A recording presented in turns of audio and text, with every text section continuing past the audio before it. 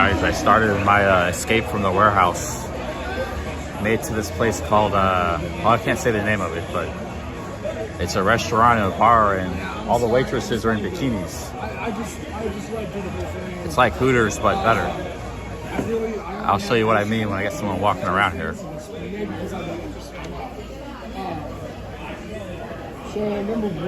He's dropping me off. That one guy.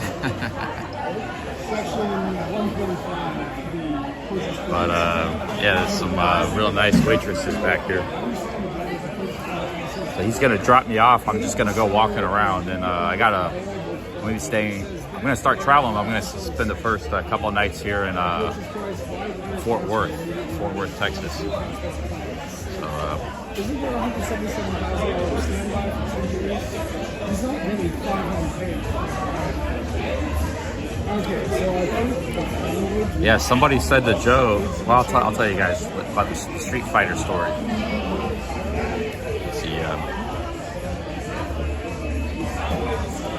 I got a new goal in life. Yo, that one guy with the $5, thank you. That one guy, thank you very much. So, hang on, I'll get you one. Oh, they'll come around. She's from Vietnam. No rush, they'll come around. She's from Vietnam. See what I mean? Yeah. They don't mess around here in Texas. Got some Asian persuasion in the house. Yeah, one guy, big ups. Thank you very much.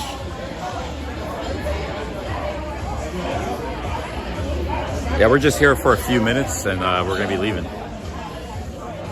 Quick, he's doing something here, so quick pit stop. He's gonna drop me off. Yo, big ups, Tog. I'm gonna introduce you to one of my lady friends in a minute. Oh, I've never heard Chris Travels call me that lefty. You know what he talks about, man? What do you say? He says, "Why does Chris Travels call you a?" Oh, he said he called you one. What?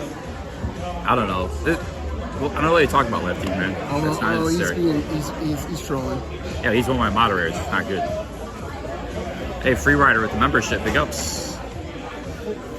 Yeah, neither of us watched Chris Travels in a long time. I mean, you're talking about something that happened like 3 or 4 years ago. Yo, free rider. Yeah, I think they had an argument, just like everybody. It's an argument with Chris Travels. They had an argument, but if anything, he's gay. He tried to kiss me when he was drunk on the lips. All right, yeah. Whatever, but he's afraid to come around me because I told him I'd kick his ass.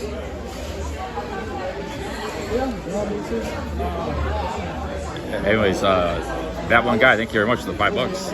Yeah, he's only gonna be around for a few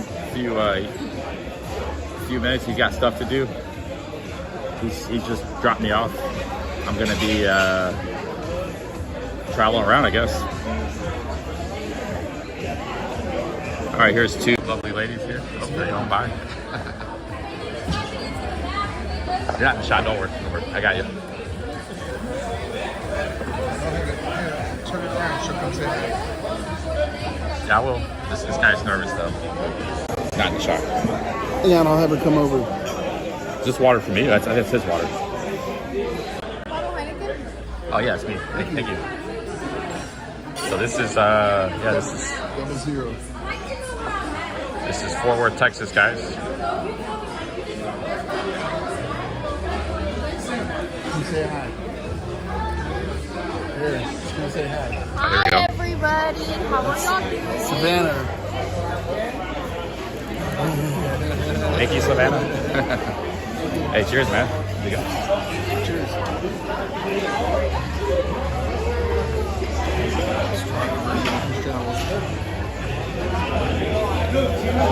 Heineken Zero.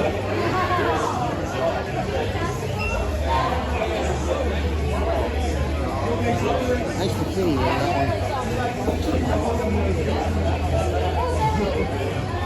one. I've seen Joe live stream from here before. But She's 19. No, she's 18. I was gonna stick around and take her to her homecoming or her prom, but I was in Thailand. Tiny zero here. Her family's Uzbekistan. Are you serious? She looks Latina. No, she's not. She's Probably like every- European. I don't know where that country is actually. It's in Central Europe or Central Asia. I think that's. I'll ask her when she comes Yeah, it back. could be. Yeah. Savannah has not been around the block. No.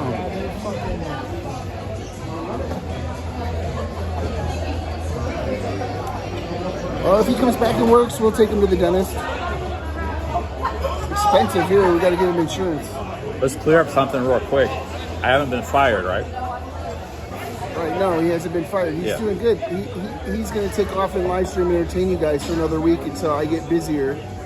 So my new product comes, and when my new product comes, he can stay as long as he wants.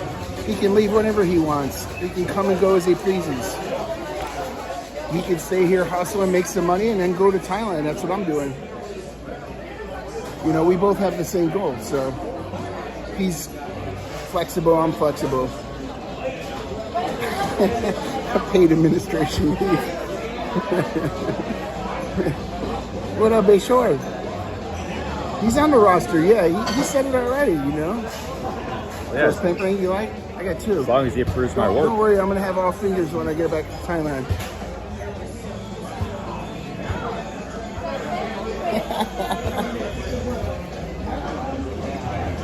There's a lot of new blonde girls here. Cool girls from Vietnam. She's really cute. But she's like an American Vietnamese girl. He's taking a sabbatical. Yeah, he got pregnant the first week on the job.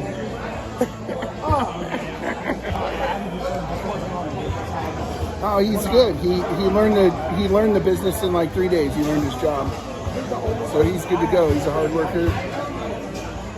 You know, we never cohabitated, but we cohabitated for a week now. It went all right. I like Bayshore, man. He's cool. That's my guy there. Who knows? Maybe you do close like right now. Yeah, the visa situation is always a headache. I'll have a business visa there next year, so I won't have any problems because I'm opening my business there. I think the way to go is get an education visa or Do get I that. always bareback? No, not always.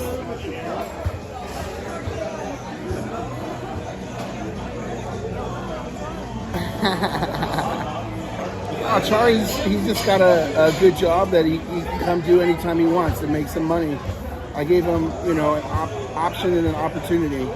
And, I mean, he flew down here and took advantage of it, so good on him. And he had a ticket to go somewhere else, so he lost money.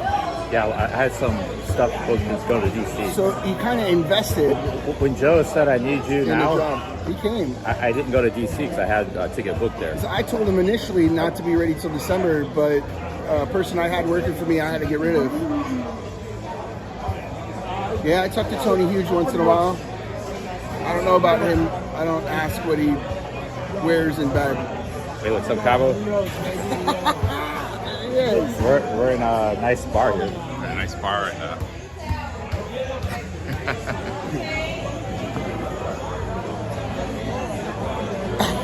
I got more than an air mattress.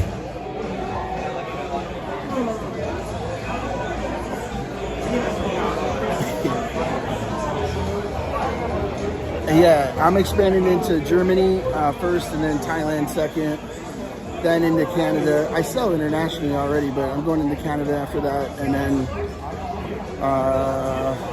probably Australia. What's up? He's got way more people. He was saying you're from Uzbekistan. You're from Uzbekistan? What? He said you're from Uzbekistan. I'm from Arlington, but my mom's from Iraq. Oh, you look Latina. Persian. I'm half. Half Latina, half Persian, or half Iraqi. Wow. Half Kurdish. Half Kurdish. That's what it was. Ah. You speak Farsi? No. Chichersky. That means. We have our own language. Well, someday you go visit. Will you go visit your? Oh, Kurdish. Oh, you But I can. just don't know any. Someday you want to travel back to your homeland. I've never been over there. Would you go? You guys? Yeah. Is it good? Wow, she's gorgeous. Half Iraqi, half Working on that one.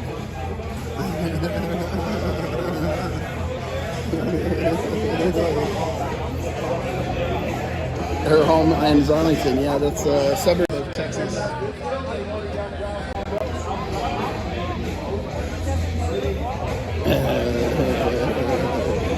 I think he already got in trouble for live streaming here. I did, but the police officer that's here is not doing anything.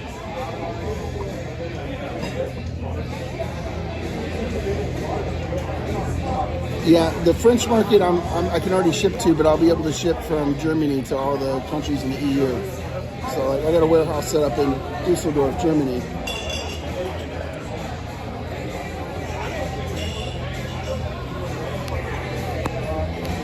Yeah, you're guys gonna be seeing a lot of me the next 7 to 10 days. I'll be flying to some other cities. I know that one too. She'll come say hi. I got a blonde one for you guys in a minute. Yeah, when I drink non-alcoholic beers, I think I'm drinking like a real beer here. It tastes just like Heineken. There's no difference really, except like it doesn't upset your stomach like a beer. It doesn't fill you up as much.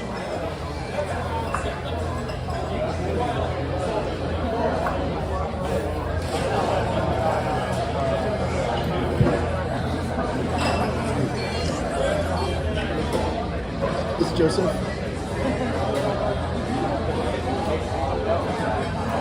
Oh, okay. I'll be right out. Charlie, stay here. I'll be back. I will then. It's like I don't know. It's a restaurant, sports bar. My first time being here. Am I gonna meet Kelly Caldwell? That depends if I go to Washington D.C., which I might still go there.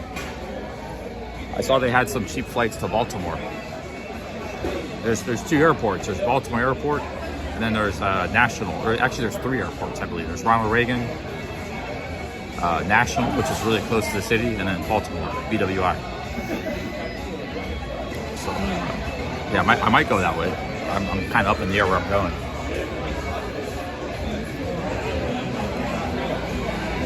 Basically, I have to fly wherever has the cheapest flights and has hostels in the city. If the city doesn't have a hostel, I don't want to go. Or they have to have cheap motels. That's good.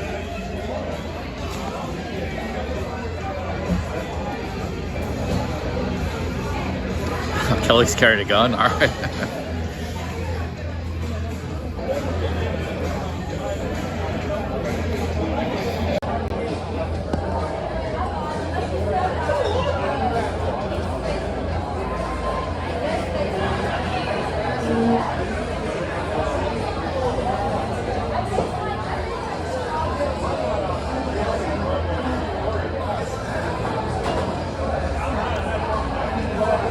Film the TVs too much because you get copyrighted. We're not going to be here very long. He's going to drop me off somewhere else.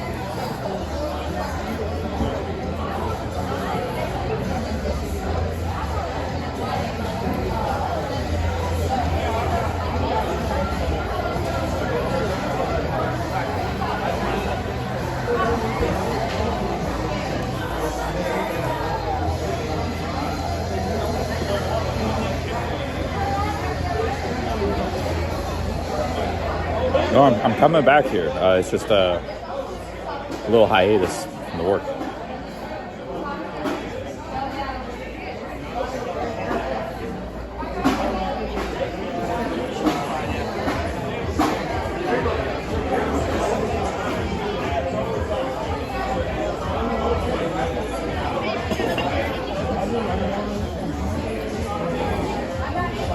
I'm not gonna blow all my money, man.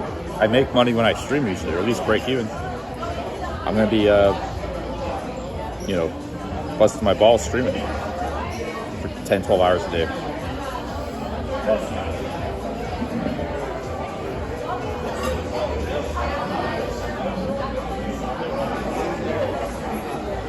I was just in Austin. So I like Austin, but I don't have plans to immediately go back there.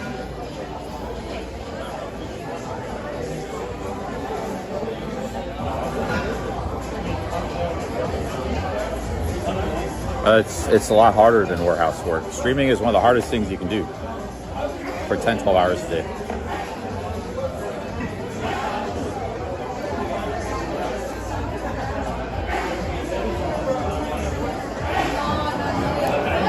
No, the job is just beginning.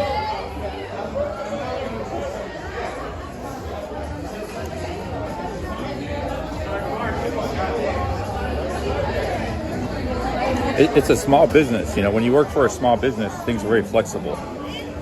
So as long as you have an understanding with the owner, the boss, and you guys are on the same page, there's a lot of flexibility. So he doesn't really need me right there. I could have stayed there if I wanted, but he doesn't really need me there right now. So I'm the one that suggested this, you know. And plus, there's another guy he needs to train. It's probably better he gets the work, so he gets more training. So it works out for everybody, you know. Small businesses can be nimble like that, whereas corporations, they don't have that kind of flexibility. But, you guys only think working for a big corporation is like the only kind of jobs people have. People that work for themselves or small businesses.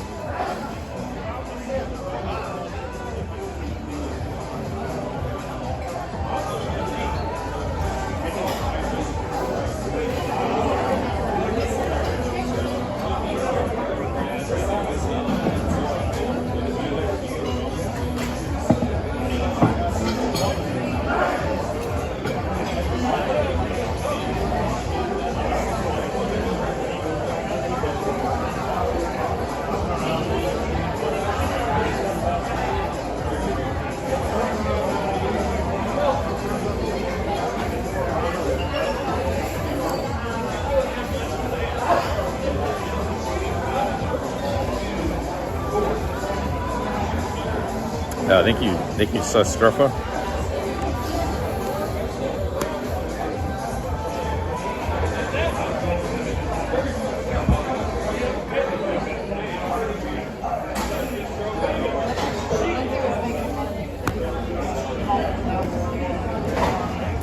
I went into some bars in Austin, clubs.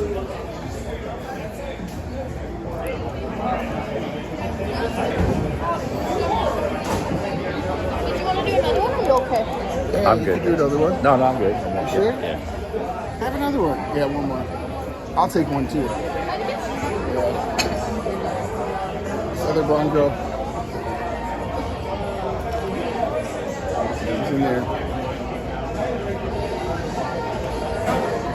Hey, what's up, Mary and Jimbo? He's a nice guy in Pattaya. He's got a Philippine girlfriend. Really? He's Mobility Scooter Jimbo. He's got a YouTube channel. That's cool. His girlfriend Mary is very funny. She took over my live stream once. Really? Just streaming, talking to the camera. Yeah, she's very charismatic.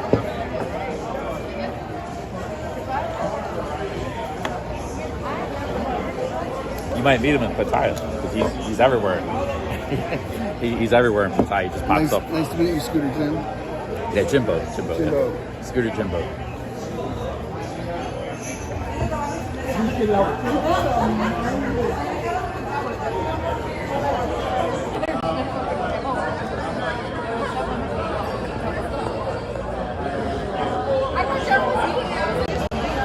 So Stockyards tonight? Yeah, I'm gonna walk around. What time is the sunset here? About 8:30. I did not fire him. No. He's taking a week off to go live stream with you guys. He's got money now. And Yeah, he's already paid me 2 paychecks. He's got money, and that's what he likes to do. You know, and I'm not going to be busy until the first week of August, so he can come back then. Well, I'm not in school. I'm in school. I'm not.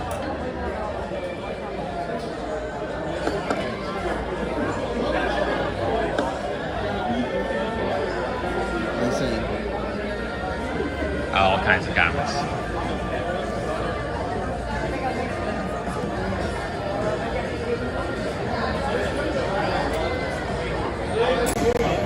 Probably the next time he comes back, he's going to stay a month or two, so, you know, it's not fun staying where I'm at.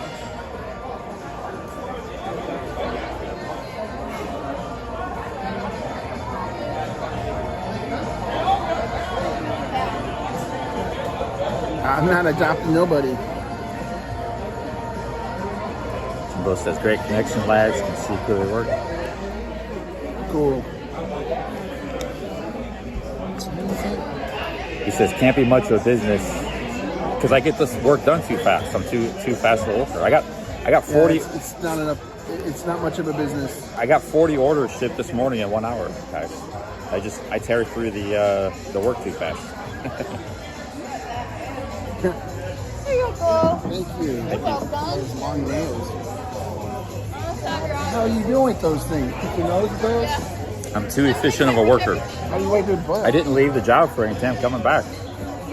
Got all the work done though. In fact, there's going to be a lot more work when I come back. Cheers. Cheers, man.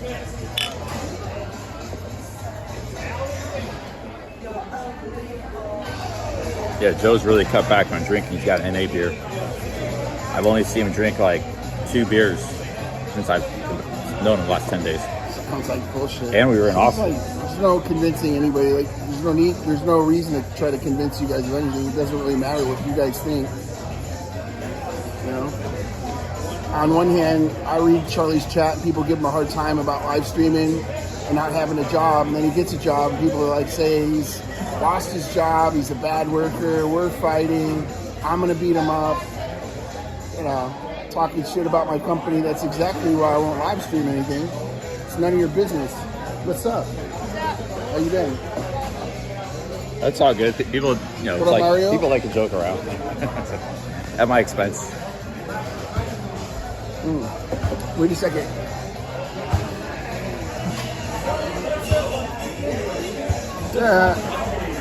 Frankington actually used to be kind of nice, but he just trolls nowadays.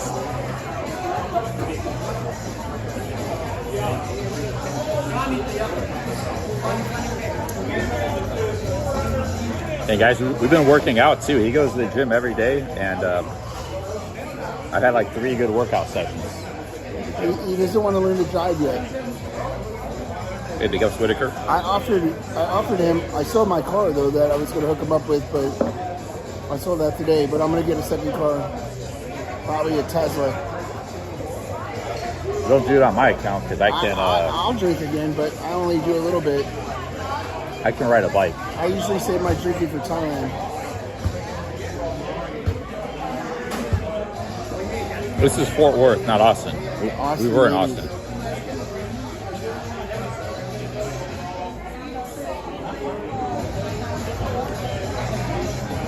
I'm gonna try to walk to my motel. It's pretty far. We're gonna get to see some of Fort Worth on the way. Not from here, but he's gonna drop me off a little closer.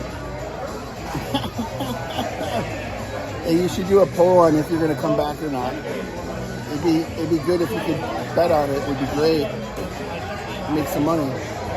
Driving's yeah, I like driving a motorbike. I bet it is fun.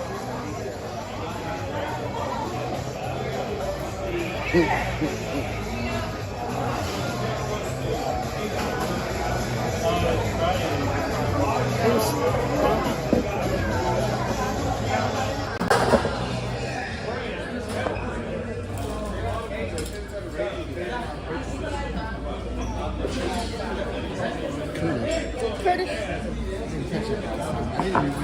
The two and two together. Yeah. So a lot of people think I'm. A lot of people like they can tell I'm mixed, but not with what people usually think white and Mexican. You thought Mexican. Huh? I thought Latina. I didn't know what country. It could be like Usually Peru think I'm or. straight.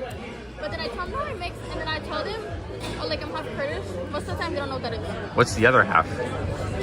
Mexican. Mexican. Oh, okay, yeah. Yeah, you look really Mexican. I do. in like a beautiful Mexican though. Thank you. Spanish? A little. I used to speak a lot of. Yeah. When I was younger, I used to speak more Spanish than English because my grandma she only spoke Spanish. So, but then once my parents separated, my mom she can speak more Spanish than me, but there's no point in me speaking Spanish. So I slowly lost it, but I can understand more Spanish than I can speak it. Yep, friends. Mamacita. Mamacita, that's what he called me too. What? That's what Dadija called me too. Dígame algo. Huh? Dígame algo. Dígame algo. Tell me something. Do you speak Spanish? I speak a little bit. You probably speak a lot more. Yeah. You lived in Mexico for a little Oh, how long did you live over there? I travel a lot. I know I speak. I was just in Guatemala for 10 days. Yeah, it's not bad. Yeah. Yeah, I stay over here. I used to always go to Mexico to Where? visit my side of family, Okay, yeah. but not anymore. bit. Get your passport. Huh? Get your passport. I need a new one. It's probably expired. Huh? I need a new one. Get a new one. Let me travel the world. And you can travel. And if I say, hey, you want to go to Jamaica for the weekend? Get your passport.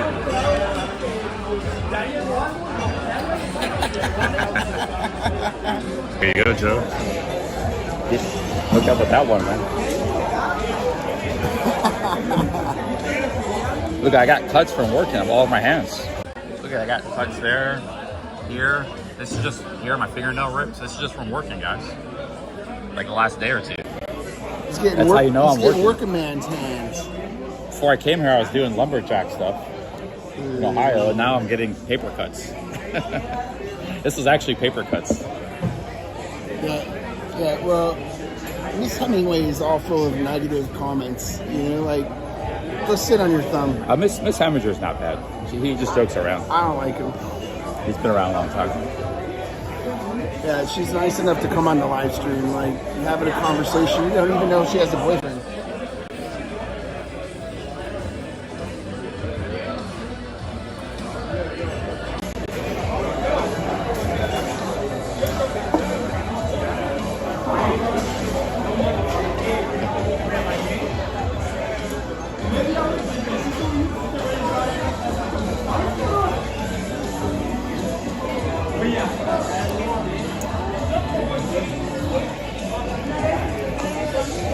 We got Subway in the chat. A guy named Subway. It's a new name.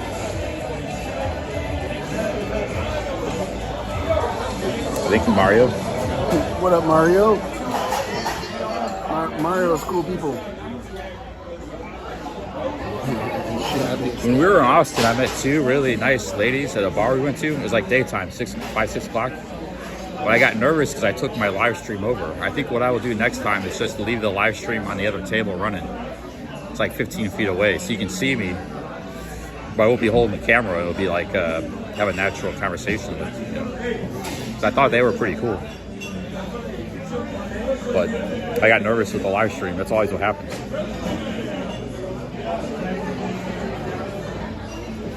This guy's been saying this 555 for like 7 years. He says, ha ha ha, you loser. It's like, same thing for 7 years. He's still watching. Rico! Hey, I flipped that card today. How?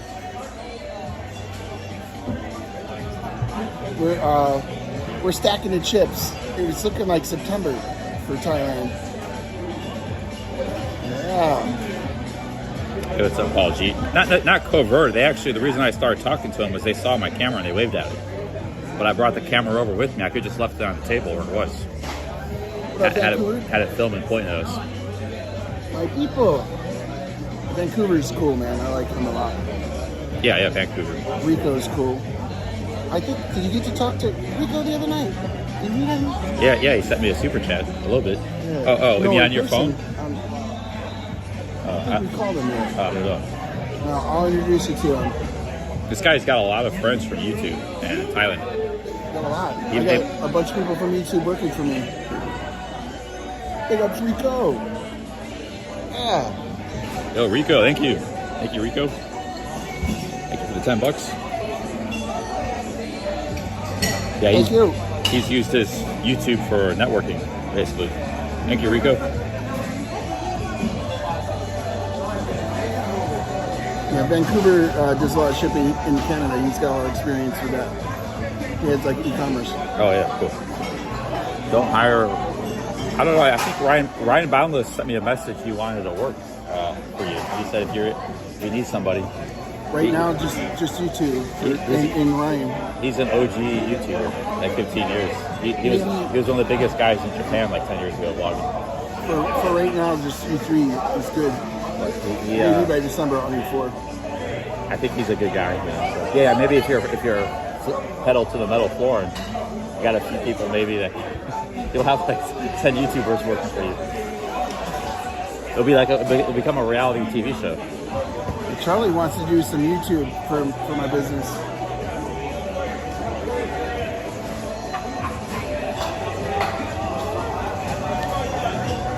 Let's not hang around here too long because I want to get walking. The one, I want to walk across the the floor. one good thing is I know he ain't gonna get high off my own supply of wax. He's not gonna use the wax at all.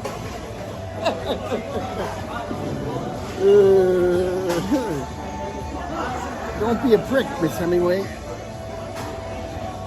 I'm going to be in Texas maybe for a couple days, and I'm not sure where I'm going next. I think it's too hot to stream in Texas right now. Night will be okay, but it's too hot in the daytime. It's going to get hotter, 100 degrees next week, all next week. I have to go somewhere.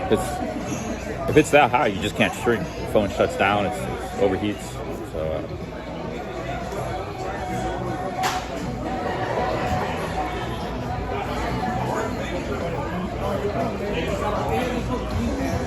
well, I just don't tolerate stupid shit. Charlie will let people talk shit about him. In my live stream, I'll ban you. There's Jamie. Jamie can talk shit. He talks shit about my t-shirts in Thailand. He said, you wear the same clothes as I wore the same clothes for 2 years straight. But I had like 10 or 20 of the same shirt. this guy has like 200 shirts hanging up. He's got a whole wardrobe. Is Hungarian? Sia, michinas. Voyage. What up, Coco?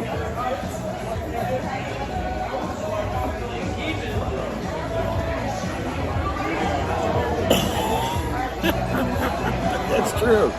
Not in the 80s, though. Oh, she's hot. Vietnamese girl. Safety box. No, I never demised you. I don't know who you were because you changed your name. But,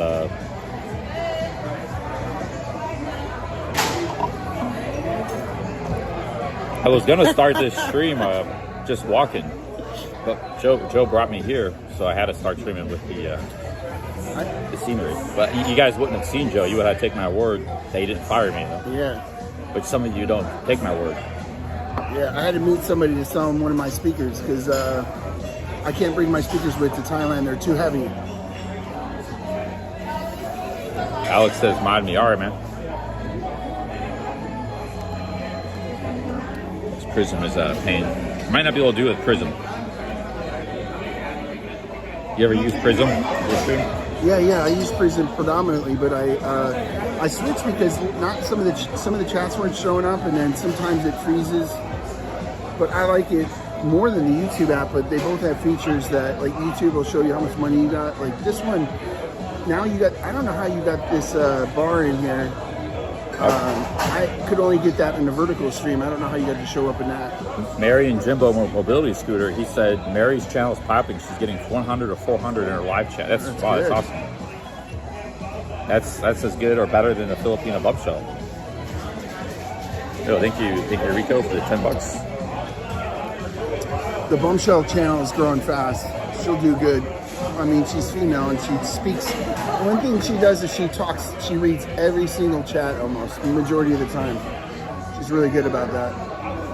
Her English has actually gotten really good from live streaming, from what I can tell from when I first started watching her. Good on her. She makes a lot of money.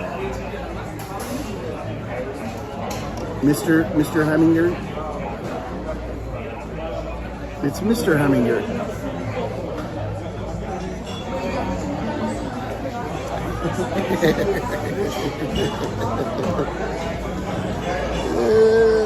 I'm surprised he don't stream that often because he really seems to like it. Like he gets into it. But you have like a love-hate relationship with streaming. Yeah, man, it gets on my nerves sometimes. I can't do it.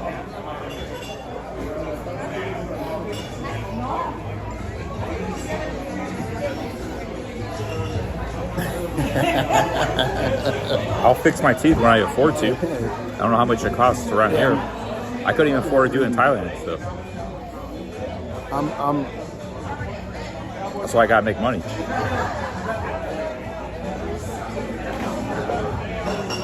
Yeah, Charlie is an intellectual.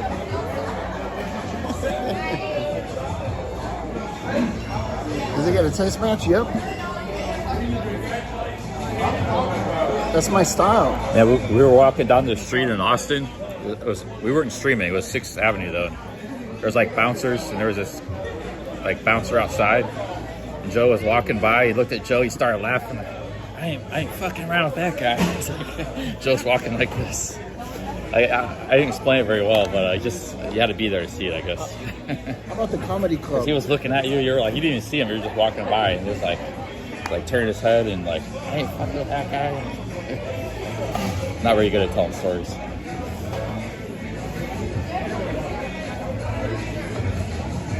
Dental bridge or implant. 3Ks, that's what I was quoted in Thailand. So I was in Easttown for 3 months. Almost 3 months. Maybe you can fix it in Thailand this fall.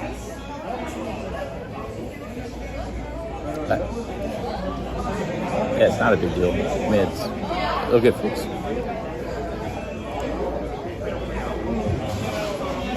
If you're there for New Year's, maybe you come with me on New Year's and you can do stream too from the penthouse. My buddy's got a badass penthouse with a really good view of the river, and it's got the best view for the fireworks that I've ever seen. So should be there for New Year's. Should be having a party. I've never been in Bangkok in years. So it's probably better Bangkok than Pattaya in years. Yeah. Y'all doing okay? I'm gonna crash out. Maybe good time.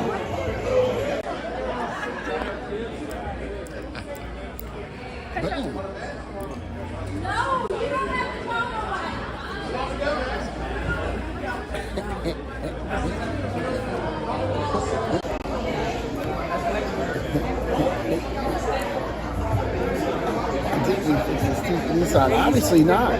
No, you didn't fix it. It's not your penthouse, but it's a friend wants him to come stay with him. The penthouse is like 140 million baht. I've seen pictures of it. I believe it. Couple $1 million. It's 600 square meters.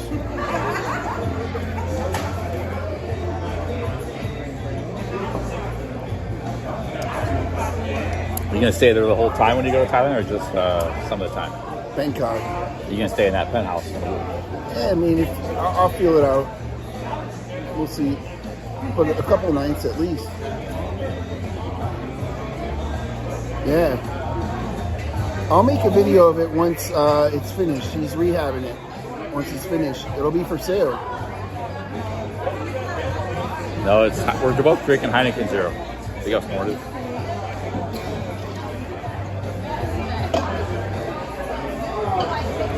Here you guys go. Y'all have the best time of your life. Hopefully I get to see y'all again. Thank you. I know I'll see you again. Hopefully I get to see you again. Yeah, you'll see him again. I know I'll see him. I forget you'll be traveling, huh? He'll come back in like 10 days. Yeah. He's working with me for a little bit. Helping me out. I'll see y'all again soon. Bunch of new product coming in for my business. Oh yeah, your wax business. I got 7 new waxes coming. Chocolate wine, a raspberry wine, coconut wine, citrus wine. A lot of work. Well, can't wait to see. All right, it's okay. You ready to bounce? Yeah.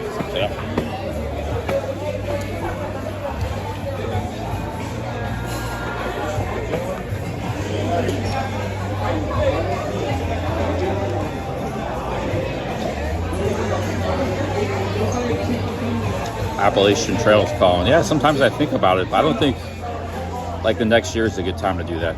Sometime in the future, I'll do something. I might do a different trail though, not the Appalachian Trail. There's other trails too. I could do a shorter trail. And there's the Arizona Trail. I have a friend in Arizona who was going to drive me there, 700 miles.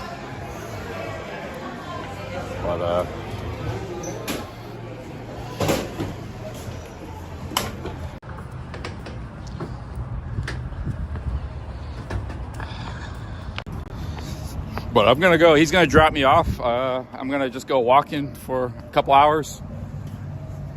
Go walk around. I have to get to my motel.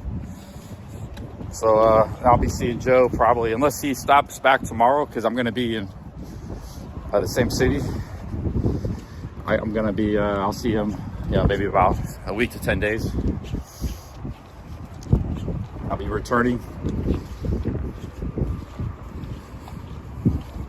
I don't know about the Pacific Crest. The Continental Divide Trail is appealing. That's like 3,000 miles. And parts of it have grizzly bears and stuff, so there's no perfect trail. But yeah, I probably won't be doing that for... Huh? Yeah, I'm gonna keep it going. This is the start of the stream, so I'm just gonna go to Chaba Hut and kind of walk across the city. That's south of downtown. I gotta go north. Chiba Hut, yeah. So it'll be a good walk. It's nice weather right now. I know a nice place that's got like nice outside area, like it's an outside mall. I'm kind of keen to go for a walk, the long walk. You can walk with me if you want. You gotta get your walking in. He goes on the treadmill.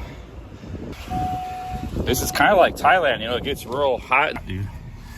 Which one's Savannah? Yeah. Half Mexican, half Kurdish. That's something you see every day.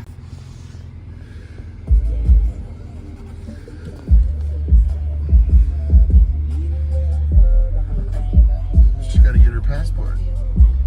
She was sweet too, I got her number already.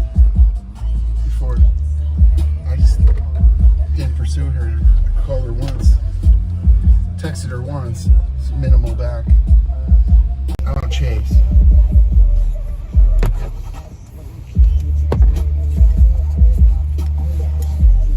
Yeah, I was streaming earlier today. My phone overheated. I probably won't be able to stream tomorrow in the daytime.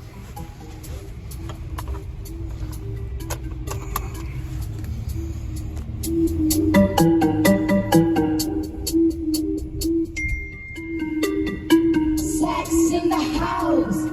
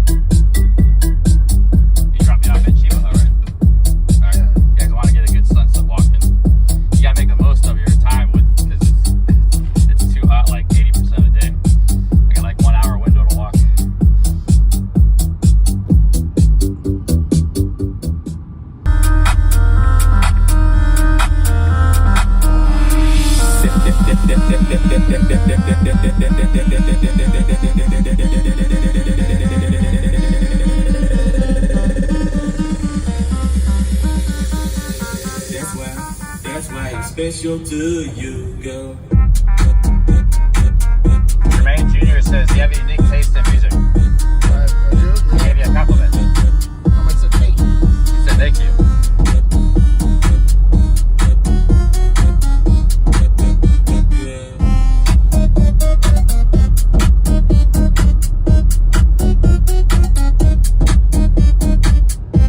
Here's my selfie stick ready.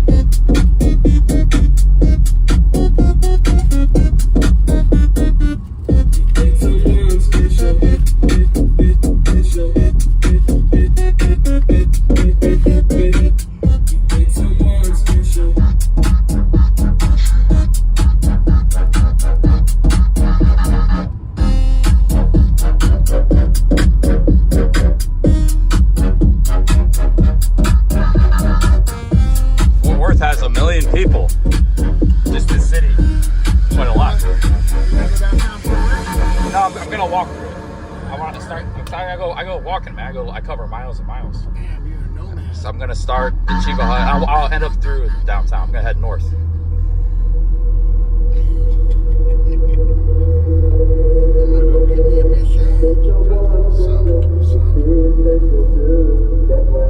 Yeah, back in 1990, the city only had 440,000 people. So it's like the fastest growing metro area, Dallas, Fort Worth, in all of America, I think. Last 5-10 years. Sometimes that crown changes to another city, but I think recently it's been Dallas, Fort Worth. They say Fort Worth's bad, but it ain't bad, man. It ain't bad at all. Bad in what sense? Like crime? Yeah, like Chicago's bad.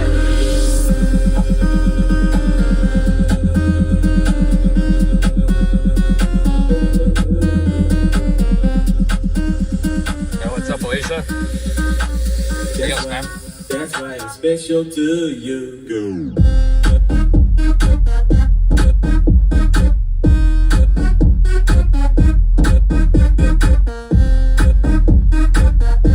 That guy to the right of us is real, like, skittish about the camera. The guy sitting right of us. We kicked him out of his seat. Joe did. He took his seat, and then he moved over, and then he had this guy streaming next to him he didn't like. Because he didn't like streaming, so... He could have moved, but that's the way it happens sometimes in the bars. So you needed a place to sit down. But I had to be careful because like he was real skittish about the camera. He's like moving and like freaking out. I thought he would just change seats, but he stayed where he was. I told him, step aside. We got a whole video production coming in. That's the stuff you guys didn't see that on camera, but you have to deal with a lot of situations all the time when you're streaming.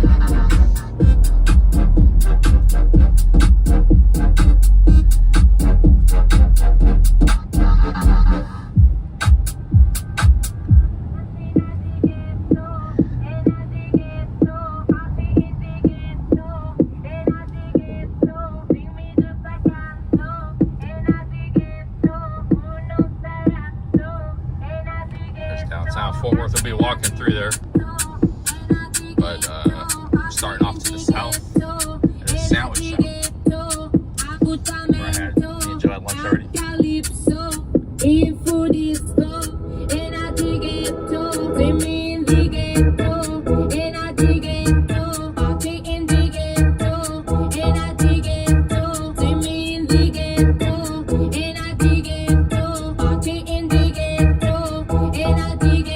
Not a lot of traffic tonight.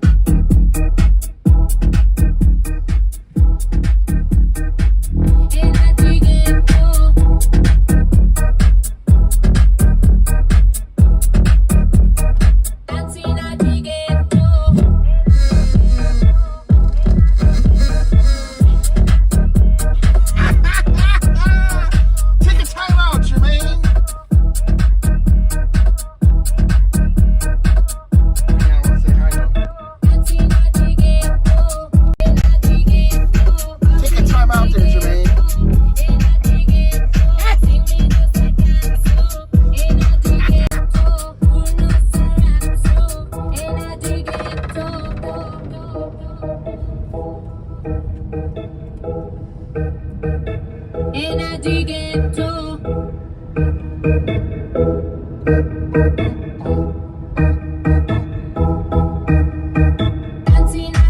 Anything, just give me a call. Yeah, if you want to come out tomorrow or something, you're welcome. I'm going to be hitting the Nightlife probably 2 nights in a row. Tonight? Tonight and tomorrow. Alright, maybe I'll meet you out a little bit. Alright, yeah. Downtown for a word. I know a spot at Summit Street. Alright, yeah, go get a haircut or do your thing. I need to get a shower and stuff. I didn't go to the gym yesterday. Well, I might be out late tonight. I prefer to I have a lot of energy. I feel do good. too. That's because you're eating good food. Brown rice and Snicker bars. Don't fall behind on the orders. It's all on you now. Nah, we're good. Chiba Hut's right up there, but Okay. I think yeah, I walk that way, then head that way.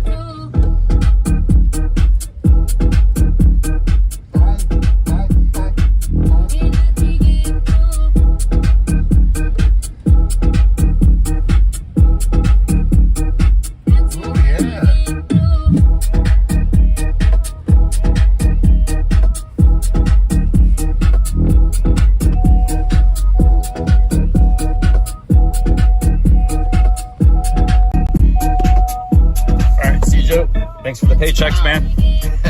See ya. Thank you.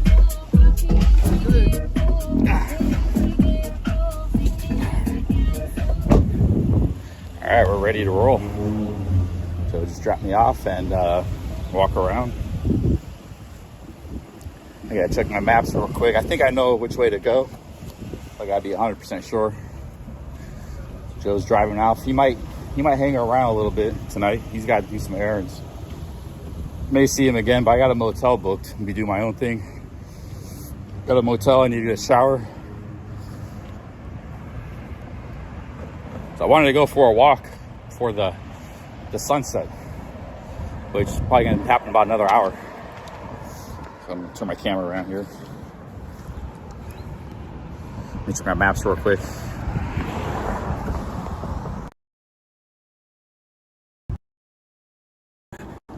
Okay, I'm going south, so I need to cut left, go east a bit, then head north.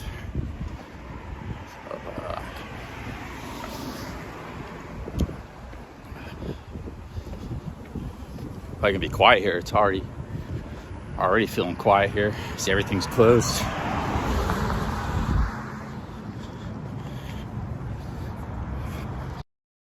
Fort Worth, Texas. It's Fort Worth and Dallas are two big cities right next to each other with some suburbs in between and the airport. It's like the whole metro area has like maybe 8 million. Houston has 7 million. And Austin and San Antonio got like four and a half million. So 3 cities, really 4 cities in Texas have like 60% of the population, 65%. That means 19 million people live in those 4 cities, all the suburbs and everything, the metro area. There's 31 million in Texas. So even if you took away those 4 cities and their surrounding, land, it would still be like 12 million people in Texas. That's all just like small towns and farms and small cities. That's pretty impressive. It's a pretty big state. But I'm not sure. I actually want to come out here and check out Fort Worth a little bit, because some of what I've seen of Texas, I'm not like a huge fan of. But maybe if I like this city a little bit, maybe that will change.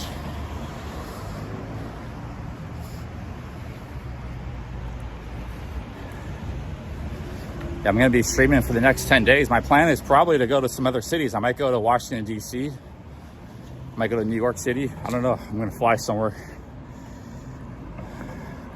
What city was I looking at that had, there's New Orleans hostels there are like $25 a night. The hostel I stayed in when I went there in Mardi Gras was $130 for a shared room. But that's because it was Mardi Gras. Now that same hostel is like $25 a night. I could go to New Orleans, but I don't know. I've already been there a few times. If anything, I'd like to see other parts of Louisiana, you know.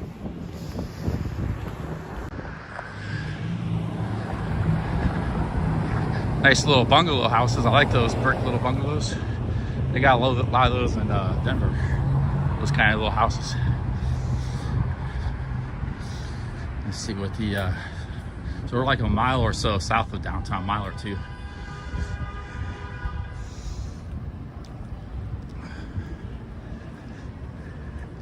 I might go to New York, Internet Monster. I'm thinking about it. But I could hit a couple different cities. I don't have to just go to one. It's as long as the flights are cheap, you know, and they got cheap hostels. So I could start off in New Orleans, but then I have to fly to the next city, and that flight's got to be cheap. So I got to do some research, figure out an itinerary. But it might be really hot in New Orleans, so maybe I don't want to go somewhere where it's too hot. I can go if it's 85, 90, but when it starts getting like 95, 100, you just can't stream. You know, but the weather is actually pretty beautiful right now, even though it was unbearable earlier. Just like Thailand, you know.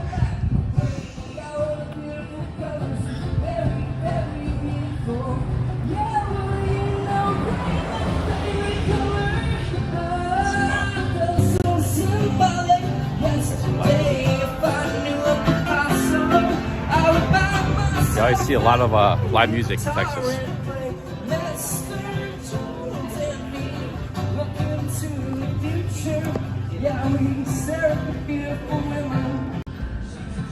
It's a pretty cool street. Nice apartments and houses and stuff. Here's a lunch special. What kind of food is this? Enchiladas.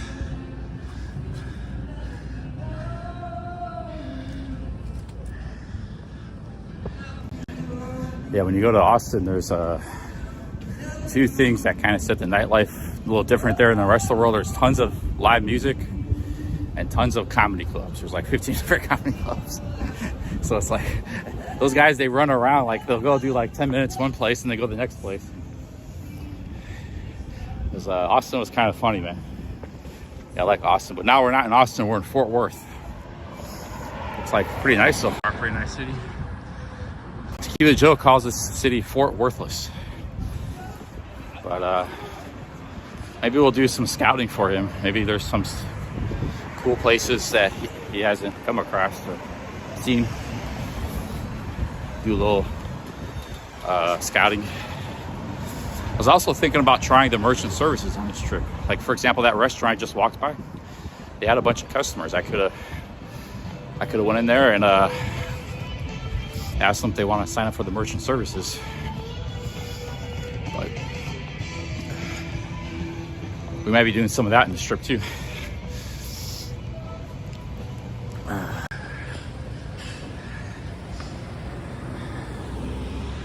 This is a pretty cool neighborhood. I like this. Would be a nice place to live. There's apartments, little houses and condos. It's kind of walkable. Like these kind of neighborhoods, there's a lot of these kind of places in America. I used to live in a city called Fort Collins that was a lot like this, as far as, it's not super dense, but there's like streets and like you could ride a bike in this kind of city real easy.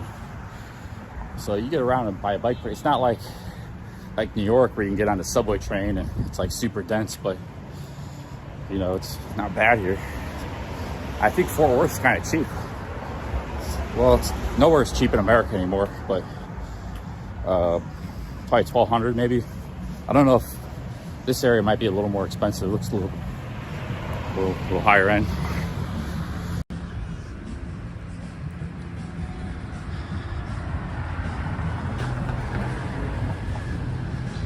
Yeah, South Side looks pretty nice. It's called the South Side here. I gotta cut north a little bit of downtown. I think Fort Worth might be nicer than Dallas.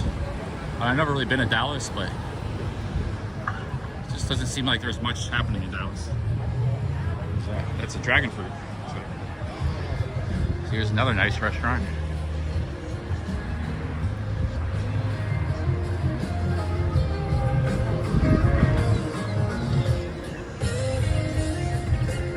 Got a lot of bars.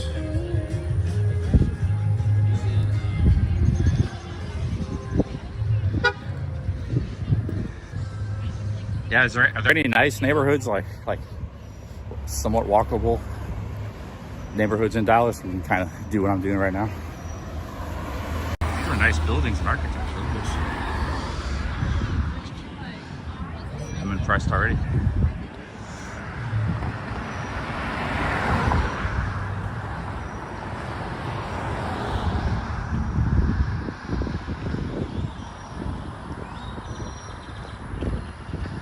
No, I wanted to go for a walk. Weather's nice now. I want to go for a long walk. See a bit of the city before it gets dark, because you're mostly going to see me at night.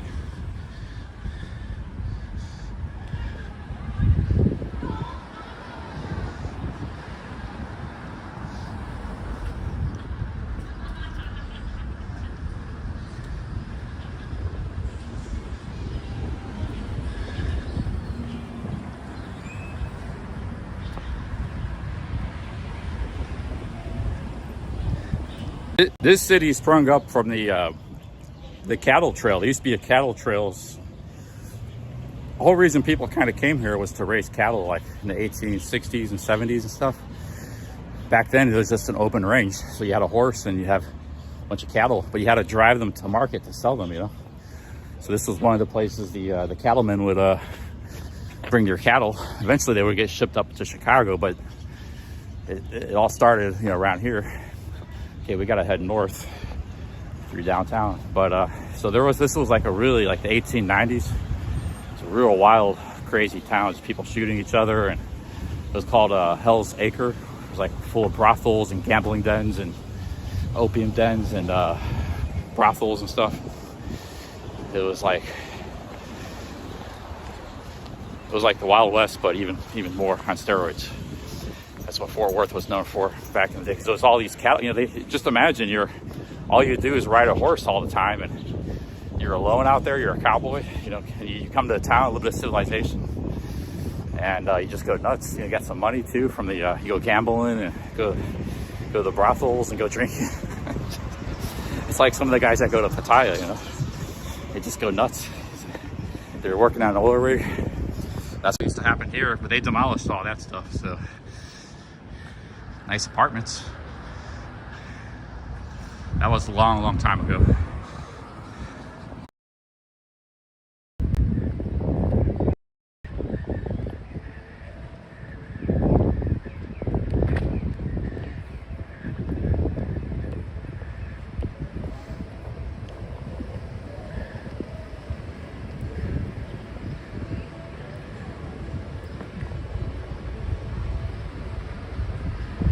Insomnia Cookies. I remember Be More Ron in Baltimore. I never seen this place. I saw this place on Be More Ron's channel. He was delivering. Somebody bought some cookies. And they wanted him to order deliver it to them. That was one of Be More Ron's live streams. I thought that was a strange. Like somebody just went on their phone and, hey, can I get a couple cookies, please, delivered to my house? They probably paid about $15 for the 2 or 3 cookies. And, you know, it's not cheap. That's like something you just get at the store. You buy a bunch of them and you got 30 cookies for $5.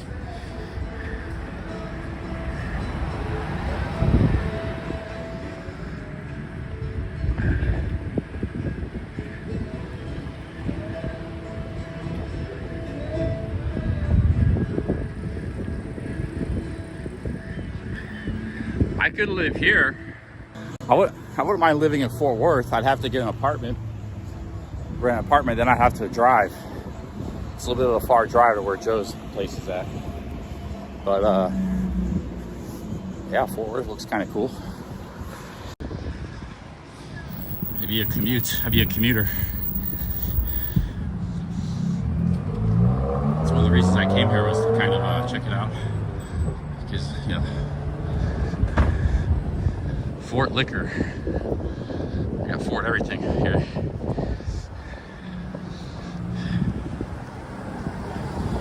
I gotta cut north soon. I gotta find the next road. I don't really see a good road to cut north. Residential roads. This might be a good road. Nah, looks like a dead end. Probably coming up to be a street.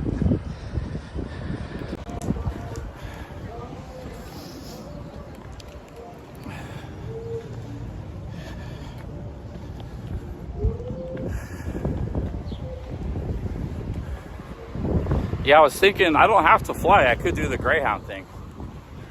I think Greyhound used to, I guess, started here in Texas. I guess where it all started. I think it's, I don't know, got owned by a Canadian company a long time ago. But if they're gonna have a good service, maybe they got it here, because a lot of throughout the decades too, a lot of immigrants and Mexicans and stuff use the Greyhound a lot. Whereas like where I live in Ohio, because it's way north, there wasn't as many immigrants and stuff. So like here, there's more demand, you know. So maybe they still got decent service down here. You could go to another part of Texas or Oklahoma or Louisiana or wherever, New Mexico. But I'm thinking it's going to be too hot in all those places. Maybe better to go fly somewhere cooler. But I was thinking about that, yeah. Yo, Alex with the $5. Thank you. Thank you, Alex. Thank you, Alex, newest moderator. I could go like explore small cities in Texas, but I don't think those places would be, it would just be like deep south sort of places, you know. So I've already seen a bit of Texas that's like that. I'm not really, small towns in the south can be cool, but I'm not really interested in, for one, it'd be hard to get to, like for me to get to, and I don't know, probably better focus on cities. I'm not really into the small town south. I know I used to live in a small town in the south. It all kind of feels the same to me. Like, damn, I could have been in North Carolina. I don't know, it's just like... The South has a particular feel to it. It's different than every region of America is different, but now, you know, when you get to cities, things change. But man, all of the small town, whether you're in Texas or a small town in Florida or a small town in South Carolina, North Carolina, Virginia, there's a certain feel to it, and it's that small town Southern culture. And yeah, it's not where I'm from or sprung from. Everybody's, I don't dislike it. It's just I don't know if I want to live in it, you know.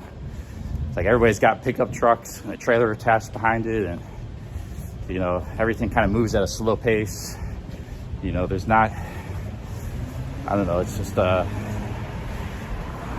you know, country music is a big thing.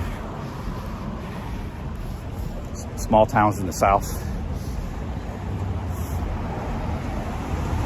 A lot of older ladies, they like to go to the antique stores and stuff. There's always antique stores. I don't know. There's just a particular feel to the small towns in the South. When you get to the big cities like this is a big city, things change. It gets a little more cosmopolitan.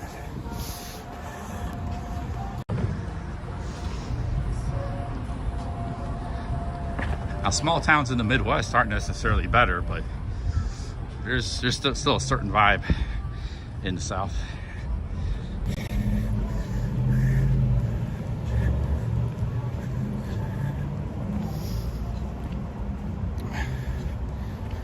Yeah, I'm from how's it going?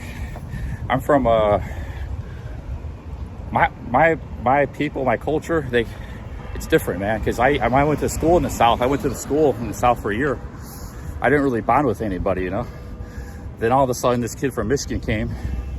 I was in like 7th grade. I was like 12 or something. And man, we like just bonded right away because we were both felt isolated. Like, this is not like our people, you know. Small town in North Carolina. It's not where we grew up. It's just a different feel and vibe. Like, hard to explain it, but like we instantly became friends, and we were friends for years because we were both big categories. So there's parts of the Midwest that are really kind of backward. I'm not saying the South is backward. I'm saying some of the small towns are and stuff. So there's a lot of that in the Midwest too. So even some of the cities are pretty backward. But some of the Midwest is just basically like the North. It's like New York, Boston, like Chicago, Cleveland, Detroit. They're very, it's basically like the Northeast. You know, it's fast-paced, more fast-paced culture.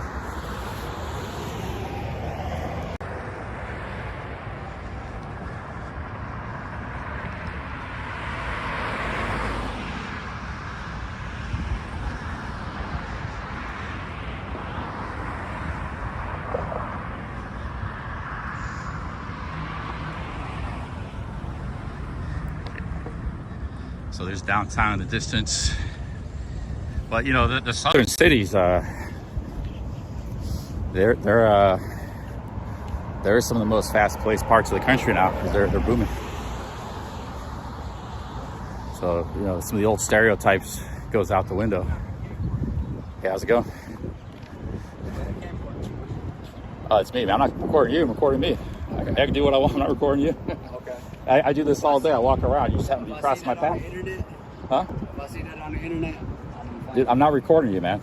I'm doing what I do. I walk around all day. I can't help it if I cross your path. This camera's pointing at me. At you? It's facing me, yeah. I don't have no intention. If you want to be on camera, I'll put you on. But I have no intention to. Yeah, don't take it personal. This is my job, man. Illegal. This is what I do. Well, it's illegal to camcorder somebody. Well, yeah, but I'm not though. Yeah, but I'm not, man. But if you do, Yeah, relax. All right, let's go.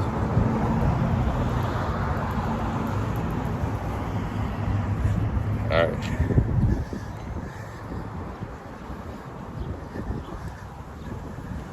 Yeah, I wish people would take my word. Yeah, I'm an honest person.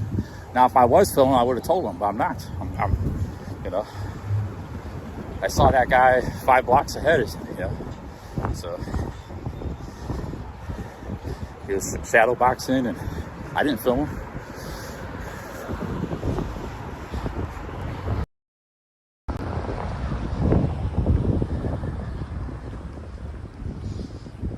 All right, guys, we gotta get downtown here.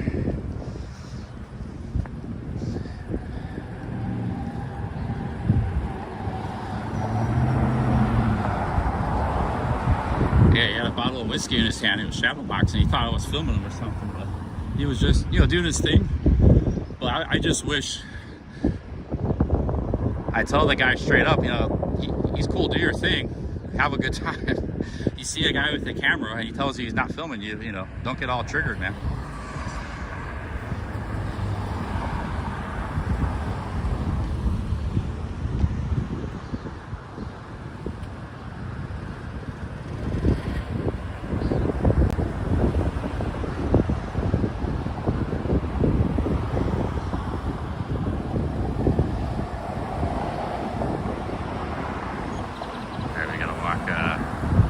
Walk downtown.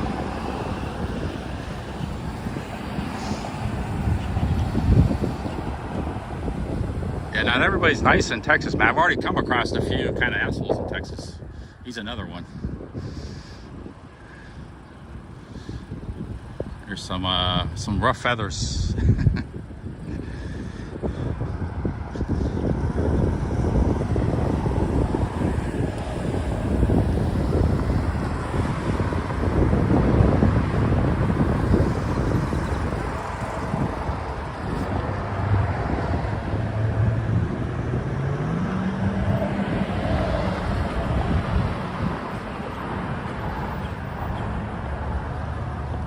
Yeah, if Joe was with me, that dude would have been like, but, you know, here's basically what happened. I saw him ahead of me a couple blocks, and he was just kind of like, he was like shadow boxing and just kind of jumping. I don't know what he was doing, but maybe he was a little drunk. He didn't sound drunk, though. So I didn't film him one bit. I was like, whatever, he's doing his thing. And when I crossed paths with him, I'm walking down the sidewalk. I got every much right behind the sidewalk as he does. And then he's like, oh, a guy with a camera. That guy was like, I was goofing around drinking whiskey or something. This guy's filming me, you know. It's like, that's not how it was at all, you know. So that's a cool building over there. I can't help it, we cross paths. You know, I had that happen before me too. Like one time in Cleveland, I was walking and this homeless guy was laying there. He was like, oh man, you're filming me, you know. I was just walking down the street doing this. He was like, why are you filming me, man?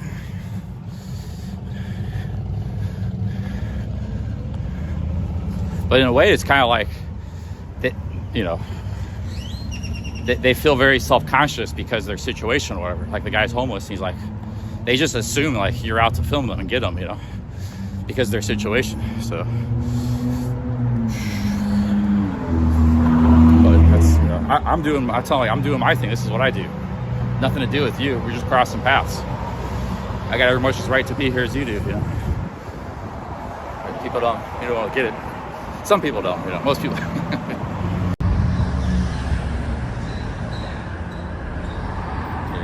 the street here.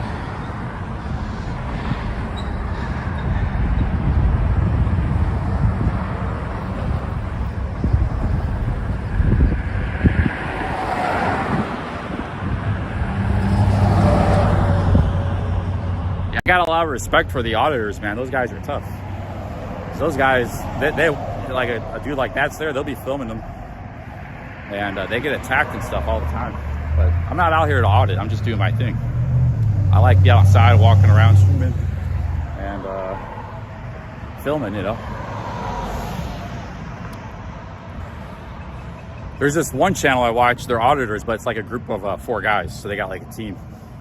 They don't do it alone. But I think everybody assumes you're an auditor now or something. It's like you're out to get them and film them. Sometimes you'll come across the guy like that and he's cool. He's like, yeah, and he's coming up to the camera and cool, you know. But that guy was pissed off and attitude.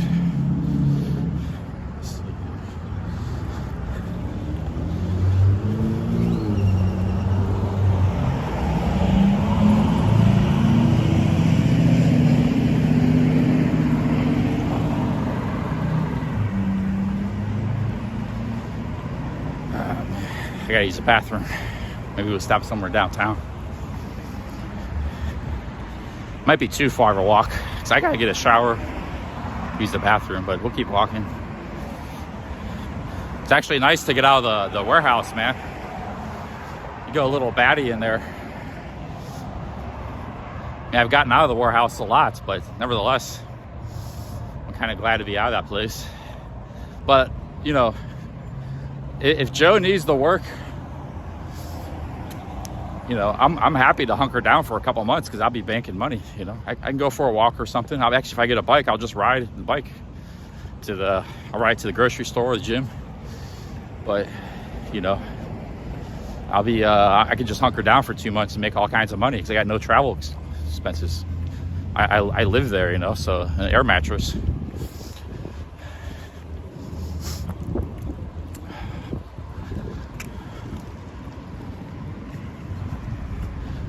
Next time I see a guy like that, I'll be like, this is what I do. It has nothing to do with you. We're just walking. I told the guy that, though. He still had to threaten me, you know. If I see that, I'm gonna... It's funny. I've been doing this a long time, you know. It's like, you don't come across that very often. You don't come across that's like a Pattaya situation, an angry monger. You didn't get that there.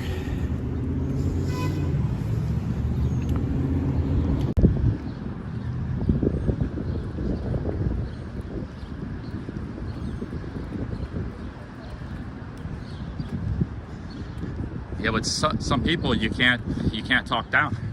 He wasn't like irate, but he was just not. You know, he was just not. He couldn't reason with him.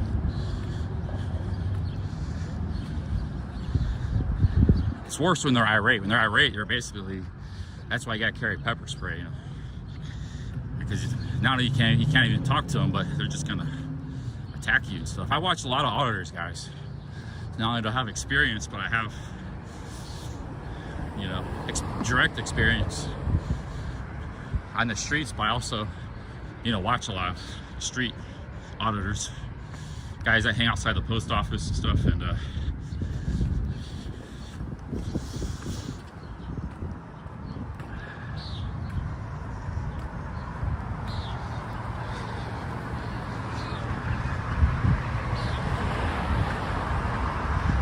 I don't have any pepper spray. I have no pepper spray. It's all good. That was a one-off.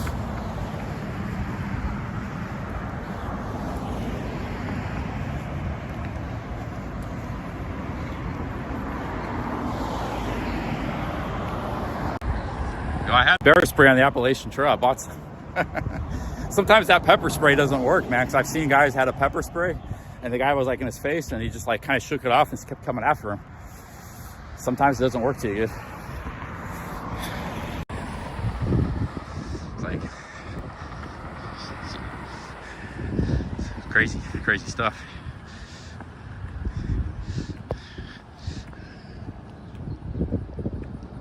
Because that can make an angry guy even angrier. Like, I'm surprised some of these people don't get, I mean, it's just, I don't know, man. So anyways, this is the map of Fort Worth. Okay, so we're in the south side. This is where we're just kind of walking through. We're gonna be walking through downtown. And then I'm gonna be checking out, I don't know, checking the place out. Looks like the biggest part of the city is in the south side. So we'll just see what happens here. Beautiful weather at nighttime.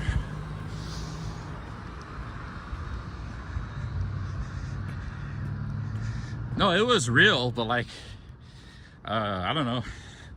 I mean, some people have definitely hit some pretty hard, but like you've seen times where like they got some sort of tolerance for it or something. Maybe they didn't spray it right, you know, because you could have sprayed and the guy's like kind of over here, he like weaves a little bit, and he kind of misses them. It just like gets a little missed, you know, because that stuff happens in the heat of the action a lot of times. There's a dude attacked an auditor. He had like a mini baseball bat.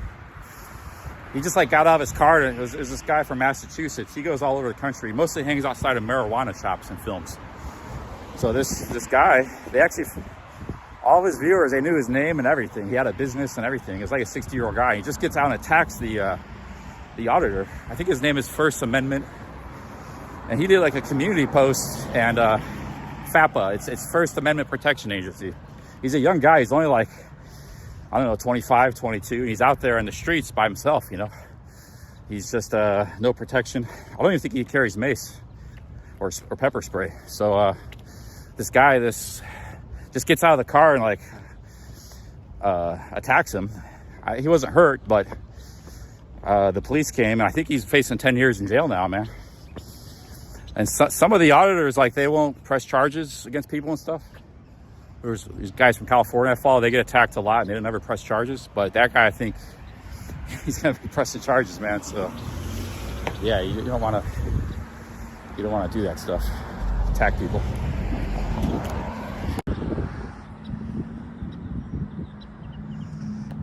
It's not nice broken jar on the street.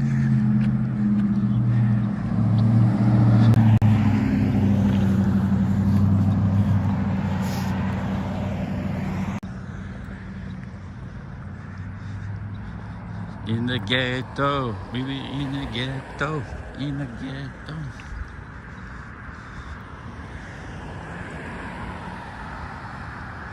Nice church over there. We better get through downtown before sunset.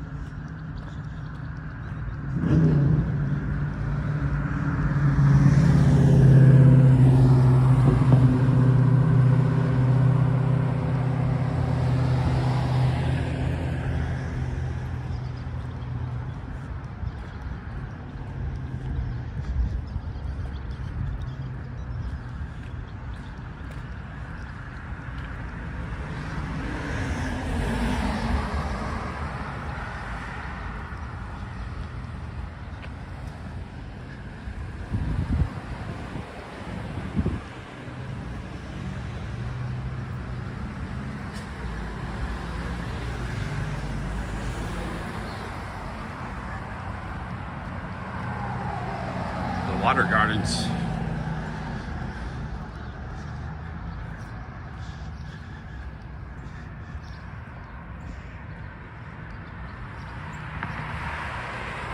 Yo, what's up, DK57? You're from Houston, right? I think you said you're from Houston.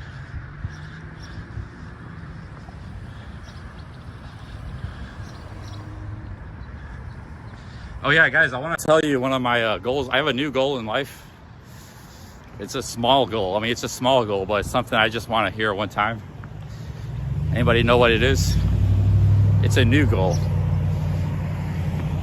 You could say it's a very inconsequential goal.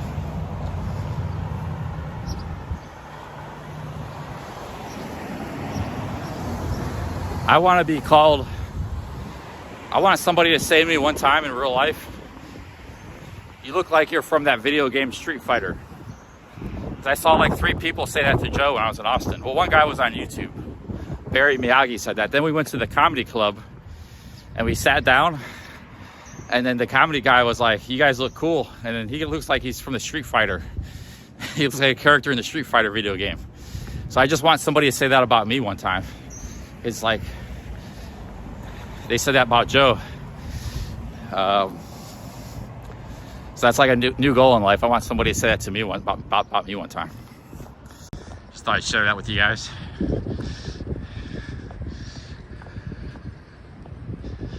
I got a lot of work to do though. It's a 44-year-old man.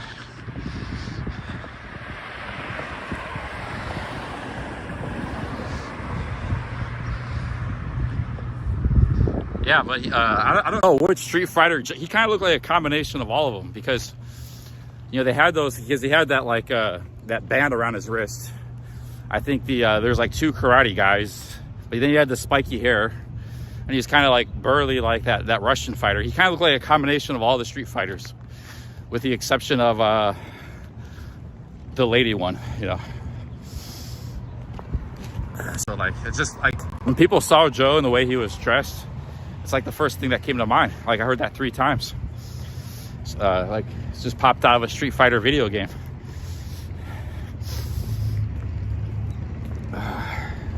It's not like what I'm gonna do is, even if I get jacked, I'm gonna copy Joe's style, like when I'm on my own though, not when he's in my presence, because 2 guys dressing exactly the same way looks kind of weird in my opinion. But when I'm doing my own thing, I'm gonna get that spiky hair, get some headbands, and I'm gonna, you know, get a muscle shirt.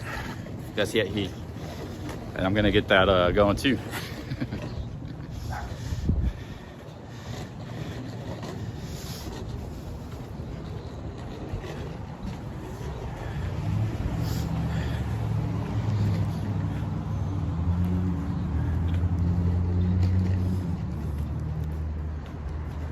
I will try it. I will try it sometime. But I got some work to do though.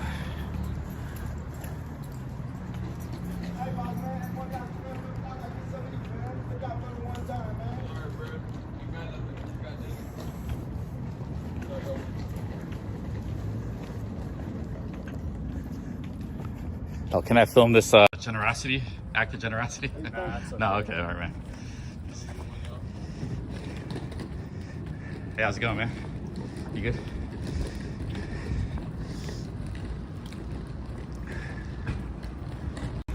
How'd you know they had a sandwich? Because they're religious Mormons, or? Yeah, they're like religious guys. That's a nice church over here. Check it out.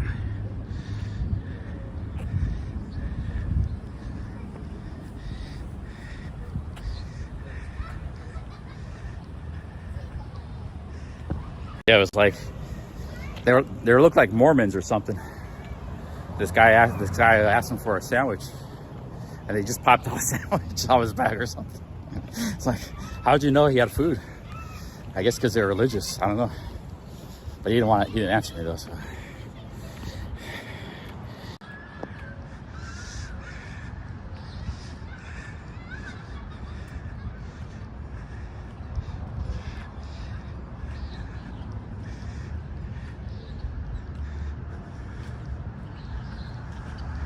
Yeah, religion is pretty big, and maybe they knew each other. I don't know. Maybe they're neighbors. Religion is pretty big in Texas. I think they got this town is Texas Christian University, TCU. That's a huge college. They do really well with sports. I think both football and basketball. Usually, you always see them in the mix, like in the tournament and stuff. I didn't know TCU was in Fort Worth, but I saw signs and stuff being here, so I only knew about TCU from the sports.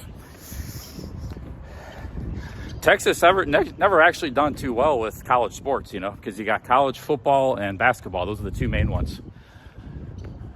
The Blue Bloods, those are like the best college basketball teams over there. That's like, they're all blue. So it's like University of North Carolina, Duke, which is also in North Carolina, University of Kentucky, and UCLA. They're blue too, but UCLA's kind of fallen off. But, you know, University of Texas, TCU, they're never all that good. Sometimes they're kind of good. But Baylor is in Texas University that's gotten really good in basketball the last 15 years. I don't know what the deal is with Baylor, but they've gotten pretty. I think they won a national championship a few years ago. And as far as college football, I mean, you know, it's all Alabama, Georgia, Ohio State, Michigan, and stuff. Like you never like Texas. Sometimes they're in the top 10, but they never win it all or in a championship game. Like they're decent. TCU is usually pretty decent, but so yeah, they just they're not top. There's no top tier teams. Although Baylor, you know, is kind of getting might be a top tier college basketball team, but that might change. Sometimes a team has a good run for like 10 years because they got like a good coach and a good. They're hitting gold on some prospects and getting some good players in, but sometimes that's just a short run, 5-10 years. That might be what's happening with Baylor. Hey, what's up, Expat Lifestyle? You're from Texas, aren't you? Yeah, Texas can be a little bit hardcore, man. I don't know, dude. I think generally the people are nicer in Ohio, man. Other states, they're nicer in Chicago. Some people are kind of like on edge here. Everybody's on edge and fighting. I don't know why. It just seems pretty laid back here. Oh, you know what it is? It's really hot. That's probably why. It's just too damn hot right now. Everybody's pissed off.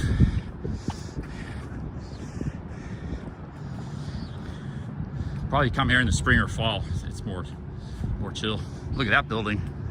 I like that old building there. Let me get closer to it.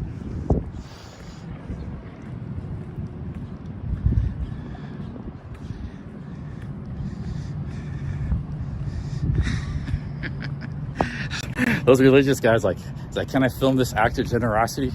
You got to think quick. The moments happen quick. And it's like, nah. It's like a guy rolling a suitcase. I don't know if he was homeless. He didn't really look homeless, but maybe he was. Maybe he was going to a homeless shelter. And then they're like these two religious guys, and the homeless guy was like, "Hey, can I get a sandwich or something?" And the guy just busts out a sandwich out of his briefcase. It's like, "Can I film this?" It's like, nah. But the homeless guy didn't really seem to mind. He just wasn't really engaging with me either, you know. It's like he probably is looking at me as just some crazy guy. He comes, you know, when you're living a kind of a homeless lifestyle, you come across a lot of crazies in the streets, you know. We were actually walking side by side for a while. He was just hearing me talking about Street Fighter and stuff, you know. So he probably thought it was just some whack job. He already sized me up a long time ago. Then he got a sandwich from the missionaries or whatever they were.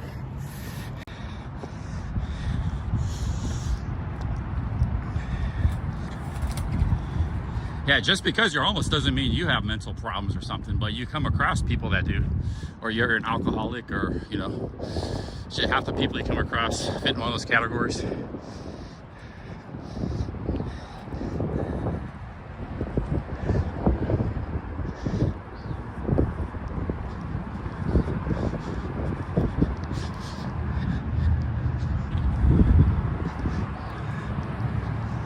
There's downtown Fort Worth. Not a bad skyline, actually. It's kind of smaller buildings, but this isn't even the main city. This is like the second city of this area. Dallas is the main one.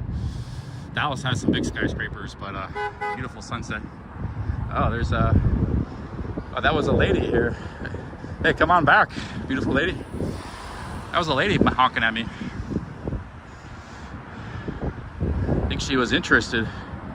Just turning around the corner. She wanted to talk to me or something. I thought that was Joe at first. It's kind of like a ghost town. Where's all the traffic?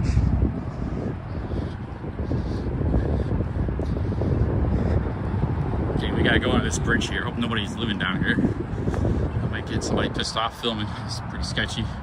Let's go somewhere else, man. Ah, shit. This looks real dark and sketchy. Yeah, I looked in the car. That was actually like a pretty lady in that car. I can't imagine I'm an attractive specimen for the females right now, but who knows? I'm not going to argue. It happens, you know.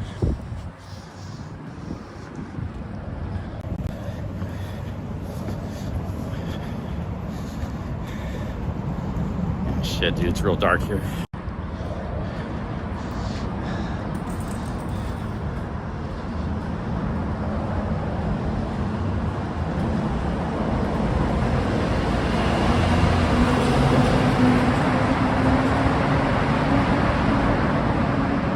What is this?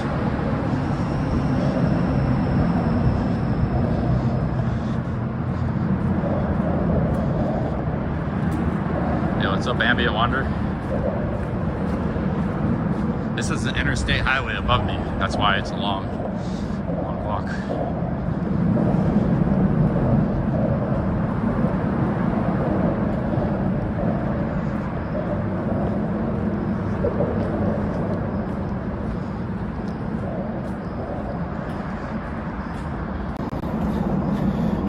It's not every day you see a streamer. She probably just thought it was real cool.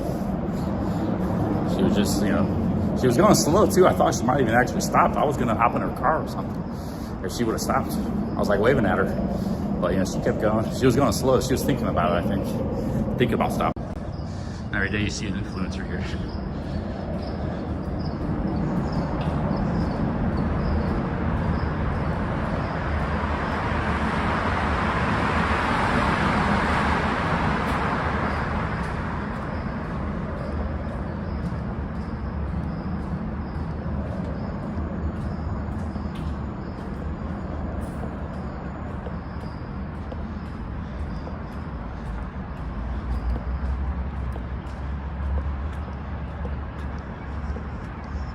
Has some awful smells down that there tunnel, man.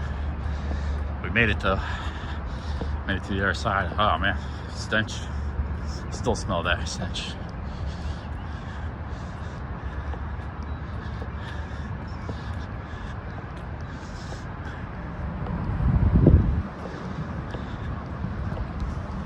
So you guys, I do urban exploration, all right? You know, I have every streamer's got their strengths and weaknesses, but I'll walk anywhere and go anywhere and just walk, you know, 'cause I like to walk and explore anywhere in the world. So this is one of my strengths. Because one, you have to have a skill for urban exploration. Some people don't know how to, once they're out of their cars, they're lost. They're useless. They're just used to driving their whole life. I've been walking my whole life, walking everywhere. So you got a knack for it, one. Two, you gotta kind of be good at it. So that's one thing I do have in my tool belt of a streaming toolkit. That's a cool building there. What is this building? That's a beautiful building there. Looks like it's abandoned. Somebody should buy that, man. Okay, it looks like we're now in the downtown area. Looks like it used to be maybe a railway station. I bet you that used to be the Fort Worth Railroad Station. It's abandoned now. Post office? Oh, is it post office? I was thinking railway. DK57 is our Texas insider. A tangible tracker says it's a railroad building. That's what I was thinking. It looks like a railroad building. Railroads are kind of America. They built some beautiful railroad stations all over America, even in small towns. Back used to be, that was how people got around before the plane. Yeah, but a lot of them were abandoned. Some of them were turned into museums and stuff. Some of them were still operational, especially in the Northeast, but that's a cool building, man.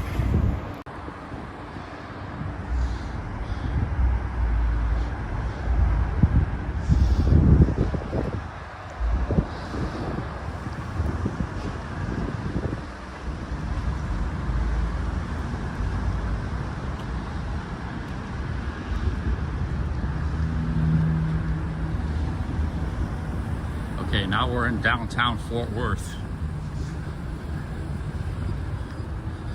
The thing about American downtowns, and this is even true like in places like New York, is you have Wall Street area and stuff, in Midtown.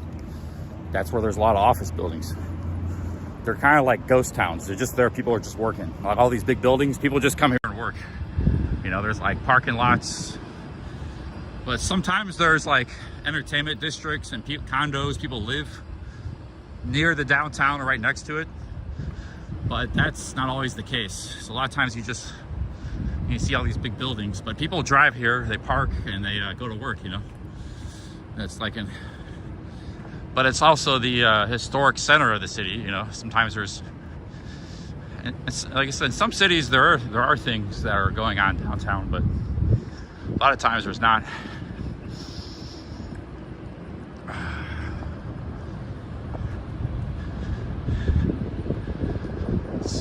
but I've been here before. In fact, some of this will probably start looking familiar.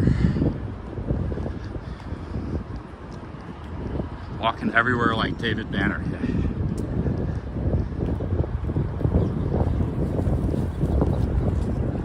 St. Patrick Cathedral. We got see, they're building some new buildings. That's a nice one there. I don't know if that was here when I was here 13 years ago.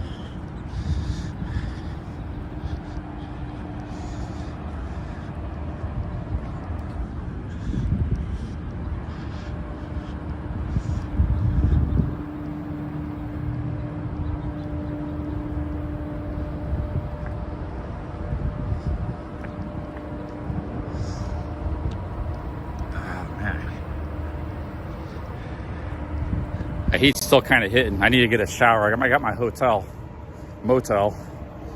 I got to check in. I'll probably keep the stream going.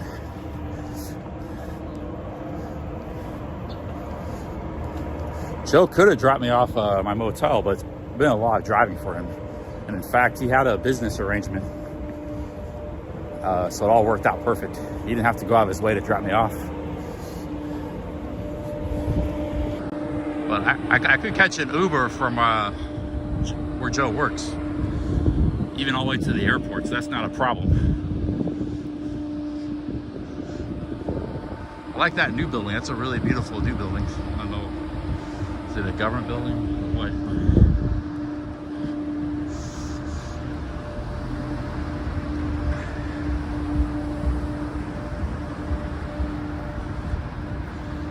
I like that South Side neighborhood. That was pretty cool.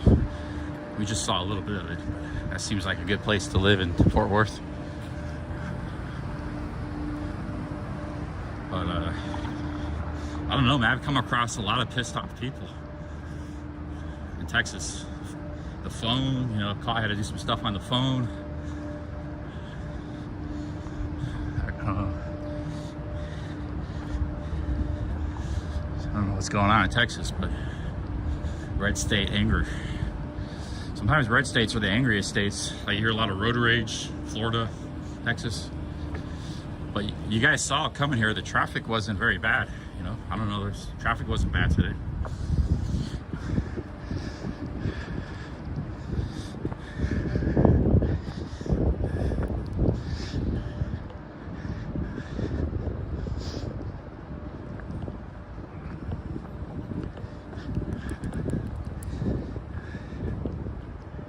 Careful about the jacket. Gee, I haven't had a shower for like 2-3 days. That's why I'm saying I gotta. In fact, I should probably take the Uber back to the hotel right now. I'm not feeling any jackets, but you know that's you let your guard down. That's when you get in trouble.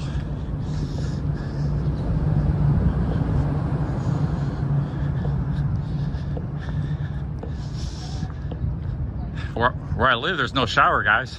Like, you gotta go to that gym, man, every day. I didn't go yesterday. Actually, yesterday was my longest day of work that I had, most hours. So I don't know, I guess I just, oh, you know what I did? I stayed behind to work. So Joe went to the gym and I stayed behind because I wanted to get more work done. Being the awesome employee I am. So, but I missed out on getting a shower, you know. I couldn't get one today.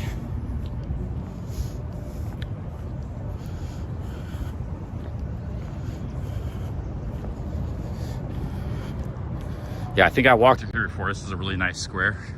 Some beautiful old buildings. I remember this area.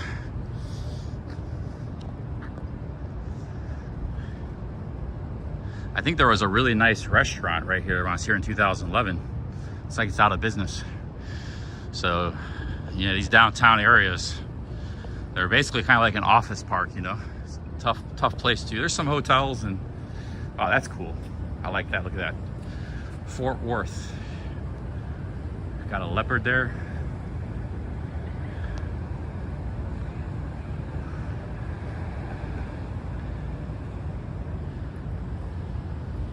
But I think there was I remember a restaurant being on this corner. It's gone now. It's hard to make a hard business. Restaurant business, tough business. That's why, you know, I could save restaurants a lot of money with merchant services potentially.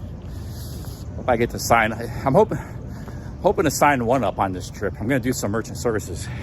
Yeah, see, there used to be a restaurant right here. This is Zach's spot. I remember it. Perfect place for a restaurant in the corner. But they didn't cut it. Beautiful building. They didn't cut the mustard.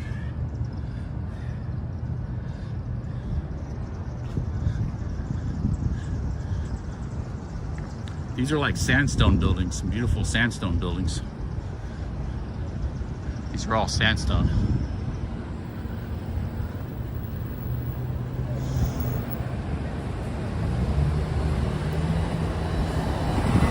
Okay, this is Houston Street. Looks like a sort of a main street for the downtown. Yeah, probably went out of business in the pandemic. It was like a fancy restaurant right here in the corner. This is the Flatiron Building, known in the early 1900s as the tallest building in North Texas. Erected in 1907 for the renowned Dr. Bacon Saunders, Dean of City Medical College. 1907, I mean, this is not a very tall building. This is the tallest building in all of North Texas. It's only like 5 stories, 6 stories. That would just be like an apartment building in New York at the time. You know, there was probably only like 30,000 people in Fort Worth at that time, 20,000. It was a small city. So, but it was the biggest building in North Texas. All right, get across the street. Yeah, it's just like, it is a beautiful building with just 1, 2, 3, 4, about 6 stories, maybe 7. It's about 7. Yes, 7's pretty big because you almost need an elevator, you know. So that's why. So there must have been a bigger building somewhere in South Texas. It said North. It could have said all of Texas. It was the biggest building, but I wonder where the biggest building was. Must have been some other. I don't know. There's not a lot of cities in South Texas. Maybe in San Antonio. Yeah, I think San Antonio is more considered South Texas. I think San Antonio is quite a bit bigger too than Fort Worth, and Dallas were. It's a little bit older.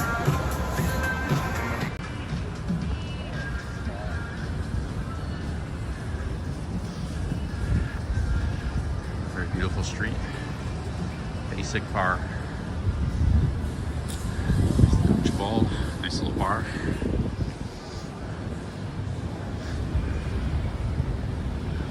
Hotel under renovation, another beautiful old building. Now see, this building was probably built in the 20s. These were probably built in the 20s and stuff, so back when a lot of American cities were booming. But that building was 1907. Wasn't even a whole lot of people in Texas, period, and they were mostly just ranchers and farms. Like maybe 1 million people, 2 million maybe, in the whole state.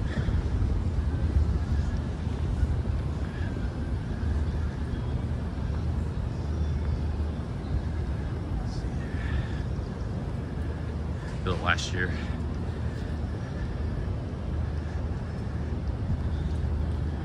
It's like they're renovating this hotel. It's gonna be a nice hotel.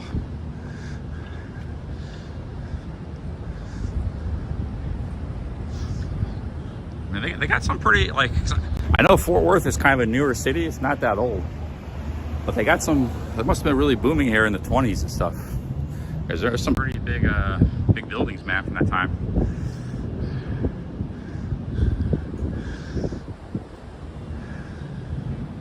So that's another really nice one.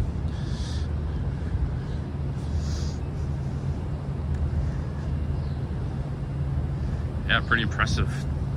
Not a bad downtown. I mean, some nice, really nice architecture. I remember I was here in 2011. I was pretty impressed too.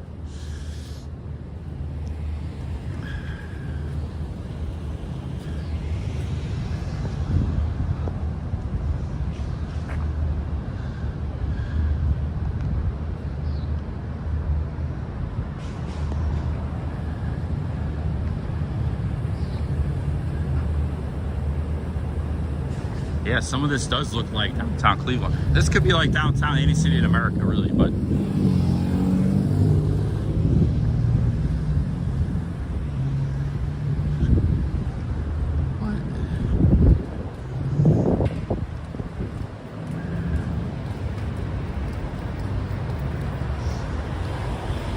yeah, see, they used to have trains. Like, that was the old train station. So People used to arrive in these cities in trains, you know, even up to like the 50s. And they started, the airlines started taking over, and people started driving more and flying more. The United States really isn't the best country for railroads because it's so big. It just takes too long, you know. People used to ride them anyways across the country, but it was like the Siberian Railroad. It'd take you days to get across the country.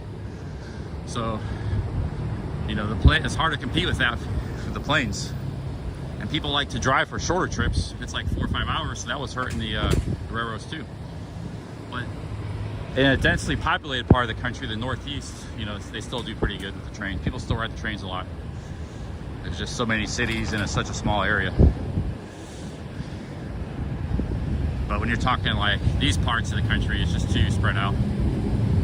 Now, if they get bullet train technology, it actually might make sense to connect all of America's cities, but it's too expensive. It's cost prohibitive. Like if that technology became really cheap somehow, where you could just like really easily build bullet trains all over the place. I mean, China did it. China is like the same land area as the United States, just about as big. I think it's about the same, you know. And they built bullet trains all over the place in like 10 years. I think even if America did that, you know, when you take a bullet train in China, you're going from one city of 10 million to another city of 10 million. Going from like Fort Worth to Albuquerque, New Mexico, there's just not the demand. Even if they gave away even if they paid people to ride the bullet train, probably wouldn't have enough people on the trains. So that's why it doesn't work in America. It did though one time, because that was the only way to get around, you know. It was before the interstate highway system and before the planes. 1920s, 30s, 40s, 50s, 10s, 1900s. There was a good 80-year, actually it started about in the 1860s, 70s. So it was a good 80-year stretch the trains had, up until about the 60s. Not a bad run.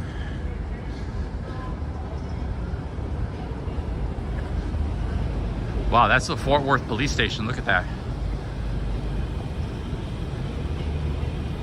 Guys, I gotta go check out this police station, man. Is that whole building's the police? I gotta check this out. You see that? That's, oh no, this doesn't say police, it says something else. I thought it said police station. I thought that was, see that PO? I thought that was police. It says Polar though, it's something else. I remember when I was in Delhi, India, with Mintu, and we were in this neighborhood by where the Sikh temple was, and there was like this skyscraper. It was like the Delhi police. It was kind of odd. We don't really see that in America. Like the police stations aren't real flamboyant. I thought that would be like strange to see a skyscraper police station in an American city, but in India they had that. It was like a giant skyscraper and it said police in large letters. Delhi police.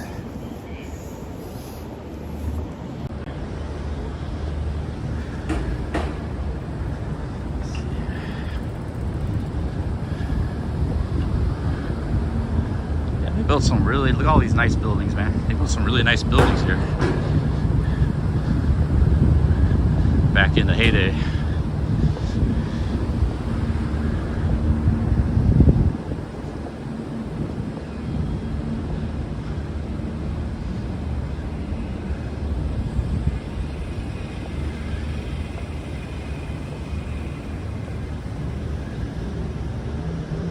Here's another street. That was Houston Street we're on. This is Main Street.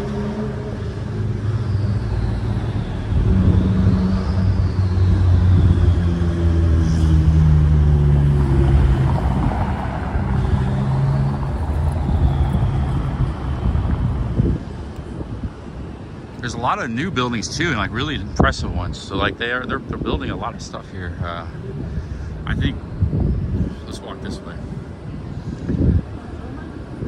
Huh?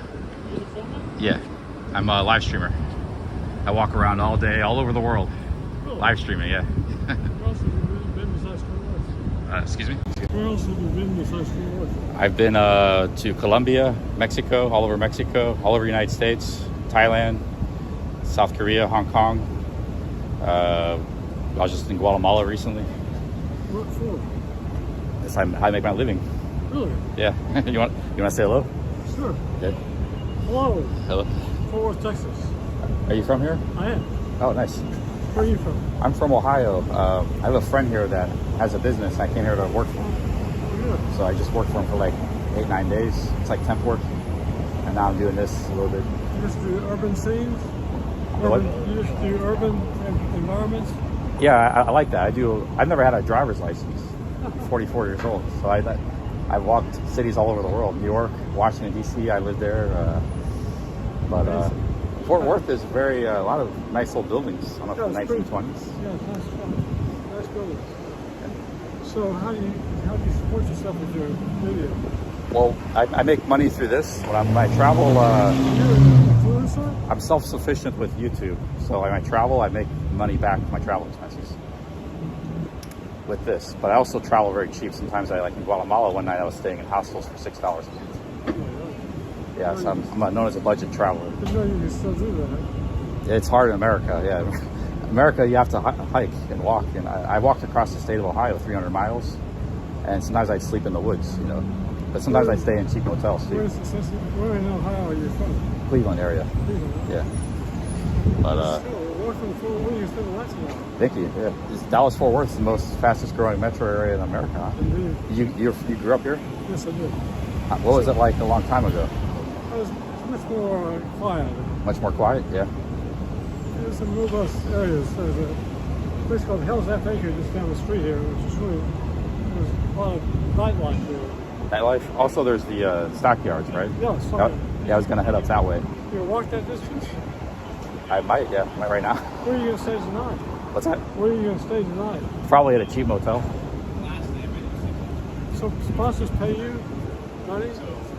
You make some advertisement revenue, and then people send me tips. I may do that. Well, I have a friend that the other day I was in Austin with my friend, and he tipped me $300 tip.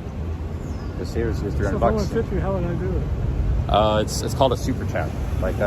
They just send the money in, and what's your name? What's your my name on YouTube is Billy Blue. Billy Blue? Just Billy Blue? Yeah. There's a few other Billy Blues. I bet you. Huh?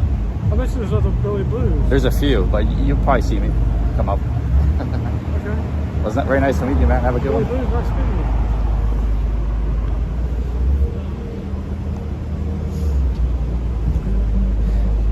Yeah, he's a Fort Worth native. A lot of people in these Texas cities, they're from all over the world and all over other parts of America. He was actually from Fort Worth. He said it was a lot more quiet. Population was a lot less, maybe 50, 60 years ago.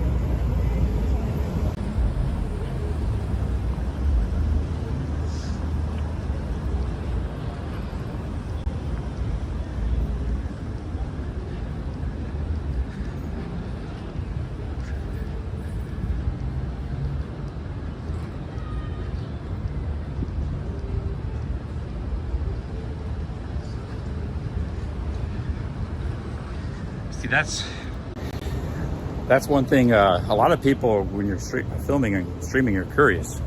So someone will come up to you, and actually, that guy was very nice. He's just curious. But see what the auditors do, they'll be real evasive or argumentative or aggressive, kind of like somebody. So they might turn a situation that can be totally normal and pleasant. The guy had good intention; he just wanted to talk to you, and they make the guy angry. So that's where kind of separates. I'm not really an auditor, And if I did do auditing, I would be basically the same way. I would be like the polite auditor, But look at this square, very beautiful.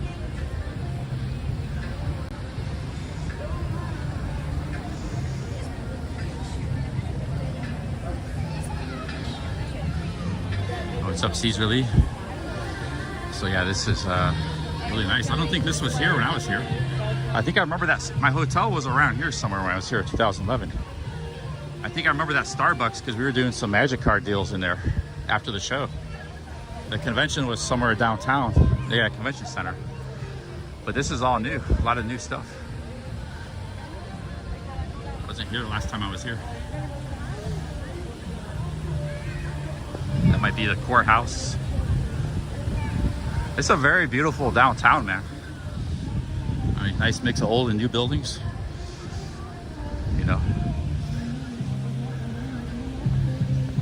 The one thing this area might suffer from, because it's mostly sprawl, they might not have like a bunch of old apartment buildings next to the downtown they can build. Sometimes they would, some cities, they would start to redevelop like the industrial buildings, turn them into condos and stuff. But they're called lofts. But I don't know if they got that here in Fort Worth. Let me walk this way here.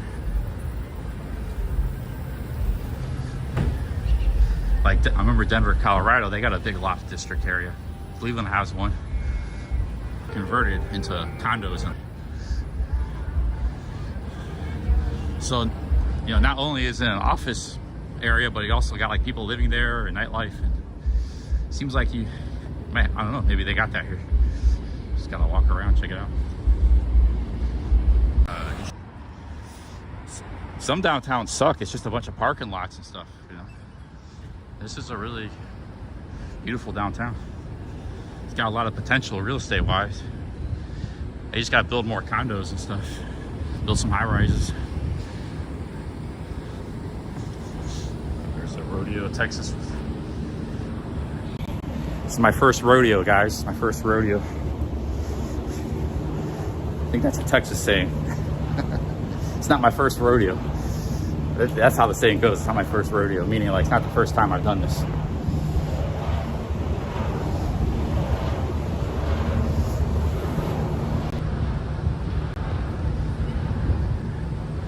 Yeah, there's like gorgeous mid-rise buildings in this city. I wonder if Dallas has the same thing. That's the sister city. They're twin cities. They're like 20, 30 miles apart. Dallas is. Like, this could be a block in Manhattan, man. Like, these buildings are amazing. Very impressive. Hey, how's it going? Texas Capital Bank. That's a loft building, but it's newer.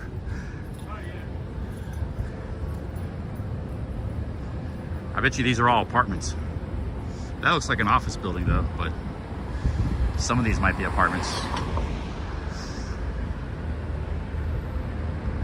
Yeah, I need to get a shower. Might be, my hotel might be really far. So I think I'm gonna have to get an Uber, guys, Uber or Lyft. Let's go back to the main street.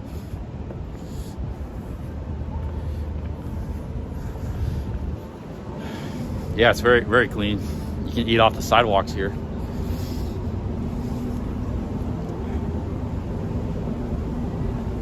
Just don't eat off the sidewalks under that bridge I walked on. But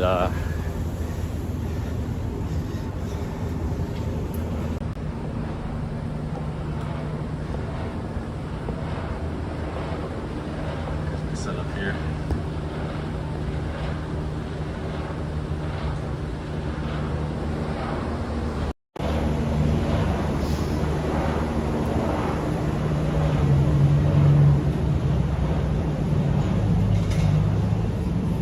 Look at this building, man.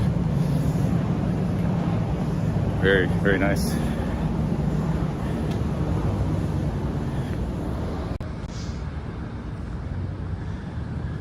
I think that's the convention center. That's where I was 13 years ago. That's where I was.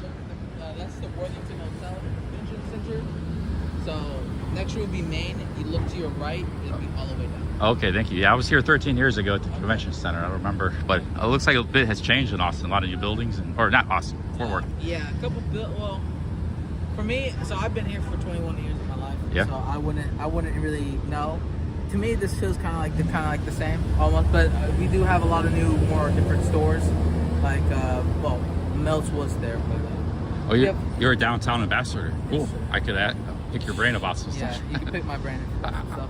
How many like condos and apartment buildings are there? How many units total? Do you know, have any idea, like in total downtown area?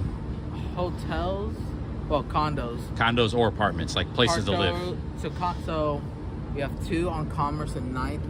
That'll be the Deco and the what is it called? No. The Deco's 969. That's a condo area, and then we have a place called the Lofts, Singer Lofts. Yeah. So that's keep straight. You'll make a right. It'll be right. It's actually so it's not this building, but it'll be kind of like diagonal from that building. Yeah. You have any idea how much they go for? I wouldn't know. Yeah. On top of my head, yeah. Man, there's a couple places. Apartments. There's the Firestone Apartments. I would say I'd probably live there. It's more not affordable, but it's a nice area. It's all that. Firestone, but it's probably like I would say probably 2,000 plus a month, huh?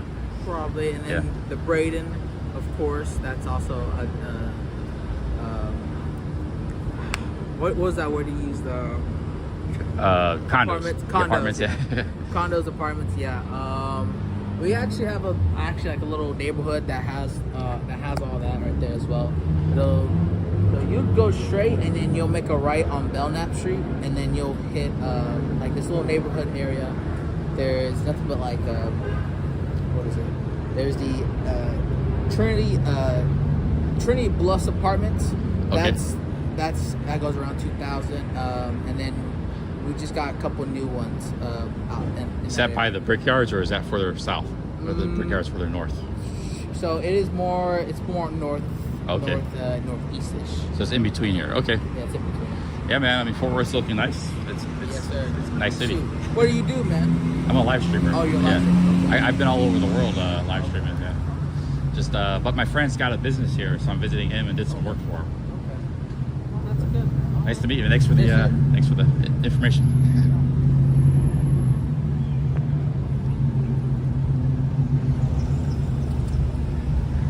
He's an ambassador of the downtown, so I'm pretty sure.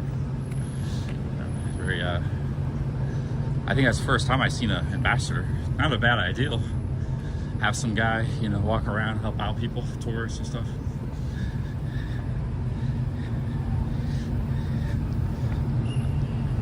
Fort Worth's on up in their game. Maybe that guy I met, the older guy, maybe he was like the mayor. That guy was like, because he knew about urban exploration too. Maybe he was like a city planner or something, Might be watching me right now. That's a really nice bar.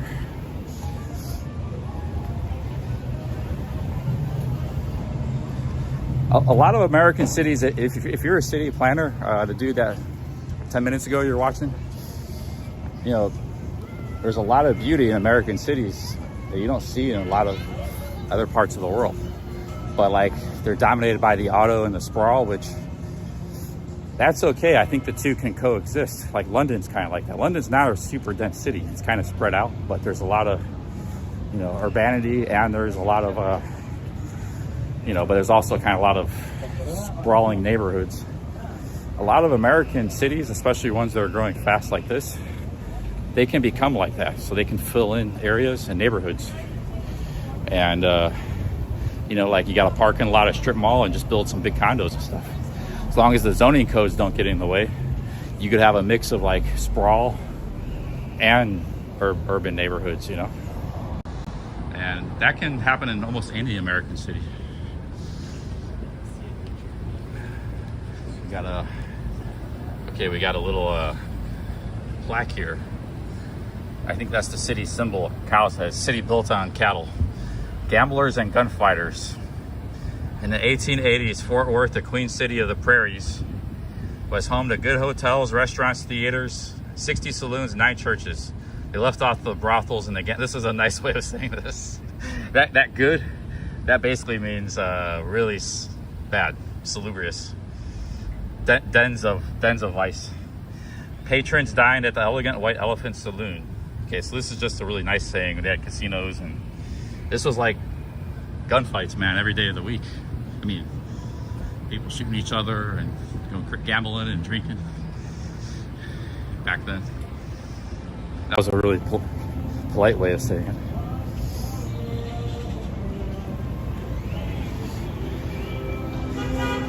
Yeah, but the population was probably like 3,000 back then. It was just a village. was just people would come here to bring their cattle and drink and go crazy and gamble and go to brothels and stuff. It was a red light district of brothels.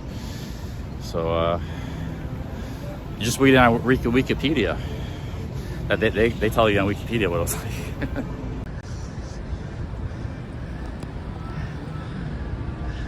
But there, because you know they're being respectful of the city. The Wikipedia article is way more.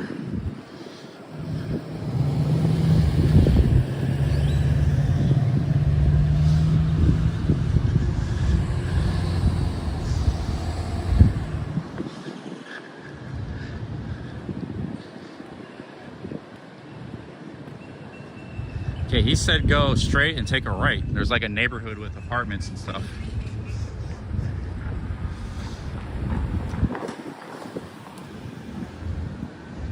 Suppose we'll just keep walking. I do got some Gator in my backpack. I'm starting to get thirsty. But I need to use the bathroom too.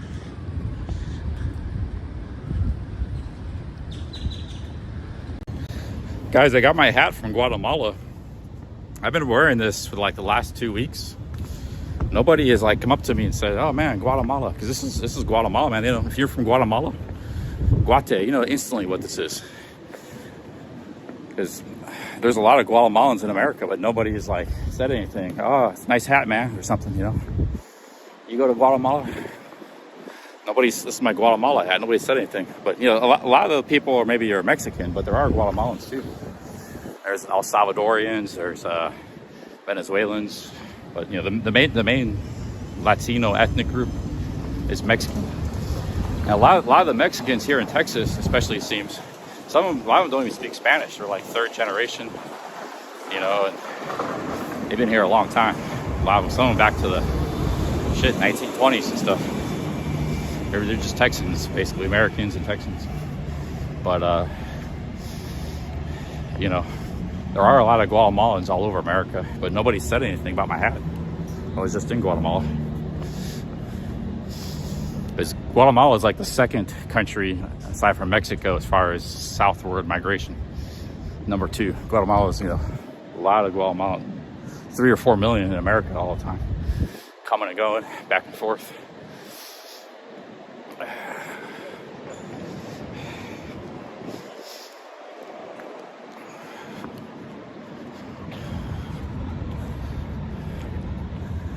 Okay guys, we're leaving the downtown area, and it might be a long walk to the Stockyards. I might get a splurge on an Uber. It's probably only gonna be like $10. Because I don't know what kind of area I'm gonna be walking through, and I'm tired, I'm sweaty. I'm gonna go back out, but I need to get a shower and freshen up. Wow, this is a beautiful building. Oh, this is the old courthouse, I guess, or something, or City Hall. This would be like a Tatarian building, they would consider it. So, a lot of that whole Tataria stuff is kind of a bunch of nonsense. Let me explain it to you.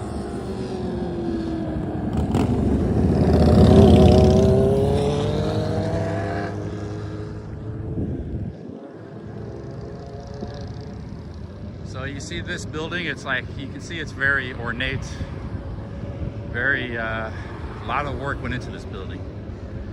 But the whole Tartaria premise rests upon, well, you know, if this was built like in 1870 or 1880 or whenever it was built, I don't know when it was built. In fact, we'll walk across the street and find out. But they're saying, well, they're basically, they don't respect the people of the past. Like, well, they couldn't build, how they be able to build something like that. They think they needed like all these tractors and modern, you know, these modern tools and equipment to build things like this. But they were perfectly capable of building things like this, and they did all over the place. It's not some conspiracy theory, you know. Now I know they don't build a lot of stuff like this nowadays. It's just more concrete and glass and stuff, because a lot of how this stuff was built, it was built through trades that are lost. There's crafts and trades that are lost with time. Like, for example, a shoemaker. People used to be able to make shoes just with straps of leather and stuff. Nobody knows how to do that anymore. It's a lost craft. So there used to be people that were like masons and they could build buildings like this, you know, and working as a team, obviously, a lot of people. And they had like pulleys, they had equipment to do stuff. They had, once they had this steam power, you know, they were building cathedrals 1,000 years ago, like Notre Dame and stuff, amazing buildings, you know. So they had the ability to do that stuff, but nowadays it's not cost effective to build stuff like this. It's too much time, too much work. So they just build simpler stuff, strip malls and, you know, glass concrete buildings like that, which are impressive in their own right. But it's not a conspiracy theory, it's just a lost trade, a lost skill.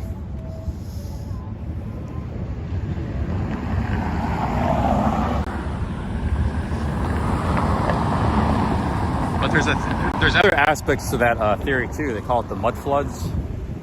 So like apparently a lot of these old buildings, they go like 3-4 stories underground. They were building a metro station in Paris. The entire theory is all over the world, not just America or Europe. There was this big excavation site. And so you had these like 4 or 5 story Parisian apartment buildings.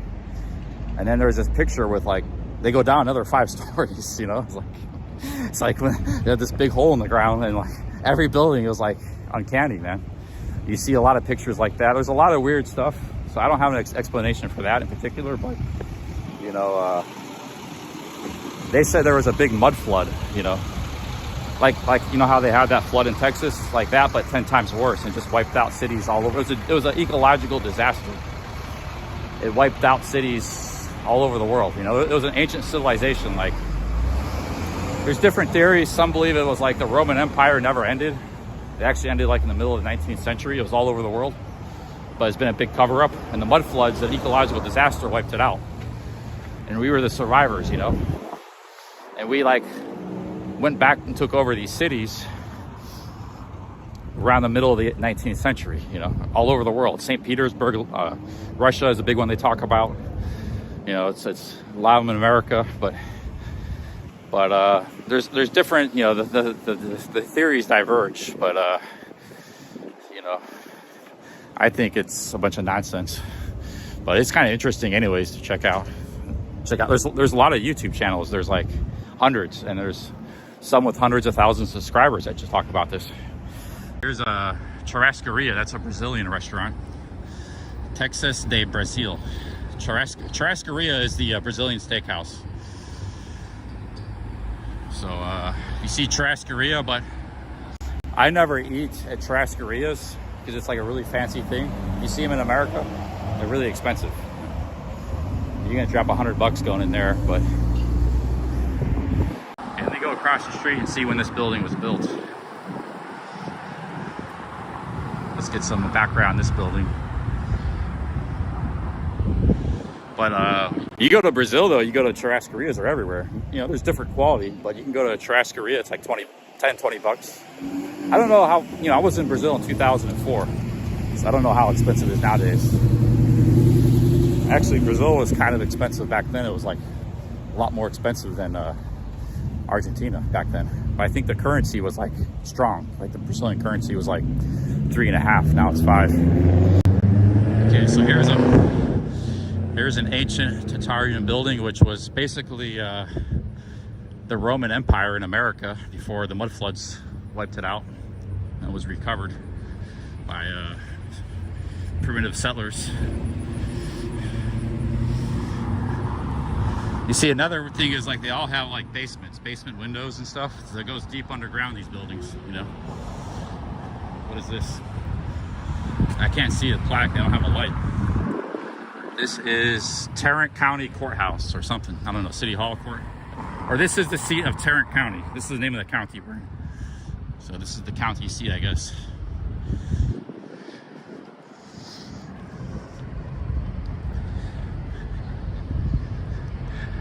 All right, guys, big ups to everybody. I haven't been reading the chat because I've been busy walking around, checking out stuff out. But we're gonna go to my hotel room, check in, and I'm going to get a shower, and we're gonna go out to some nightlife. Maybe even dance tonight, guys. The places we're gonna be going, there's dancing.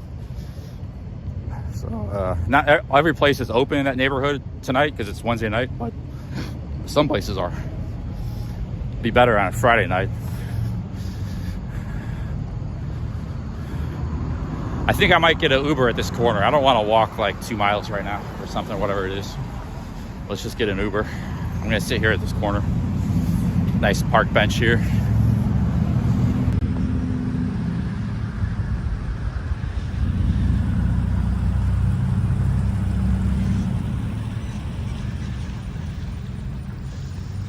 Yeah, I think it might be country western dancing, but that's fine. I have to work on our Texas two-step.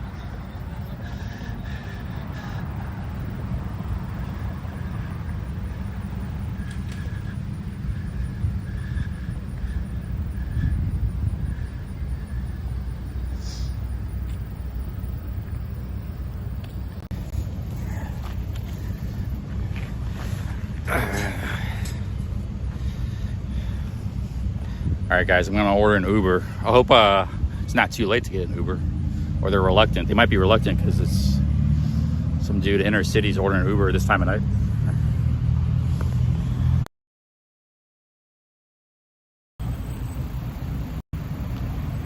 Okay, my Uber doesn't seem to be working. I think my phone might be overheating.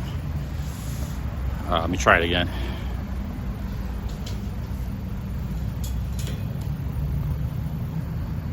Good deal. But yeah, actually my hotel is like 3.5 miles away. No way I would want to walk that in the dark. It's not that I'm scared of the dark. I'm just, I need to get a shower and stuff. It's a long day already. Okay, he's gonna be here in 7 minutes. Just spent the $10. Not a big deal. It's actually a really good price. I would have spent about $30. Oh man, what's on my, I got a Snickers. What the fuck? I got a Snickers glued to my power bank. Man, what? I don't want to, I gotta look for a trash can.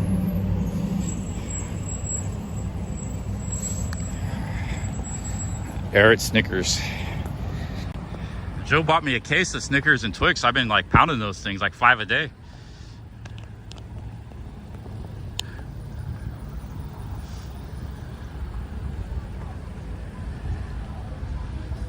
I thought I did eat it all.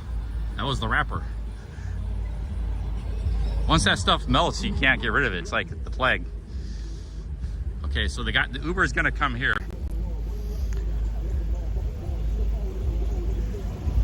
And he's gonna take me about 4 miles away to my motel.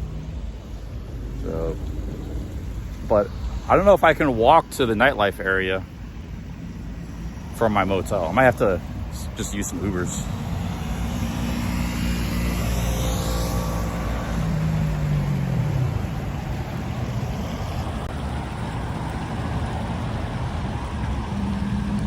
He's coming on North Commerce Street. This is it here. So be here in 8 minutes, I guess. Dude, my back is like full of sweat, man. I'm just covered in sweat. It's not even that hot. You can't do this in the daytime here, walking around, streaming. I'm covered in sweat, drenched in sweat. I've only been walking for like 2 hours.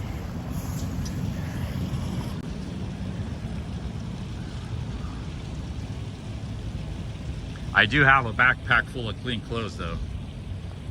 Me and Joe just did laundry, so I got a lot of clean clothes. I just got to get a shower and I'll put this stuff in the bathtub, let it soak.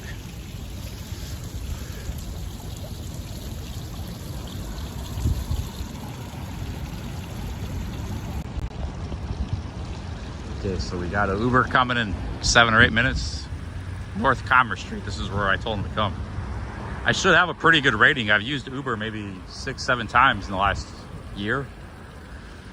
So like, that's kind of important because a guy might not want to pick you up. Or might be scared to pick you up, you know? If you're in like just some random neighborhood, they think it's like a ghetto or something. Sometimes I've been picked up from ghettos, you know? Just streaming, I need a ride. That's just that area I was walking through, but I did that in Cleveland a few times. But you know, this isn't a bad area. It's just right by the courthouse. This is the Tarrant County Courthouse. It's north of downtown, so. But even if it's not a bad area, it could be peculiar. Like, why is this guy here? You know, only homeless people hang out there at night. He might, you know, who knows what he's thinking. So it's good to have a rating. It's like, okay, this guy, he's been picked up by a lot of people. Should be safe. Because they're You know, people are scared of getting Ubers sometimes because there's been a lot of, especially women, who've been attacked or raped by their Uber driver. But they're also at risk. They get attacked too sometimes. So, you know, it's not 100% safe activity. You get picked up in a car by a stranger. That's where the feedback system comes in.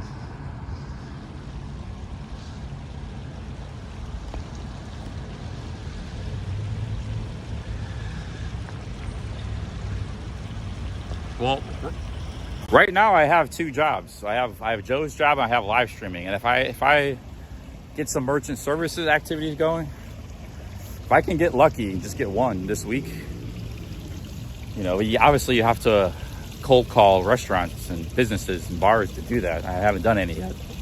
I've only done like 2, really just 1. I have to do like 100 maybe just to get the chance of getting one. But if I could get one, then I would have 3 jobs. Okay, we have a pickup in 4 minutes. So that's the sign of a real hustler, guys. You know, just getting this job, that job.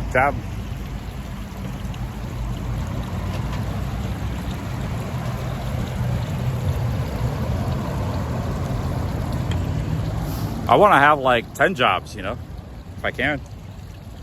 I was actually thinking about getting my eBay store going again, especially if I was living with Joe in that office. I would already get my own little eBay store going. I would help him with eBay because he doesn't do that right now. That might be of help to him. And then in my spare time, I do my own little eBay store, you know. And then, you know, when I'm on vacation, I live stream, or I'm just traveling or doing something, I live stream. The merchant service is passive, it's fairly passive. Oh, I dropped my hat. So you could literally have 5 or 6 jobs and side hustles and businesses all going at the same time.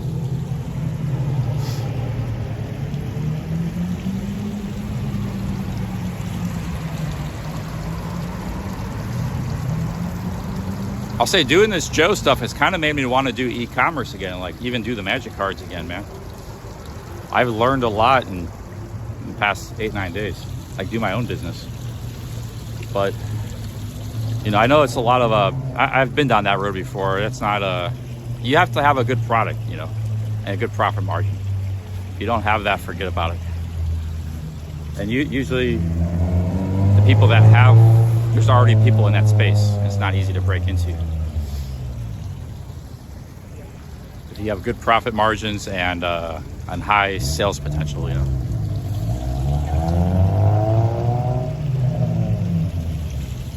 What kind of car is this here? Okay, guys, we're looking for a gray Hyundai Tucson.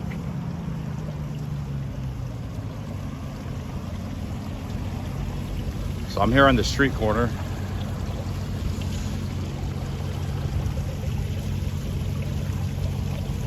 What's up, Todd Taylor from Texas? Looking for a gray Hyundai Tucson. I think it's an SUV.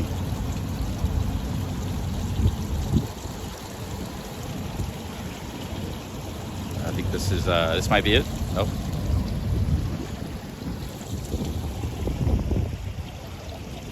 All the cars look the same to me nowadays. So it was gray, it was an SUV.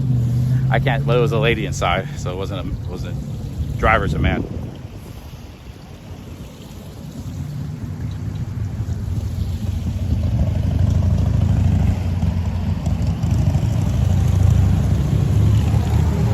I might look a little sketchy, you know, people might not want to pick me up.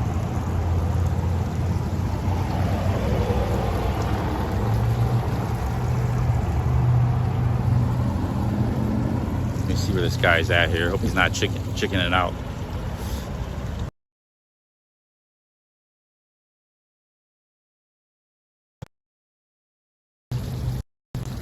Okay, pick up in 1 minute. We're gonna be going to the Stockyards, Todd. Have you ever been there? We're gonna be checking out the nightlife after I get a shower and change of clothes and stuff. I think this is him here. Hi, David. Hey, how's it going? Yeah, it's me.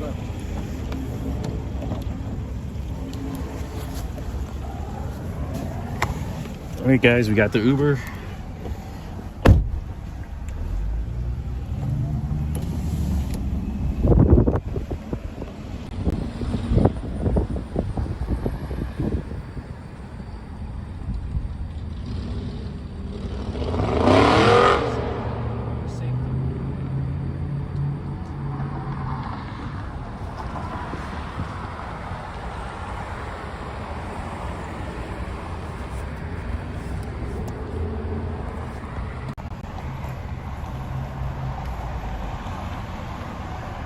No work for 7 to 10 days. These are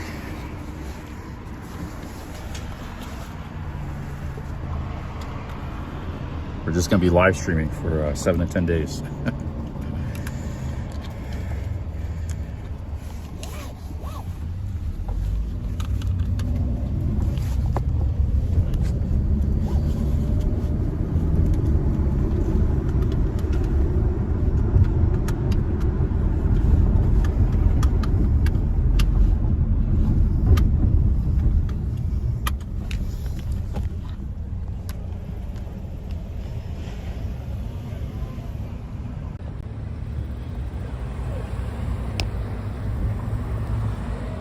I wasn't laid off. It's just I'm gonna be going back to work 7 to 10 days. Me and Joe had an agreement, so I'm gonna do some traveling.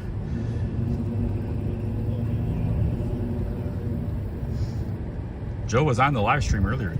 He dropped me off here, so you can just go see what he said.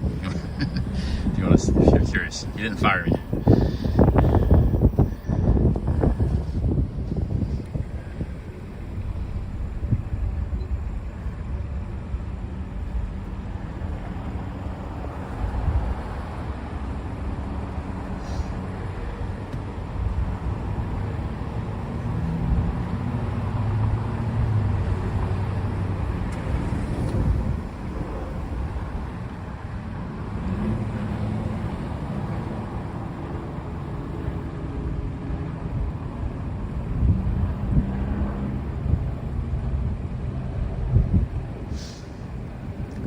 It's not really a layoff though, because I'm the one that suggested it. A layoff is when your boss does it. I'm the one that said, you know, it's a little bit slow business, so I'm gonna maybe go travel and do some live streaming for a week or 10 days. He was fine with that. So, plus there's another guy that needs training.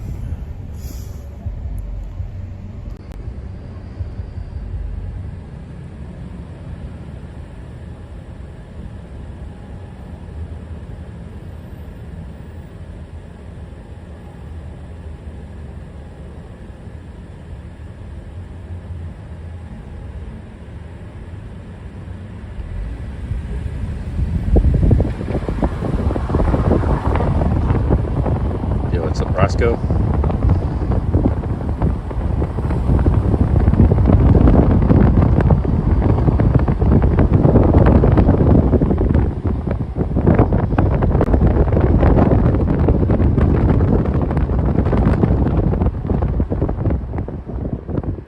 What's up, Jamie Kid?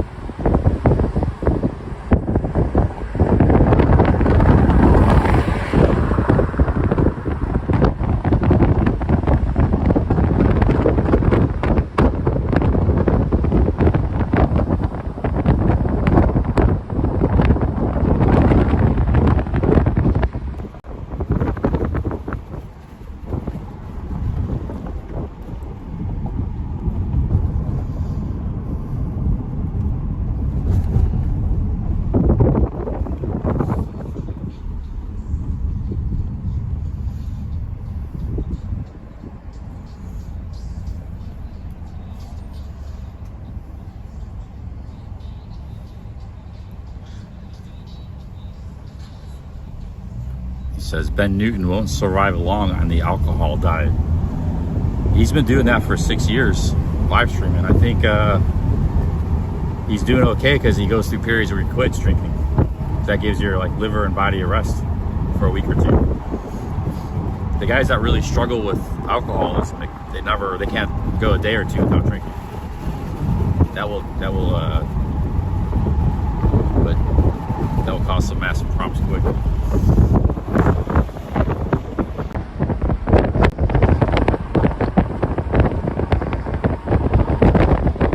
That's kind of how I used to drink before I stopped drinking.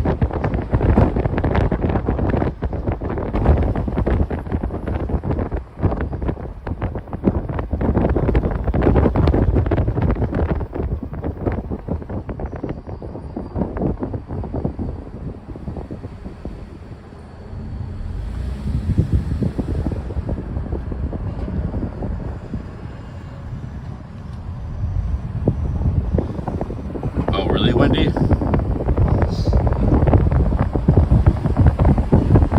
That must mean he has a court case or something.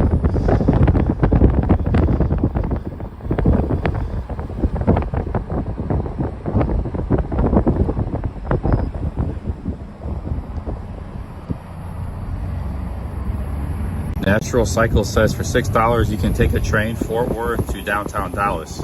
Oh, they have a train between the two cities? I didn't know that.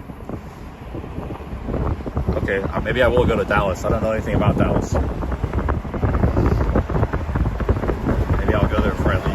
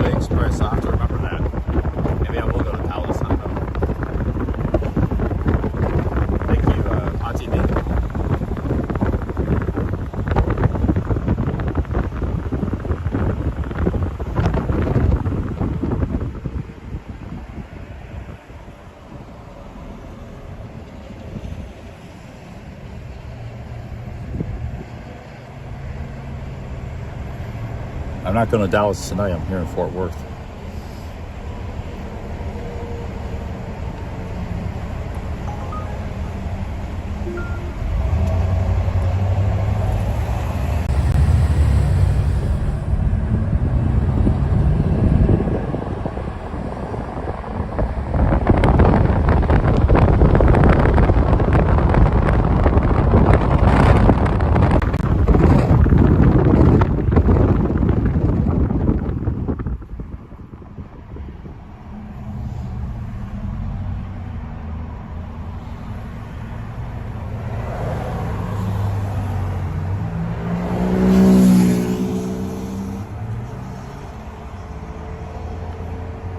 It's got to be a long train ride. I didn't know they had a train between Fort Worth and Dallas. Does it go to the airport too?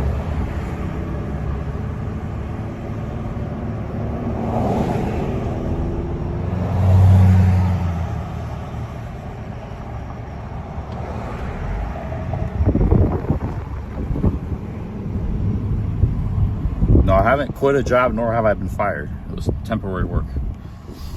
So I said that 30 times today.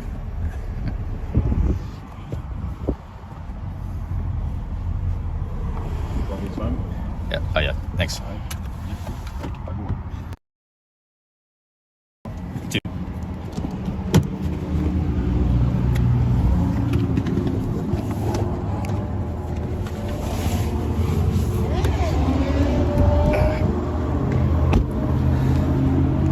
Alright guys, we're at the hotel. Time to check in. Yeah, that was $10 plus I tipped $2. I actually felt pretty bad because my back's so sweaty. Got on the back seat of the car. What am I supposed to do though? I had to get a ride.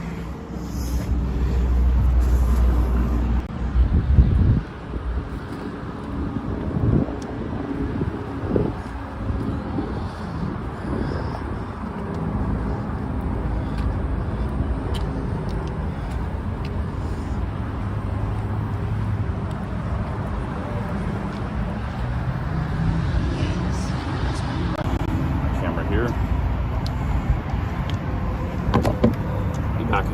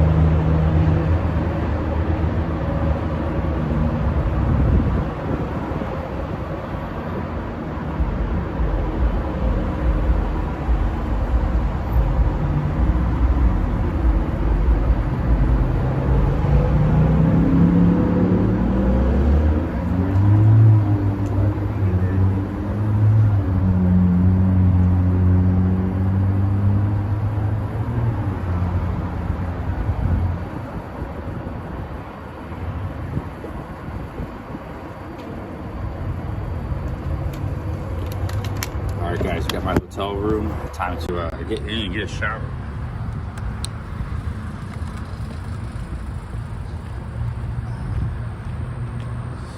Gave me a free bottle of water. That's nice. Got a pool here.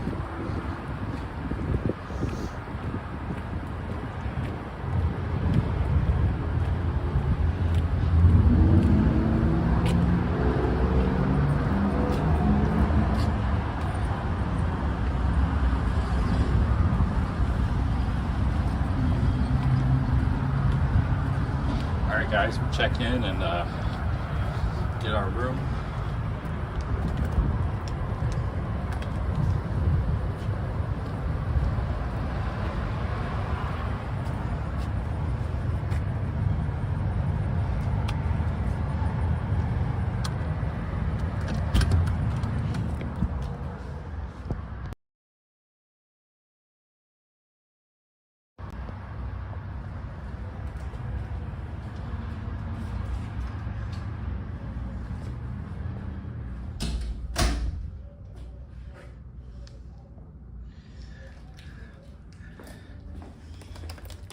Yeah, I think if I'm gonna go somewhere and stream for a week, I should go somewhere it's not like this hot.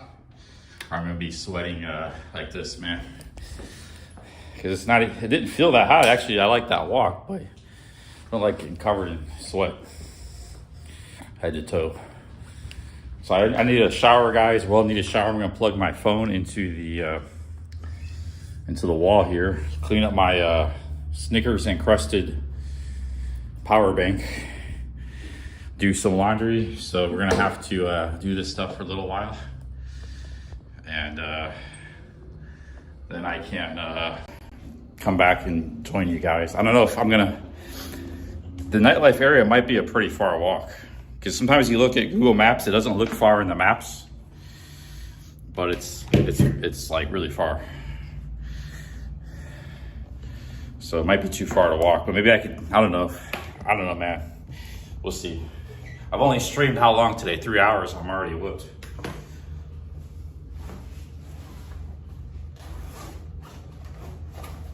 Mostly because of the heat. If it was perfect climate, I wouldn't be too bothered about it.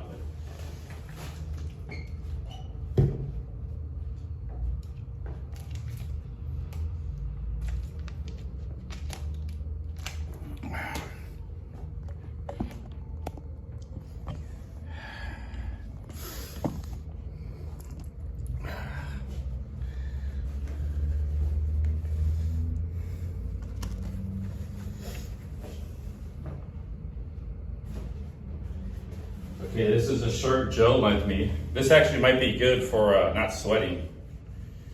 I'm gonna put this one in the wash.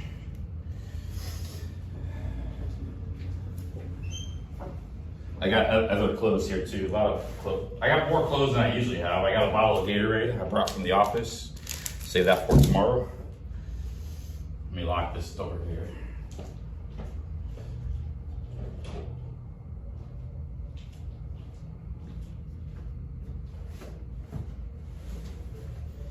Okay, we got some clean underwear, clean shorts, and clean socks. That's what we need.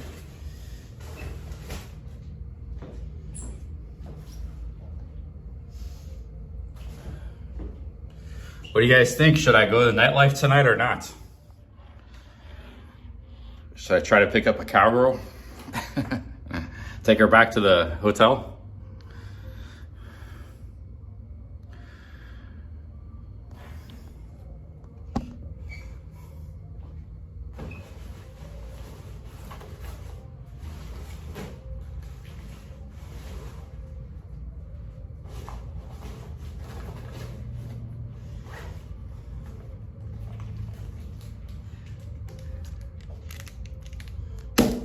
How about for breakfast?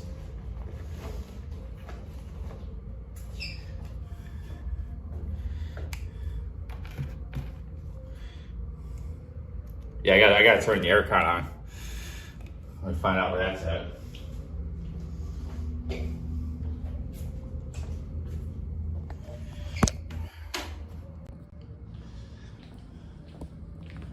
It's an old school aircon.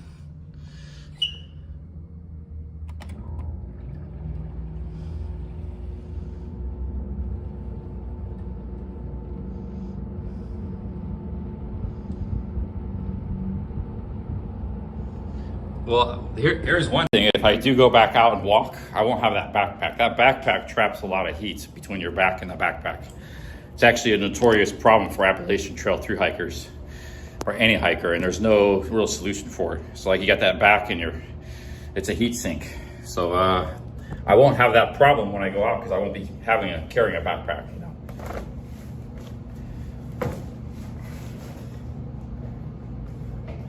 Take the shirt off. Man, I worked out with Joe and one of his associates. We hit it hard the other day, man. He showed me some exercises at the gym I've never even seen before.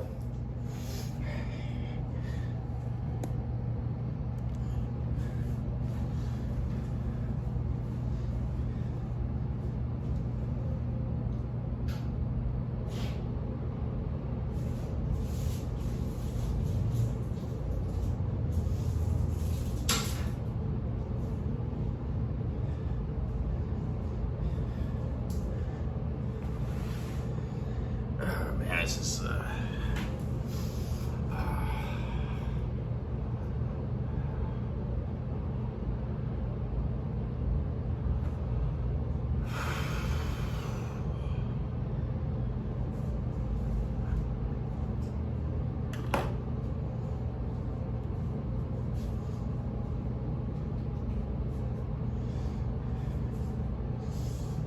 This is gonna be like the best shower. I always shower every day, guys, once or twice a day. So going like 3 days without a shower for me is like hell, man. So this is not very, but you know, it's my own fault. I could have went to the gym yesterday. It's only been 2 days.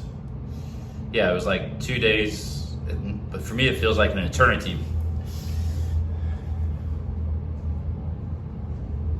And then you add all the sweat, the work detail grind on top of it.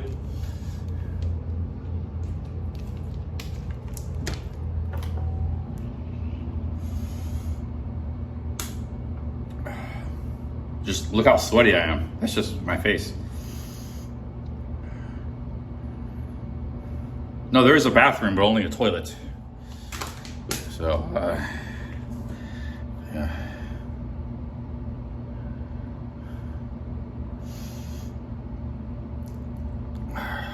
What time is it? Might be too late to go out tonight. I feel like I have a lot of energy. I mean, I'm tired from the walking in the heat, but I feel like I can keep streaming for a long time now, especially after I get the shower. Got a second win.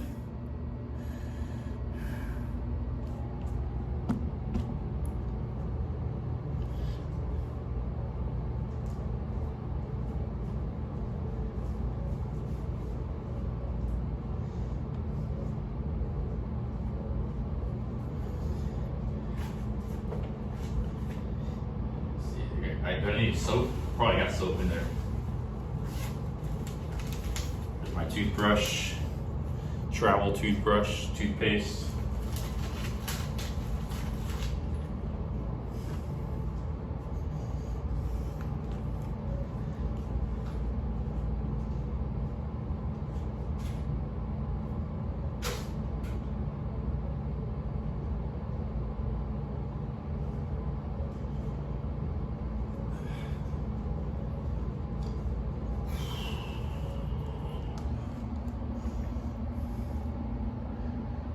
Yeah, I'm. This trip isn't a vacation. I'm here to like provide content and work and stream for like, 7 to 10 days in America. So this is a working holiday, you might call it.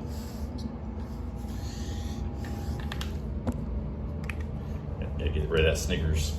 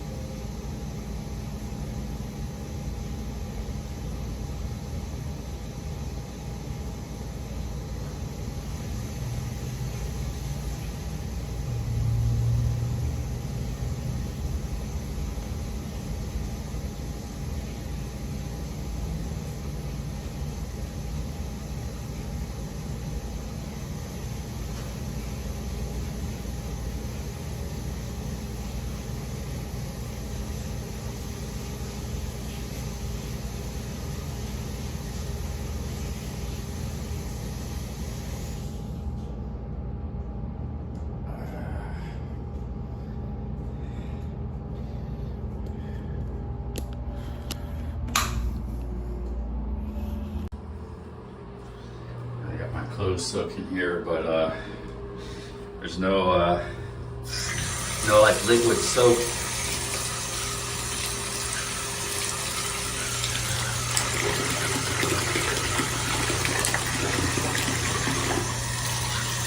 I already had a shower, but it's pretty hot water. Got some bar soap. Got all these cuts from working, man. Hope they don't get infected. Just use my other hand.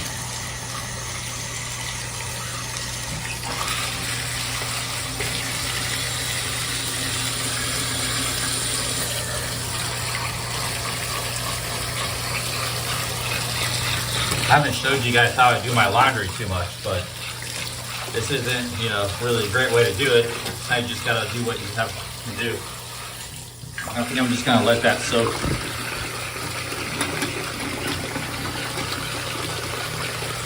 I don't know how this works. Sometimes the clothes can kind of stop it up.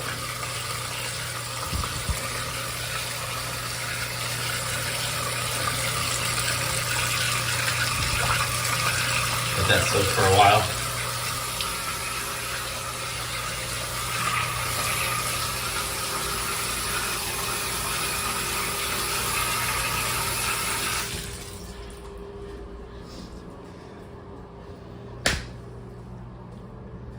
Okay, I'm gonna wear this is one of Tequila Joe's shirts, Dragon shirt. I'm gonna wear this tonight.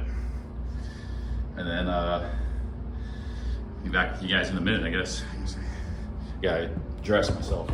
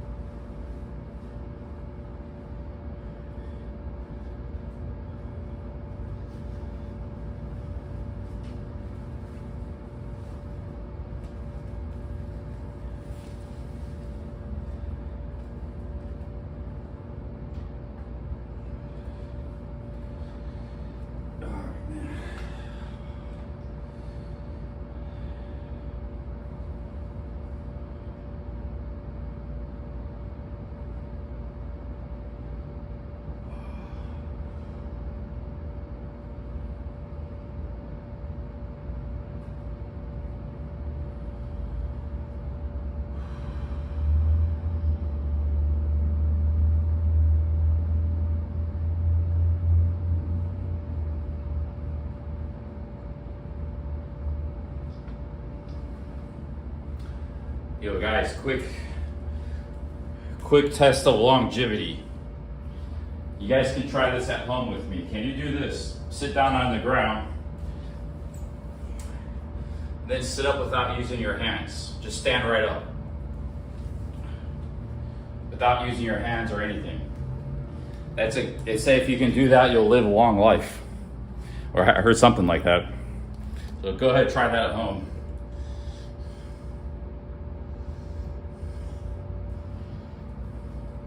Well, I didn't do a good job. I'm like 20 pounds overweight, so I didn't do a great job of it there. I did do it, but I was, not having a great time of doing it. It was a little bit difficult. But yeah, if you're overweight, you might not be able to do it. Also, you need core strength. You just propel yourself off the ground, It's a pretty basic thing. Most people should be able to do, though.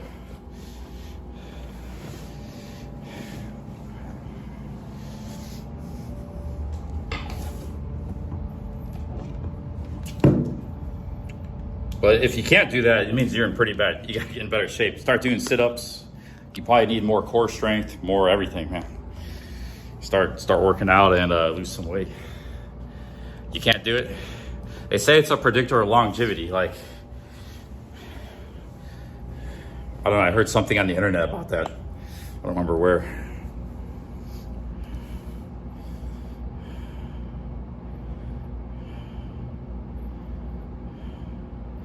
Joe was impressed with my working out. You know, he's a big guy and working out his whole life. And I've been working out with one of his associates who's also been working out, and I was keeping up with him. We were like doing the same stuff, and you know, Joe's definitely stronger than me, but I was able to do pretty close to the weights they were doing. But he was, you know, some of that stuff was just too easy for Joe. But yeah, Joe said I'm very impressed with my workouts. He says I'm very strong and a lot of endurance.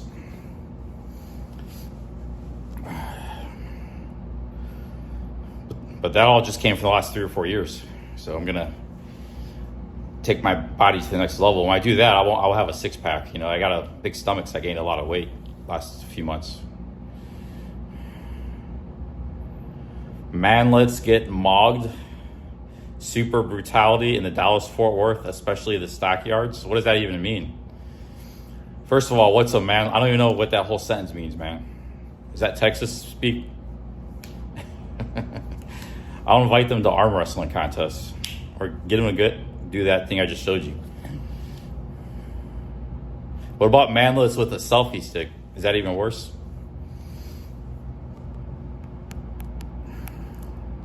Who is this guy? Seawater Veins? I don't know. He's not trolling. He left some nice comments earlier. He's just making a comment. But we'll go find out. He says, I'm below average height in the Stockyards. I'm 6'2".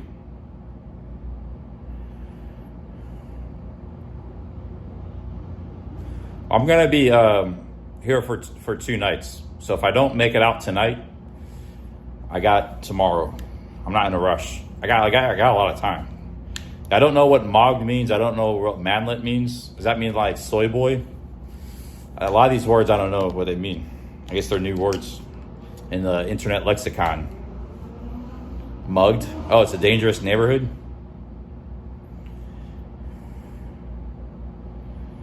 Nobody was messing with Tequila Joe by my side.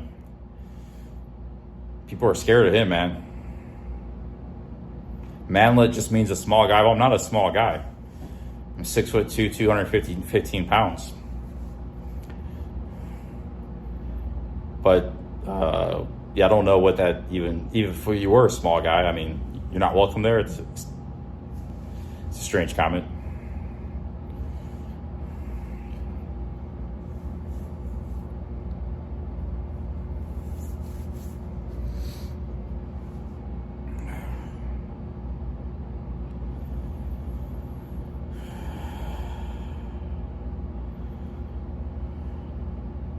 What's going on with my phone? Battery life here. I'm gonna charge him.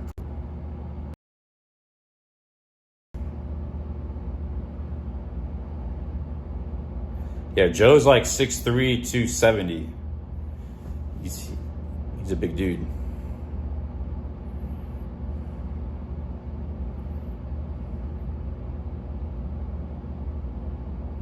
Yeah, I'm here to provide content. You know, I didn't come out to stream to just like take it easy. So I need to go out tonight. I mean, I only did 3, but if you missed the stream earlier, we started in a bar with beautiful ladies. I was talking to some beautiful ladies. Right on this stream, you rewind. And in fact, one lady I talked to was gorgeous. She's half Kurd, Iraqi Kurd, half Mexican. And man, I was talking to her in the bar. She was in a bikini. And she was flat chested, but man, she had the ass of a goddess. one of the best I've ever seen. So that was all in the live stream, this live stream earlier. So we already had some Nightlife content. But she was a very exotic beauty. There were some other ladies too, different ethnicities and stuff. Some blondes, some couple black girls, 1 or 2 Asians. Not that many Latinas. She was like one of the only ones. I think there may be a couple. I didn't see that many Latinas. It was all like white girls or a couple black girls, and that was it. And her. A lot of white girls. No, dude, she had curves, just not up top. I like curves too. You got to study the live stream. You can see what I'm talking about if you look. I did get a shot of that. It was hard to do because the guy to my right was all like paranoid, pissed off about the camera. Like, so the one time I tried to point the camera over and film the ladies, he was like, oh, like, you know, I told him, like, just relax, dude, I'm not filming you. You know, like these people that freak out about cameras, you can't even play. I've been handling cameras for 8 years. I know how to keep somebody off the camera, how to do it. I'm not an amateur. You know, I mean, yeah, maybe I could screw up and he gets in the shot for a second or something. Is that the end of the world? But that didn't happen. It didn't happen with the other guy in the street, that guy with the whiskey bottle walking around. So, you know.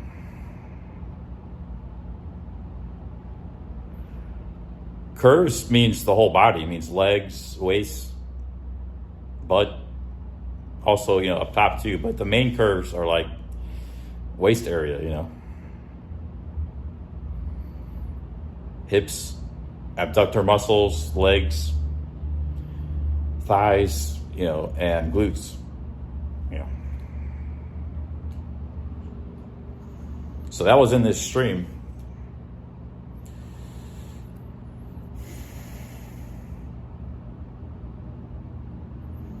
Yeah, I'm trying to relax before I go out to Nightlife. Maybe I won't go tonight, guys. I'll just take it easy, man.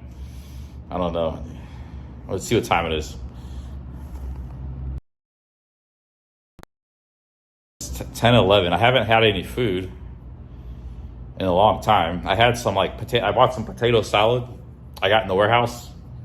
I had potato salad and hummus around like 2 p.m. That was my lunch.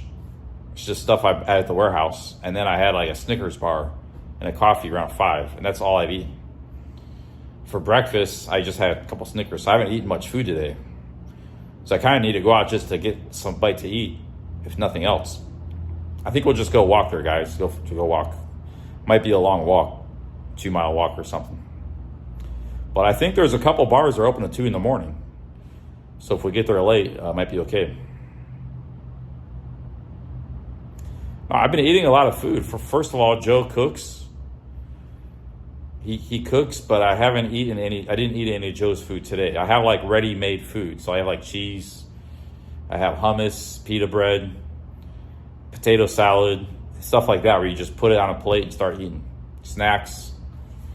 I did have some of that for lunch, but we were just busy, very busy today.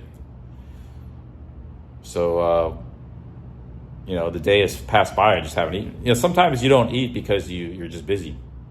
I didn't have a lot of work to do today, but it still ended up being a busy day. Yeah, he eats a lot of turkey and brown rice. Like, kind of the same thing every day, turkey and brown rice. He eats that like 2 or 3 times a day. He'll snack on some other stuff a little bit, but for me, it's kind of boring eating, you know.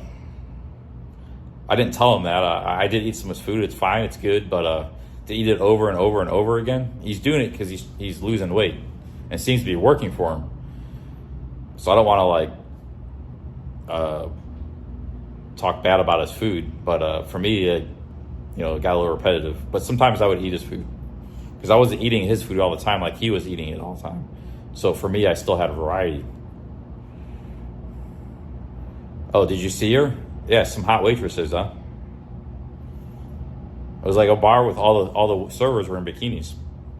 They were very friendly too. So some of the ladies are like shy and stuff, but Joe's already streamed there and she knew Joe. And they're shy for the camera, shy. They're just working, but she was very friendly, not shy. And very, very gorgeous. Half Iraqi, half Mexican.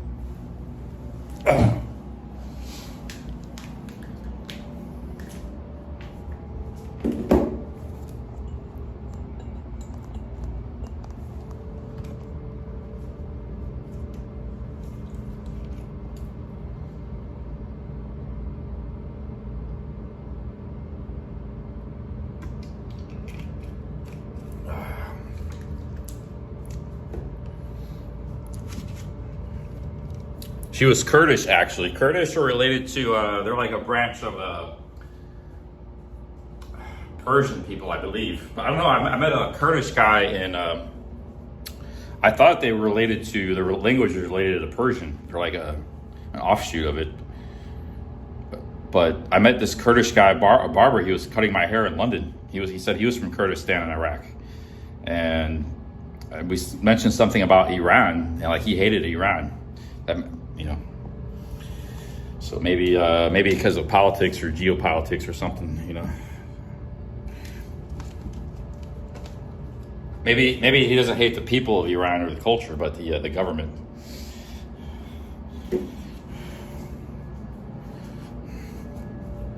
Well, Shako is Iraqi too, but she's Kurds are an ethnic minority. They don't have their own country, so they're scattered between Turkey, Iraq, Syria, and Iran. They're in all those countries. I think the most are in Turkey, but they're not Arab and they're not Iranian. They're an ethnic minority. So Shako, I don't know what Shako is. She looks like she's probably just straight up Iraqi Arab. She's pretty dark skinned. Sometimes the Kurdish are more like fair complexity, you know. Shako is very like, she's probably from southern Iraq, kind of like the dark skinned Iraqi, you know. I mean, she's probably like just like the same as Saddam Hussein, you know. I'm not trying to compare Shako to Saddam. I just don't know any of the famous Iraqis, you know. But Saddam Hussein's kind of light skinned too. So there's probably like dark skin and light skinned Iraqis, you know, Arabs. But Shako has an exotic look. She's a pretty woman. She's got like a darker complexity to skin, hair, and stuff to her, you know.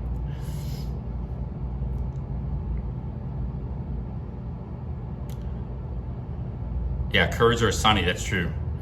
Iraq itself is actually a mix between Shia and Sunni. Some Arabs are Sunni, like I think Saddam Hussein and his cohorts were all Sunni, but they weren't Kurds, they were just Arab Sunnis. And then, but the Shias are in the south. She might be Shia, Shako. Yeah. Buck says, you can't determine, I'm just going by the look, like what I've seen Kurds look like and what she looked like. She's probably like straight up Babylonian, you know, goes back 7,000 years. Those people invented civilization, you know, that area of the world. The Assyrians, they weren't the only ones, but they were one of the first. She goes back that far, you know. Yeah, what's up, Joe? Yeah, I guess I'm gonna go. I'm gonna go out to some bars tonight. So I don't know. You probably need to get some sleep, man. I used to get some sleep too, but I'm out here hustling. I gotta provide content. I want to check this area out. I think this might be like a hidden gem. You know, when I came to Fort Worth in 2011, we had these like Nightlife booklets and stuff, and I remember they were talking about the Stockyards and stuff all the time.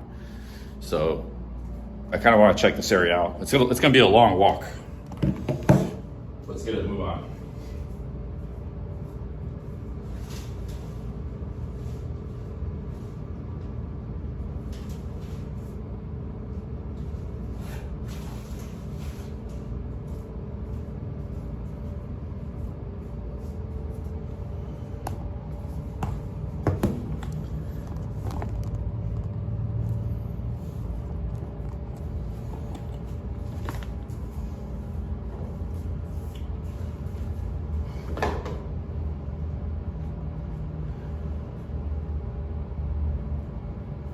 I gotta replace these shoes. They're getting pretty wretched.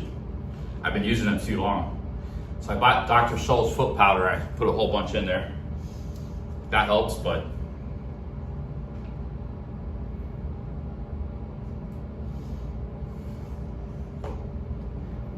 because I bought these shoes like a year ago in Pattaya. They're cheap shoes to begin with. It's the shoes I've been using for the last year. Walked a lot of miles in these shoes. You got to see the Dr. Scholl's foot powder.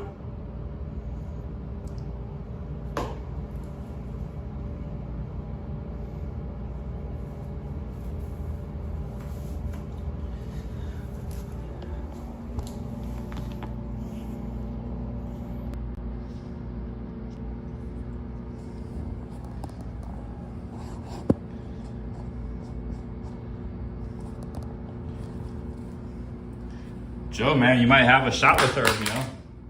She was very, maybe, damn it. She's very friendly, dude.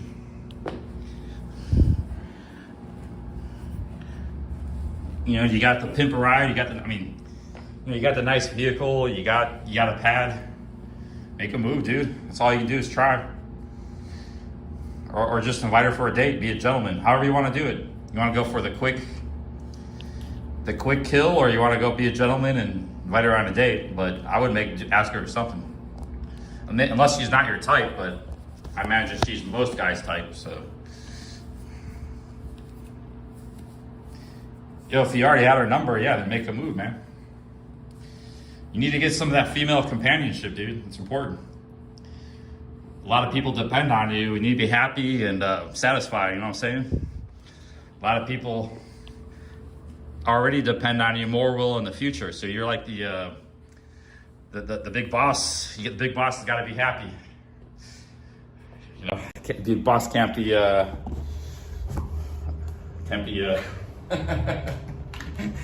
it's actually pretty important.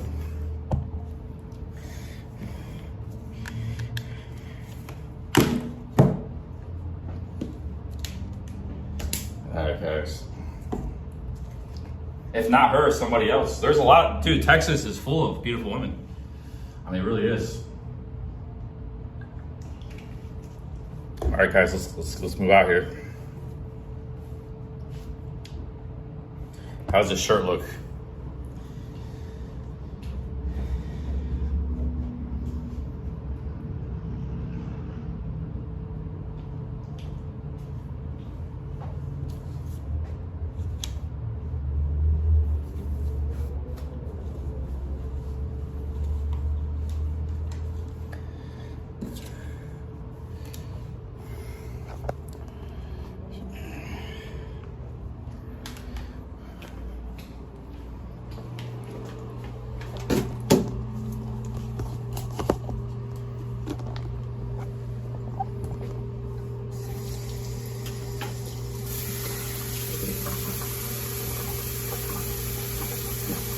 So I can style my hair like Joe's because I have long, naturally grown hair.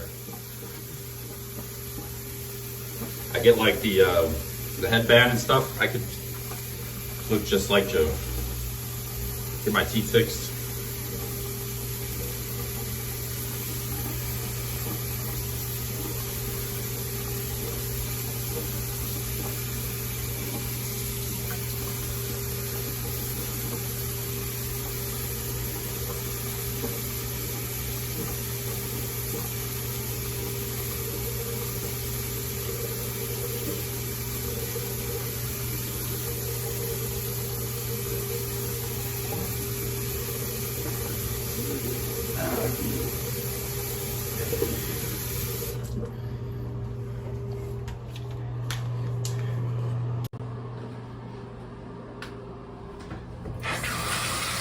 Give that another rinse.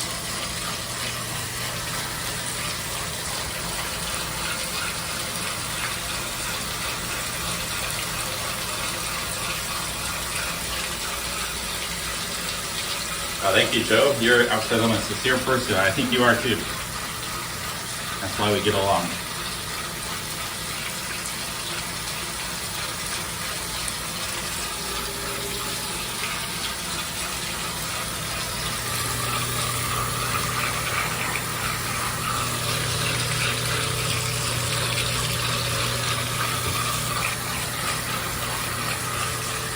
This is how I do my laundry when I travel, Joe. So I was in Isan for 3 months in Thailand. I didn't go to the laundry once. I think maybe once I did. I did that every day. I would wash. I had only 2 shirts, 2 pairs of underwear, two of everything. So I would wash everything every day, or half of what I had every day. I would wash it in the shower and then just hang it out to dry. But usually I had liquid soap or something. I don't have that here, so that actually makes it harder. But I did that for like 3 months straight. My clothes didn't smell. I didn't go to laundry. That's true. I was in Isan for 3 months. I didn't use my laundry. Once you leave the tourist areas in Thailand, there's not that many laundry places. That's mostly a thing just in the tourist places. Now there are some laundromats. That's like a new thing. There used to not ever be laundromats in Thailand because everybody did their laundry at home. Now there are some in the cities. You do see some here or there. that kind of just popped up the last 10 years.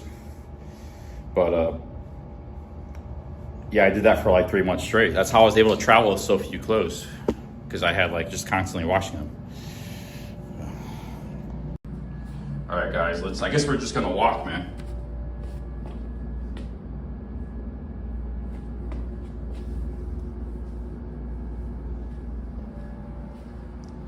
Should I take the small power bank? I don't know if this good thing works very good or not, because the big one's kind of it's too big. I got the big one, I'm just carrying it by hand.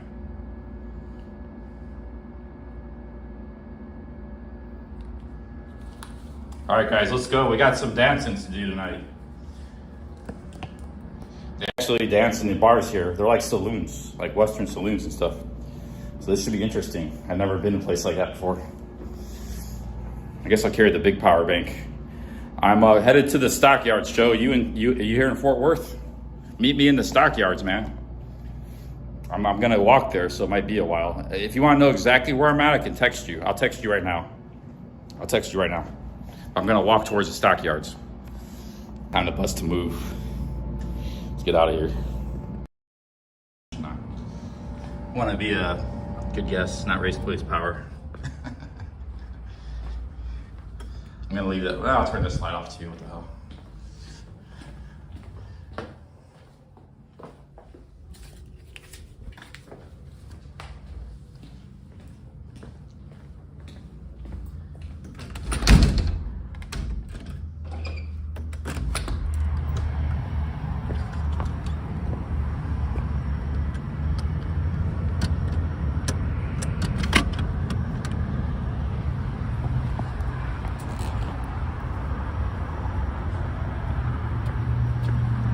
All right, guys, so I'm gonna try to walk it.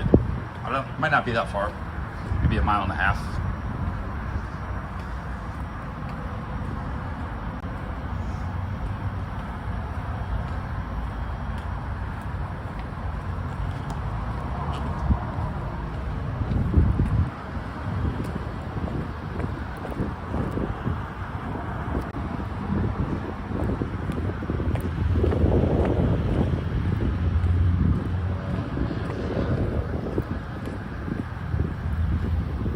I feel so much better with that shower, man. Fresh clothes.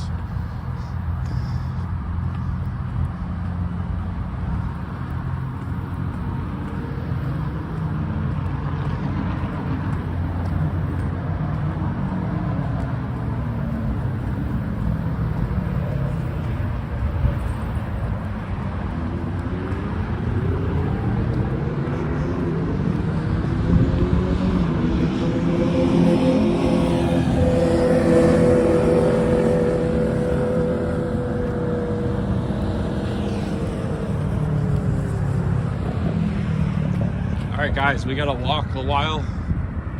We gotta walk about 1.5 miles, 2 miles, I don't know, something. And it should be a Nightlife area.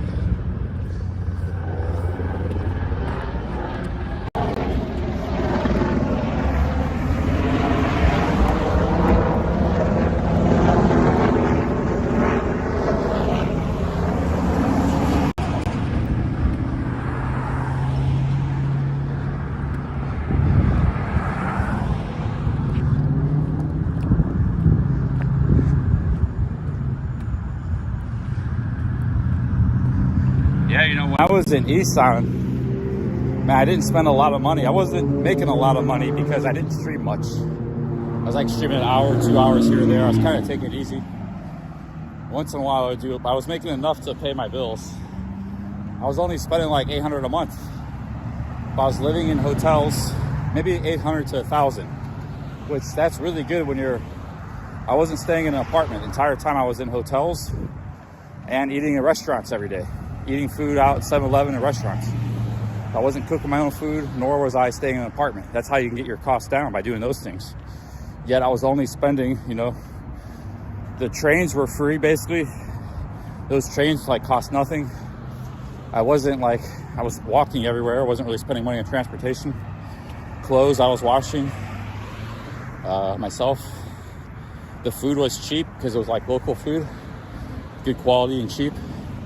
even though I was eating out. And the hotels were pretty cheap. In Burayama was like $10 a night, which is like $300 a month. Decent hotel in a nice neighborhood. And Surin was an expensive hotel, $600. They didn't have a lot. I really liked the place, but they didn't have a lot of customers, so I negotiated to $300 a night, like half price. Usually I don't do that, but I just find a cheap place. But they were really happy. They were going to give me the best room in the place too. It's like a 6-story hotel. It was a big hotel, and they were really nice. I like that place a lot. It had hot water in the shower, good for washing clothes. Good everything. I stayed Sur, and then I stayed in Ubon. That hotel, I believe, was 500 baht a night. A little more expensive. But I like the location because it was by a great park. I wasn't in Ubon that long, maybe 2 weeks.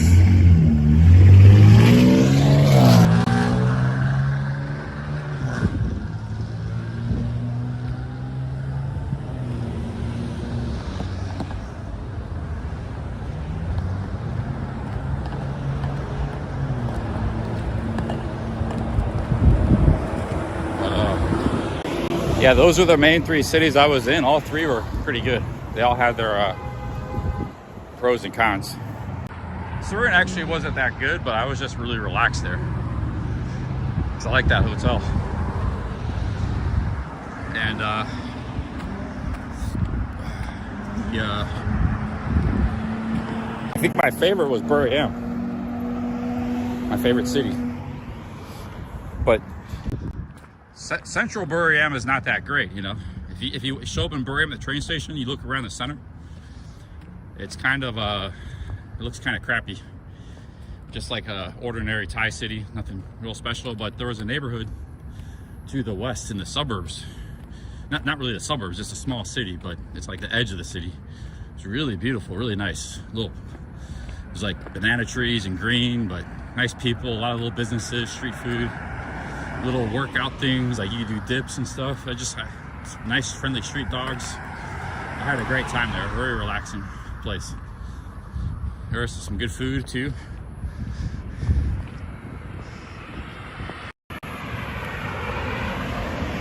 Oh, you're 6 miles away, so you're still in Fort Worth. All right, man. Well, I'm headed towards the Stockyards.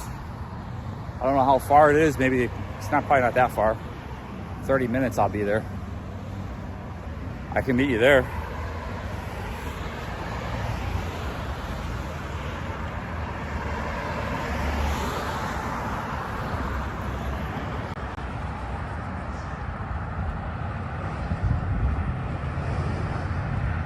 See, people don't walk in America because it's just too far. You know, like there's 1 million people in Fort Worth city limits, but it covers a massive area. It's like 380 square miles.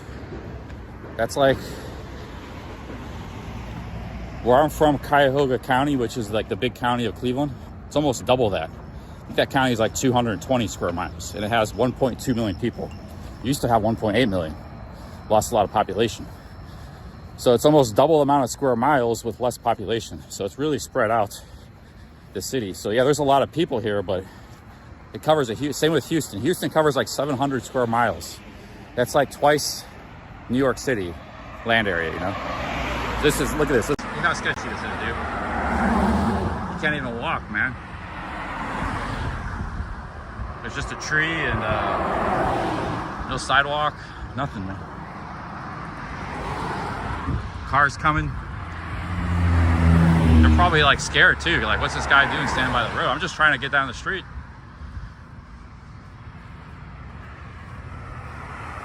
See, I'm trying to get by the street here.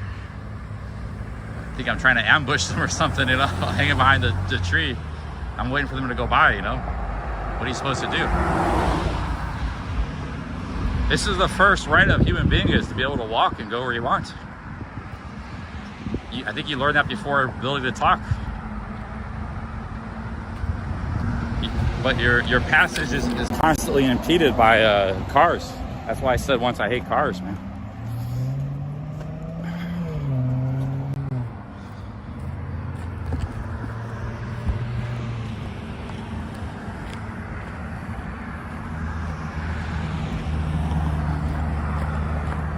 So yeah, like this is a city, and we already saw, like, we saw the downtown, we saw some south side look like a really cool neighborhood. This is gonna be cool, but it's just not built for people to walk. It's like everybody drives all the time. Maybe if you live south side, you could ride a bike and get around and have a good lifestyle, but yeah, nobody's walking this stretch tonight. Just me. I'll probably just get an Uber back. It's a long walk.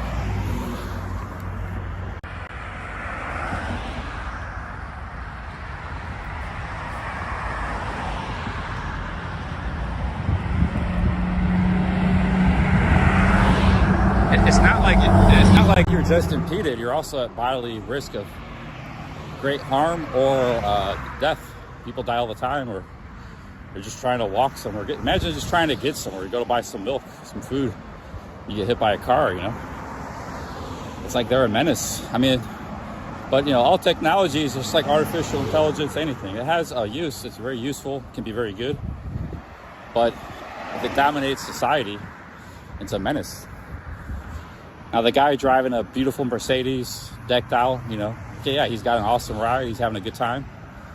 Not everybody has that car. Not everybody can afford that. Not everybody can drive. You know, so.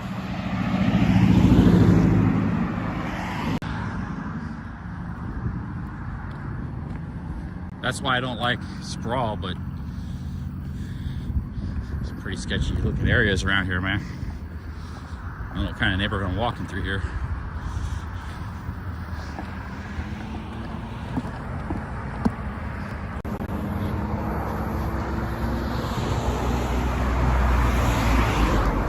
I think cars are great for the countryside and small towns. That's where they're perfect, you know, because people that live in the countryside and small towns, it's really, everything is far away. It's hard to get places, so it gives those people a lot of freedom to get places. But like in a big city with hundreds of thousands, millions of people, they're not really needed. It's like a backwards way of organizing a city. You can still have them, and you have taxis, delivery trucks, you know, cars, but they're expensive. It's gonna be expensive to park and own.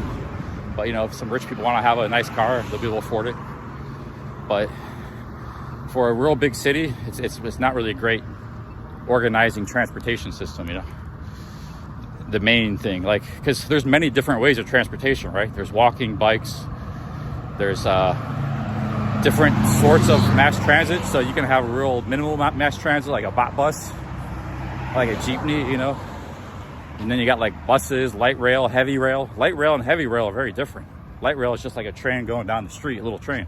Heavy rail's got like 20 freaking cars, can transport thousands of people just in one train. And they come every 3 minutes. So, you know, when you talk mass transit, it can mean a lot of different things. And all of these things can be solutions for a city. Like, they all can work. You see that sometimes in Thailand, like in Bangkok, they got pretty much everything working. They got cars, taxis, Uber, all kinds of trains, tuk-tuks, buses, you know. Why do we have to be just relying on one form of transportation? The car. That's, you know, that's one of my big gripes about America. But otherwise, I like a lot of things about America, you know.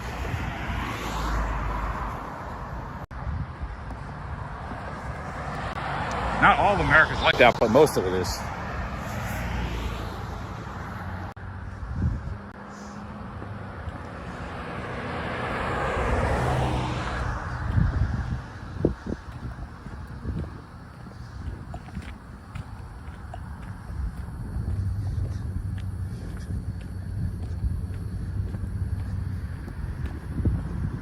Hey, yo, Jeff, Travel 169, big ups, man.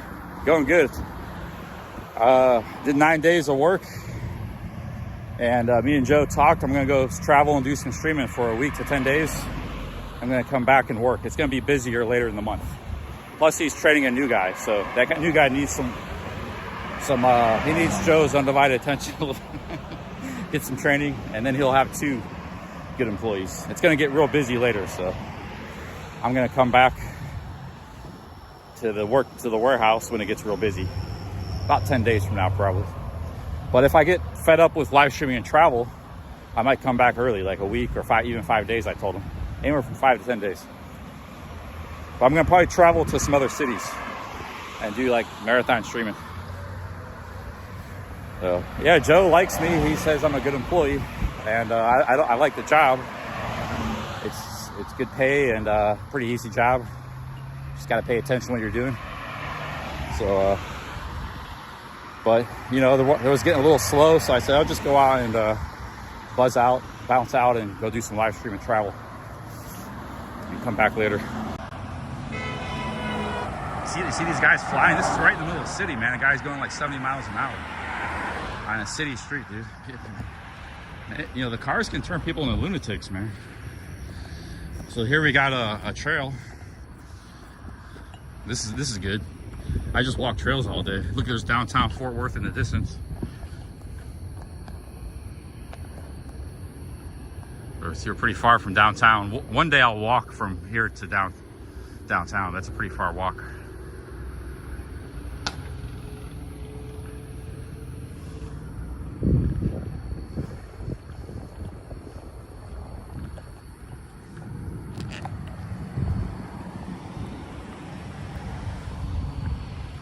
And the sad thing about America too is like, it's not just like if you know the history, and there's a lot of YouTube channels about this. We had all that stuff. We had great cities and transportation, and we had a great car industry and stuff. But like, the government and the corporations took over and just destroyed the other part of America. Because they wanted everybody in cars and buying them, and they wanted to dominate society, you know, and that's what happened. It took about 50 years, but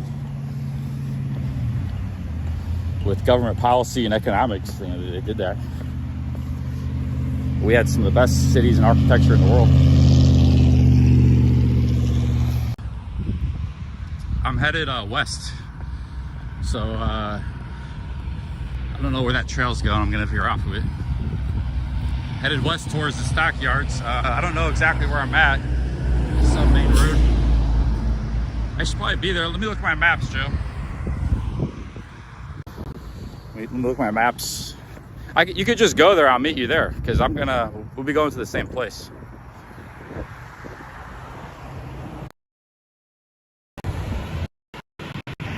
Yeah, Joe, I checked my maps. I'm not that far, like another 10-15 minutes.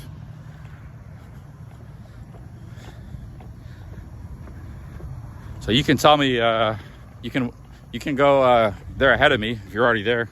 I think I'm about 10 more minutes walking to the Stockyards, where the Nightlife is.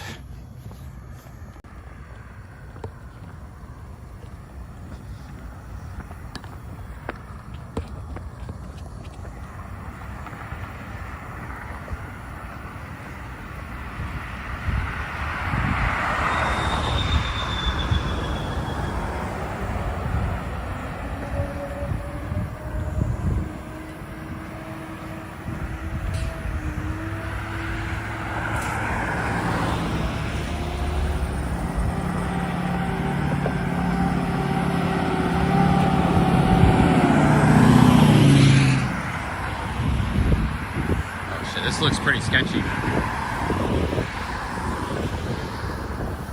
Look at this intersection here, man. First off, we got like this jungle here to my left. I'm gonna get an Uber back. Or Joe, maybe if Joe's there, get a ride with him. But I don't even see, where's the Stockyards at?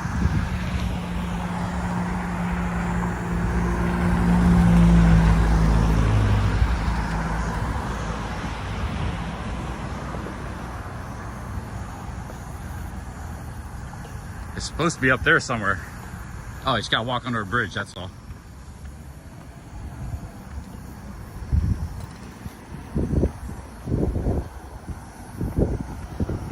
Walk through a construction site.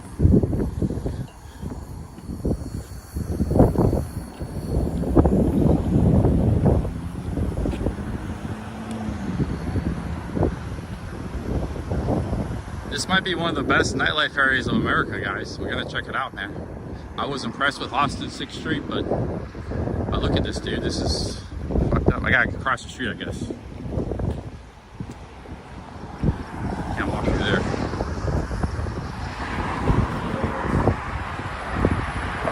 Probably should have took an Uber, but it's not that far.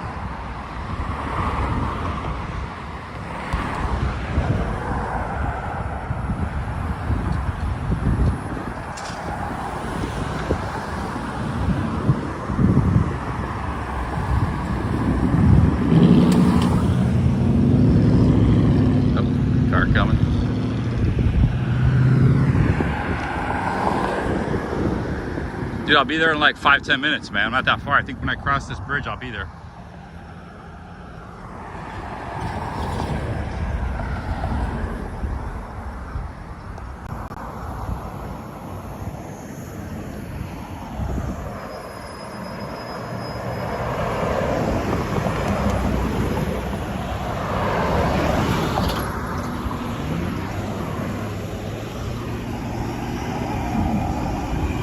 Coast is clear.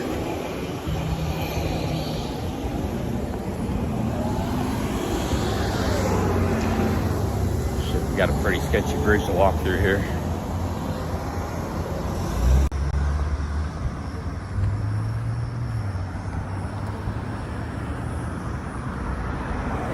You know what? I'm not scared at night. In these kind of situations, I've done this a million times on live stream, walking through bridges in the dark. People see me, they're scared of me because I'm the one that's out of the ordinary. I'm the one that's not in the car. This dude's walking around. I'm the one people are scared of, you know. I'm not, there's nothing, no reason to be scared of me, but it's just the first impression. Oh, this is really fucked up. Oh, we gotta walk through a jungle? Dude, I can't even walk through here, man. What the hell? Fuck it, let's go. No turning back now. But yeah, I'm not scared because, you know, people are scared of me, man. This guy's walking through a jungle on a bridge.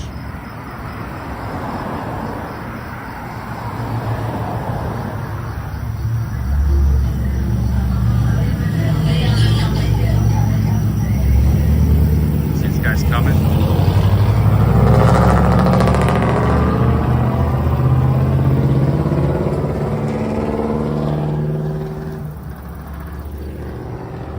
I just hope I can't see, there's no light, so I hope I don't fall in a hole or something in the ground. That's what I'm scared of. It's like pitch black here. The only reason I got any light is from the cars coming by. This is actually pretty dangerous because there's all kinds of shit on the ground. Fall in a manhole cover or something. Who knows what. See, you can't even walk in Texas, man. I'm trying to walk somewhere.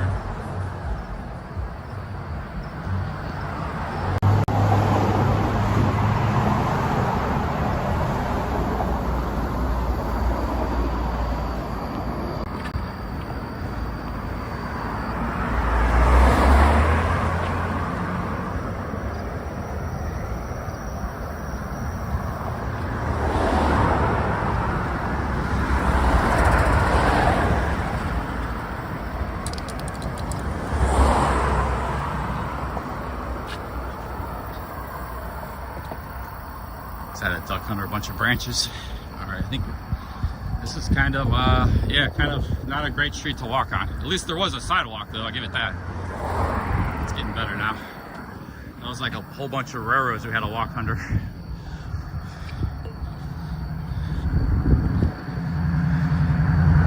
supposed to be nightlife somewhere.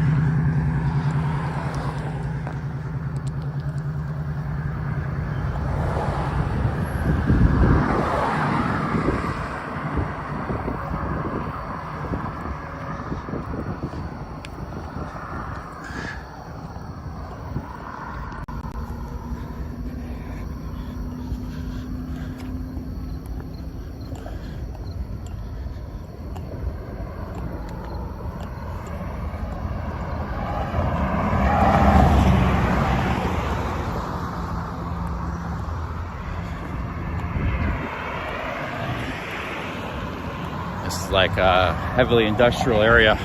I guess sometimes there is nightlife next to industrial district, so I guess that's what we might have here.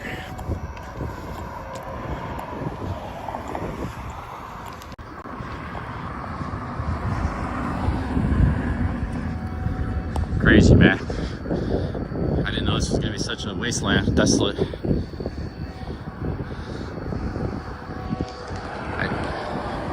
We should almost be there according to Google Maps, though.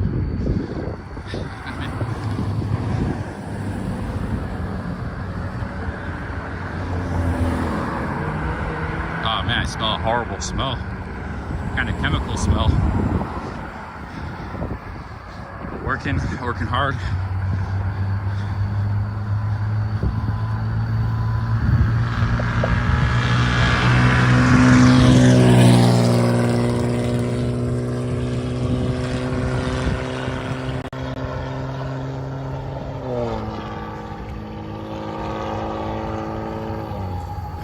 Starting to get hot again, sweaty. I was feeling pretty good.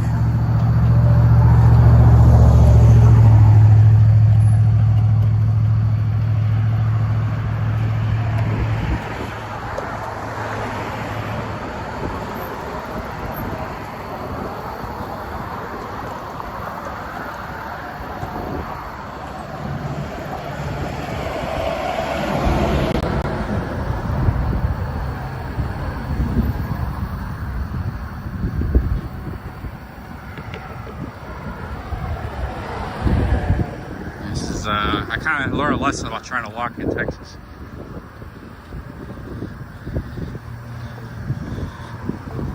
Sorry, though, it was kind of an interesting walk.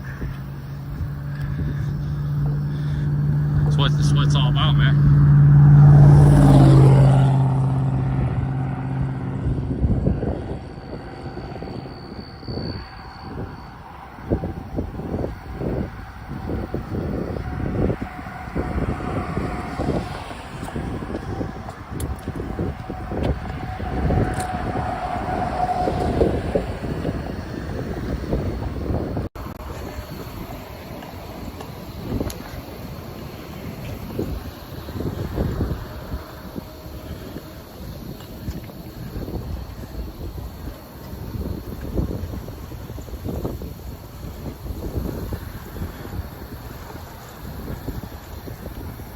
I didn't see Joe's message. I should almost be there.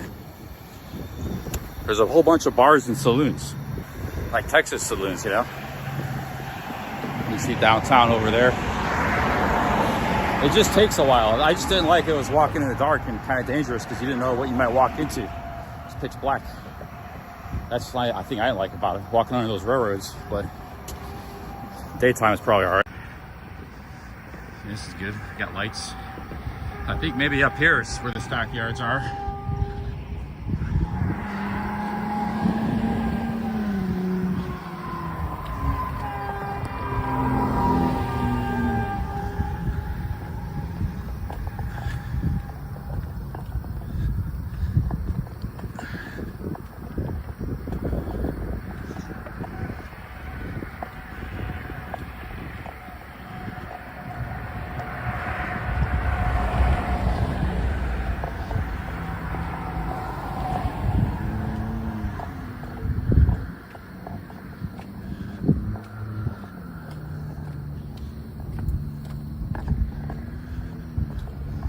See, what was Joe's message? I gotta scroll up. It's hard to read when I'm walking.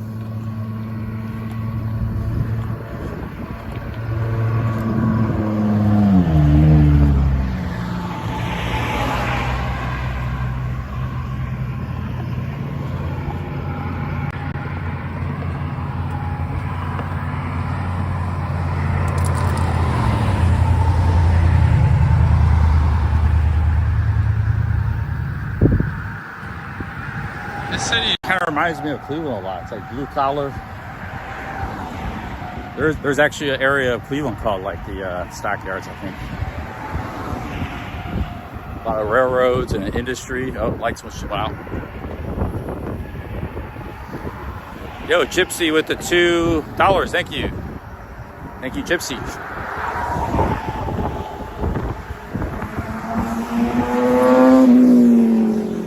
It's a very blue-collar city, I believe. I mean, it's booming. They had 440,000 people in 1990, and 35 years later, 2025, they got like over 1 million. Just in the center city, not including the suburbs, which probably even grew faster. So I don't know why it's like these places are booming so much, you know, but all of Texas seems to be booming. I don't know what's, I'm not like anti-Texas, I just don't see what's so special about it. I guess maybe they got a lot of, probably what it is, you know, they got some good policies, good tax regulations, but they got a lot of good businessmen. People like Joe. I'm dead serious about that. So like they had a lot of good entrepreneurial activity, create a lot of economic growth. It's just been a growth engine, you know, the United States. So sometimes economic growth engines happen in unlikely places. This is just like prairie land and stuff. It's like, if you're not drilling for oil or raising cattle, what are you doing here? There's really no reason to be here. There's no beaches or mountains or beautiful things, horrible weather. It's like a mix of tornadoes, hail. They get like terrible hail and tornadoes, and then like wicked heat. For some reason, this is like the fastest growing city in America, Dallas-Fort Worth.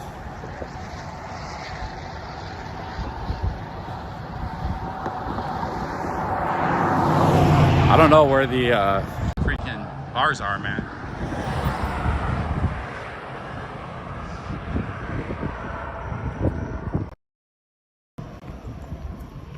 And over in Houston, they got hurricanes and floods and stuff. That's not any better. Maybe the only, I don't know if there's any nice places in Texas, honestly. But then you go to Wyoming, huge state land-wise, or you go to Nebraska, nobody lives there. South Dakota. It's like, I bet you some of those states don't have income taxes either, you know, but they just don't have probably the growth. Economic growth is like a snowball effect. So sometime long ago, you know, maybe oil was a bit of an impetus. The cattle industry has a lot to do with why Chicago, the meat packing, you know, became a big city, the railroads, meat packing. So they had some, you know, Sao Paulo, Brazil, the economic capital of Brazil, biggest city in South America. They got their economic growth rolling with coffee, you know. So sometimes, some decades ago, the ball got rolling here. It never happened in South Dakota or Wyoming, but it happened here. But geographically, they're not that much different, other than a little bit colder. They're colder there. They get more snow and stuff. But, you know, it can get cold here too in the winter. But it's also less hot up there in the summer.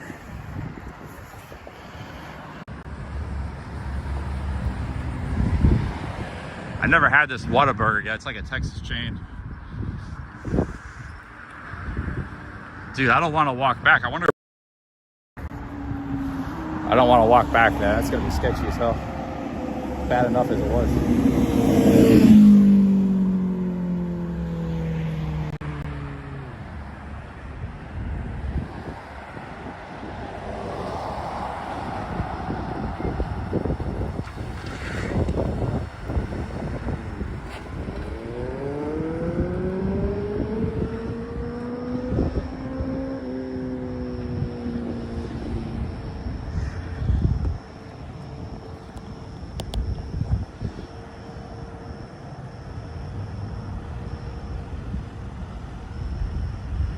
Okay guys, we're by the Exxon station. I'm starting to get swamp ass again.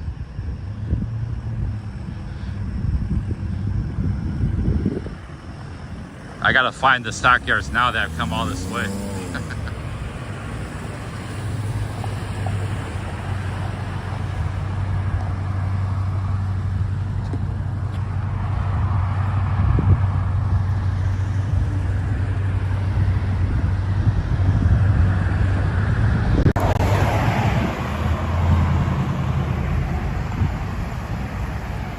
All right, probably at this intersection, if we walk somewhere, I think, I don't know, man. Now I'm kind of like, I've been a little bit demoralized by it. I'm starting to get tired, a little bit demoralized by that walk.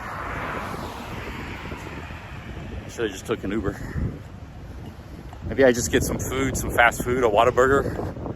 Joe, if you want to meet, Joe's probably, I don't want to. Yeah, do your thing, Joe. I don't want to send you on a goose chase. I'm fine. I'll just I'm gonna maybe get some food. That was one of the reasons I came out. Most of the bars were closed. It was more like, I think a lot of them open tomorrow. They're open tomorrow. They're for the weekend and starting tomorrow.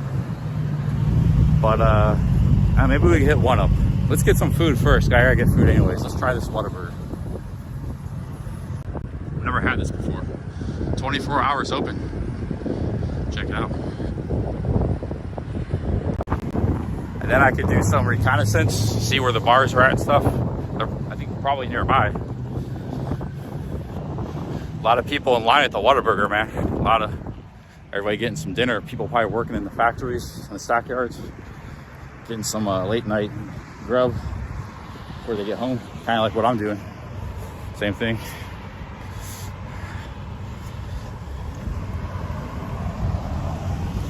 I've never been. This is a famous Texas burger chain. I've never been here before.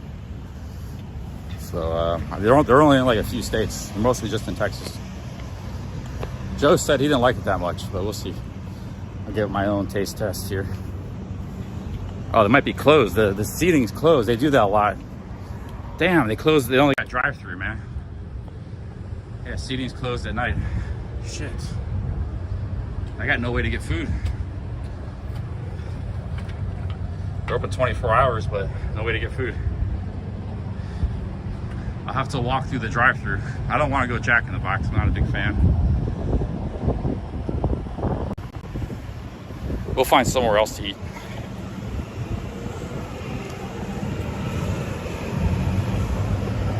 Hey man, you know where the bars and Stockyards are? Down that road? That way, but the bars, you want to go down this way, straight this way. Straight? Okay. It's right there down the road. Okay, cool. You need a few bucks? Huh? You want a few bucks? Yeah, I appreciate that greatly. I think I got a few bucks, yeah. Shit.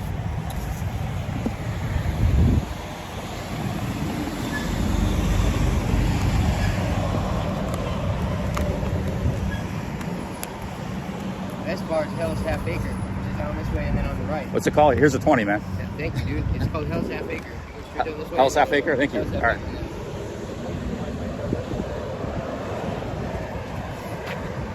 yeah. I gave him a 20, man. Because he helped me out.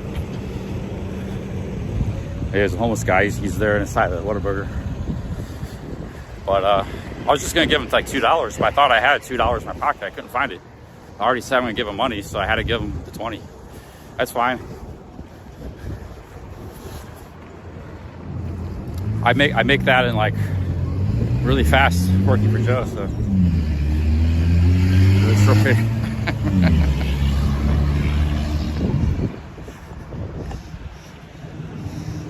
Yeah, I mean, the guy was nice. He helped me out. He just told me the best bar to go to, Hell's Acre, he said. Let's go here.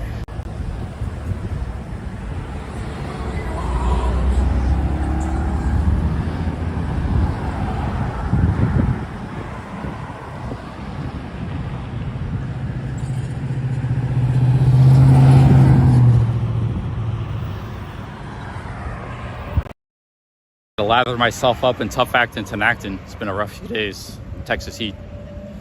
I get back to the hotel. I think I gotta go. If I'm gonna go anywhere, I gotta go to like a nice climate place, man. That's one thing about Mexico. It's always like 70 degrees. Yeah, these lights. It's hard to cross the street.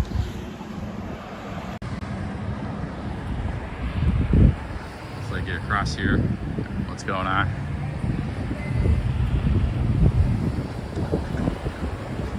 Okay, guys.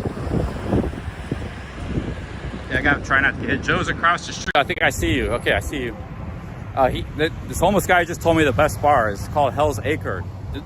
Did anybody hear in the chat what he said? Yo, what up, Joe? What's up? Got a camera pointing at me. What, you been out here in Fort Worth all night? Okay. It's my boss. He just showed up. This is where I say goodbye. All right. I talked to you. See you, Charlie. Hey, what's up? All right, you can watch us. Man. We'll be streaming. I just saw this homeless guy. All right, He I'll said talk to you. the bar is Hell's Acre. Okay. You hear that? We could go there. Yeah, that's cool. You get a haircut? The popo right here. No, I didn't get a haircut. No. Oh, police. Yeah, watch out for the police. I'm cool. I'm not driving dirty. I heard you say you were hungry. Yeah, a little bit. Me too. There's some restaurant over here that looks all right.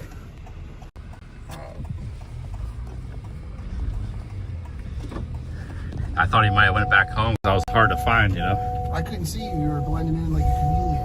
Really? I looked, but I couldn't find you.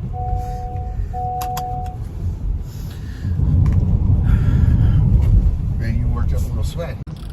Yeah, it gets when you start walking. I felt good at first, but See, here's the bars, guys. Here's the Stockyards bars. There's a whole bunch. There's some ladies down here standing outside this bar up here. Oh, yeah? Yeah, there's like a little section. I've been over here to eat before. Oh, you've been here before? There's a place over here where I think they have like an indoor cowboy roping or some shit. I don't know. Yeah, this is it, guys. These are like Texas saloons and stuff, man. This is called Nightlife area. Cattlemen's. I think I ate over here at one of these places. I'm hungry though. Yeah, all right, let's get some food. I'm Just too. gonna find a place to park. Where you park anyway? Okay, I need somebody to repeat what the homeless guy said. 8 to 6. What All right. bar? I want to go to that 9 to bar that he 3, said it's really Friday good. through Saturday, so we're okay here. Just can't hit the Rams.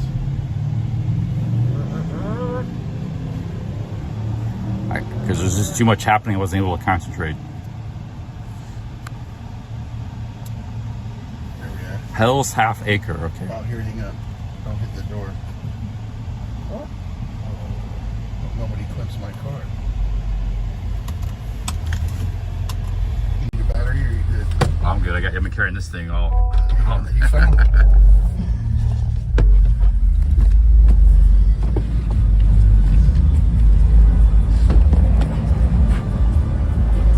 All right, guys. Made it to civilization, man.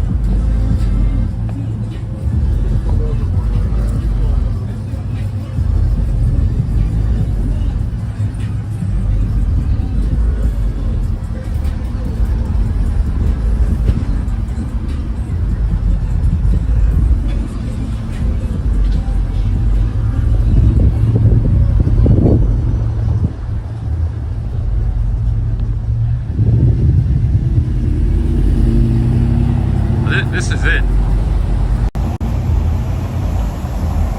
There are some hotels in this right around this area, but they're like 200, 300 a night. So I had to get somewhere further away.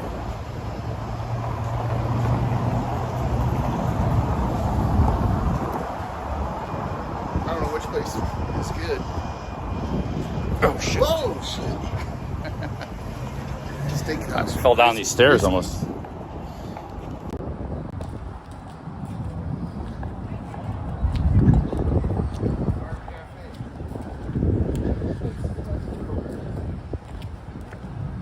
Right there? Is it open?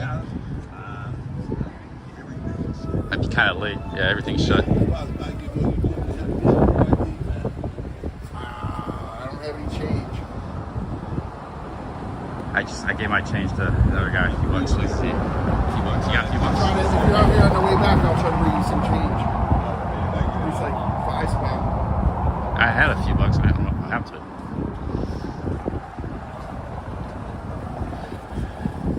Everything's probably closed. It's too late for restaurants.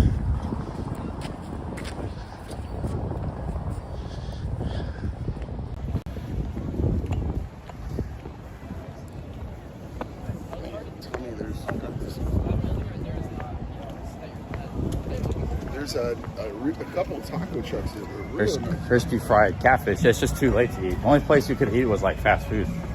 Whataburger. Maybe some of these bars were serving food. That's probably the only shot. Chicken wings or something.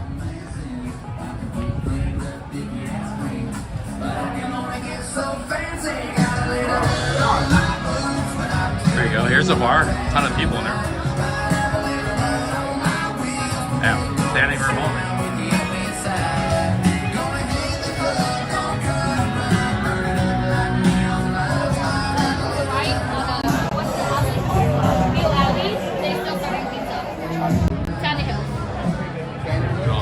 They close at midnight. And so because this is the same owner, you can bring your food in here. Yeah, walk down and you're gonna see an alley on your right side. It's gonna say Neo Alley, and you're gonna see the dining house and the pizza shop is right there. I need myself a cold beer. I think we need a cowboy hat.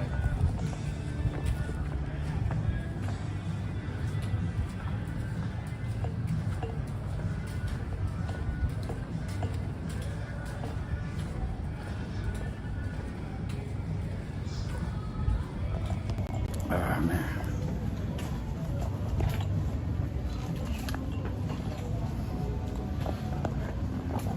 What you been doing, man? Hanging out in Fort Worth? You dropped me off a long time ago. Maybe you went and picked up that lady. I only got a massage. Oh, okay. He said you needed a massage. shower. You look like you can actually tell when somebody's had like a massage or sauna. You have a different look. Well, I'm clean because I took a shower. You're cleaner, more like relaxed, and just like you've been. You know, you can tell when somebody got a good massage.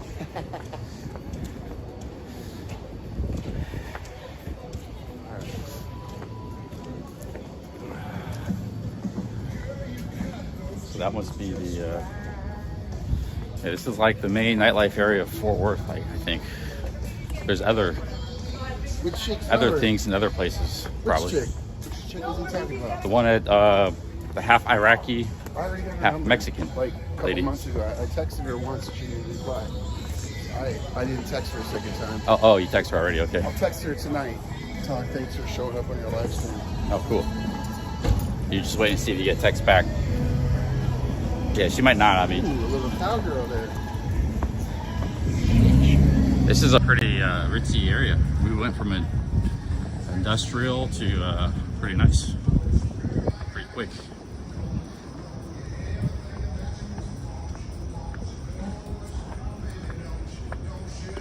I'm starving. Place ain't open, it's closed.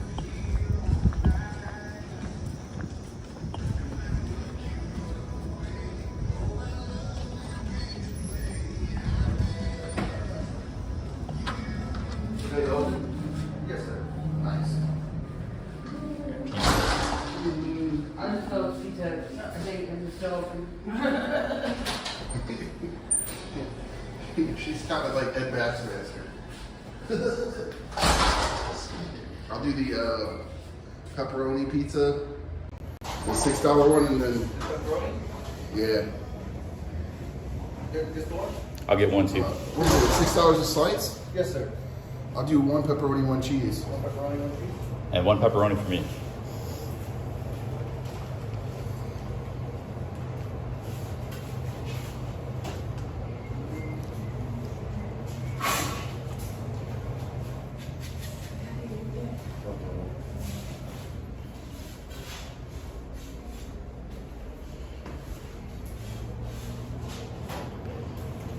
Yo, what's up, Robert V?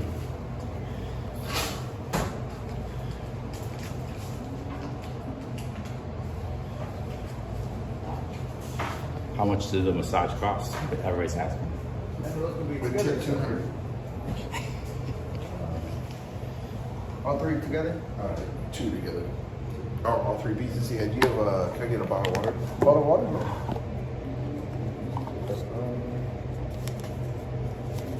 I got you. The cheese, two Oh, pepperoni, thanks. and a bottle of water. You want something to drink? I'll wait to go to bars. It's gonna be 22.70. And then you can tap it. Okay. And then if I can just get you to sign down the bottle after I ask whether or not. Hey, Robert V with the $5. Yeah, Joe picked up the pizza. Thank you, Joe. Thank you, Robert.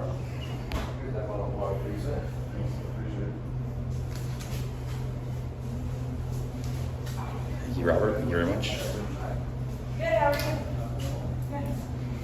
Super chat. Pow. You don't have the Street Fighter look tonight. Now you look more like me tonight. I need a haircut. Supposed to get a haircut today, but it was busy. No, I didn't get laid off, nor fired, nor did I quit you. Got it.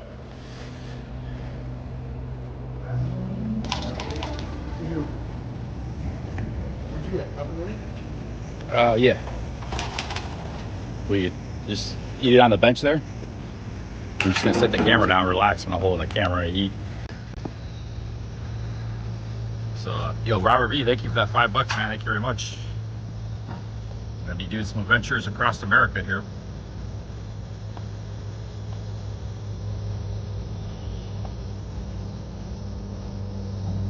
Pizza. Looks pretty good.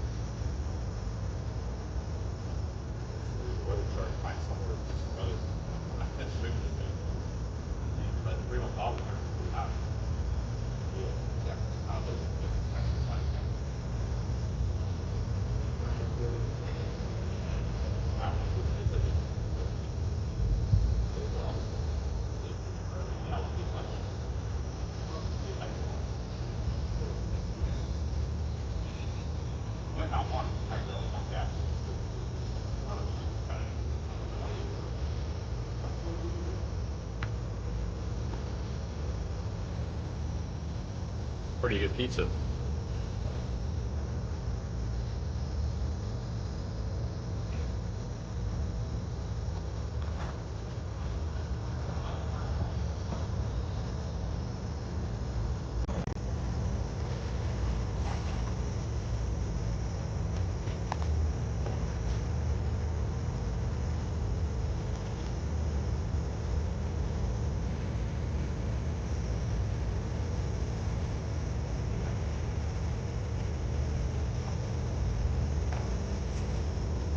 We have options.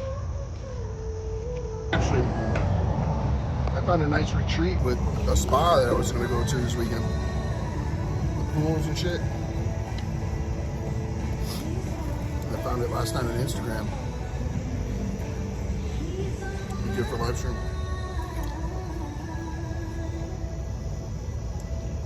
And for relax.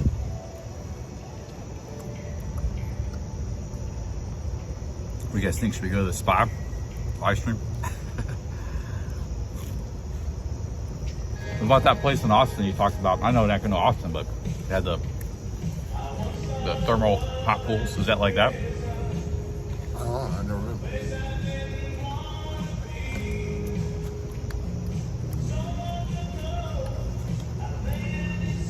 Yeah, that's what they say. I look like your grandpa.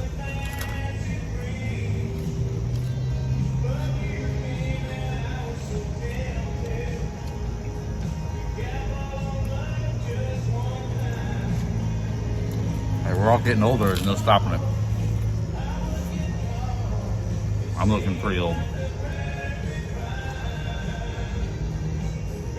I showed Joe a picture of me when I'm in my 20s. It was my ex-girlfriend's. Today, on my computer.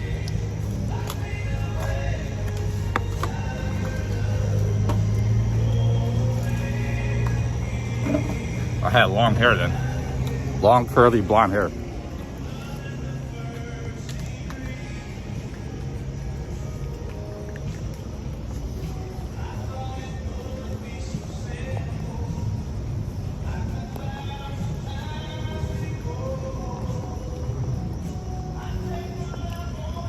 Hey, what's up, bird dog? Why are you disappointed?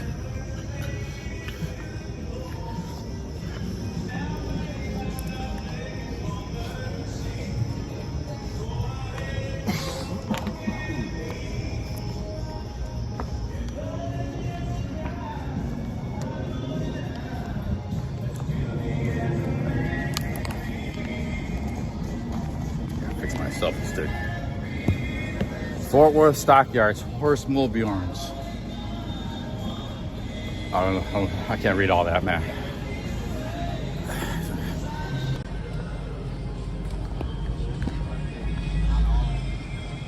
I'll read it tomorrow, next time I come here, if I come back tomorrow. This is like shopping, restaurants, and bars. This is a little, this is high end. I bet you at one time it was like rowdy, but the bars still look pretty rowdy, like when we walk by. Oh, so they have cattle on the street? So I might come back here tomorrow before sunset. I might spend like all evening here. Because they have cows walking down the street and stuff. Horses and cows.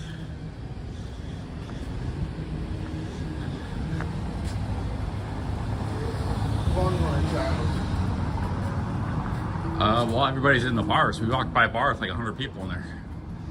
So he said you want to go back to that bar?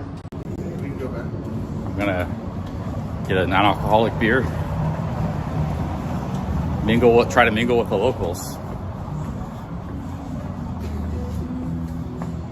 We're gonna fit right in. Like a square peg in a round hole.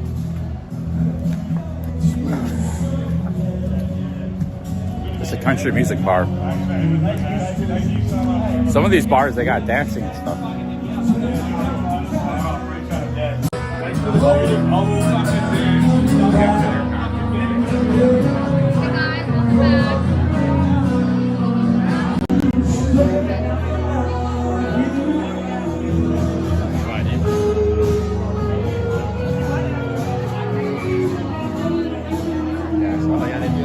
have dancing.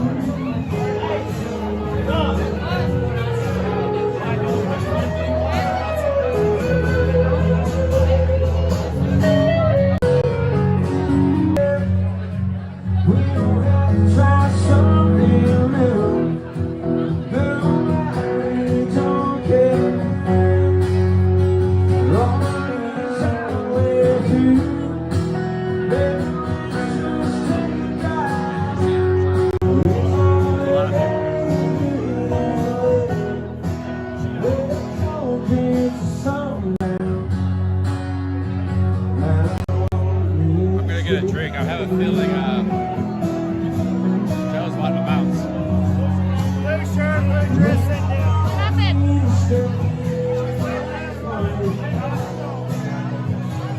You want a drink or you want to bounce? Huh?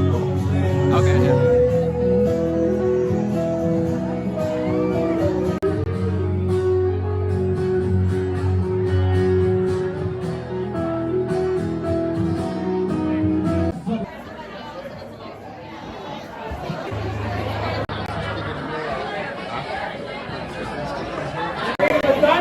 I think a lot of the bars are closed today. This is one of the few that's open. Like tomorrow, there's a lot more open.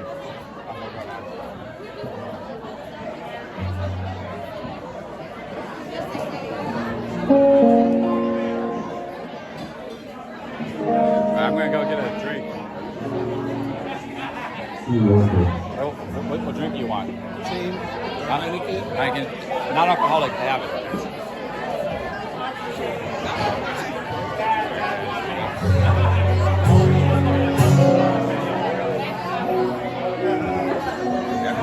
Everybody's got cowboy hats here and stuff, so I believe what that guy said in the chat earlier.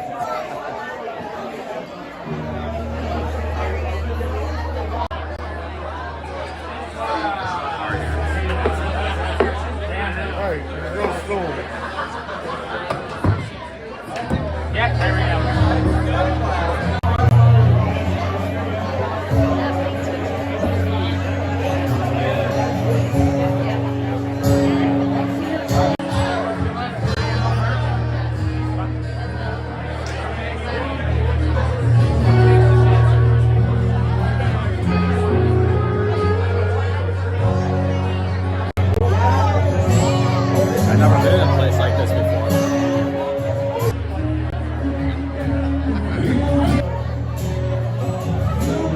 Exactly, he says, Mickey, exactly 9 years. I'm 4.5.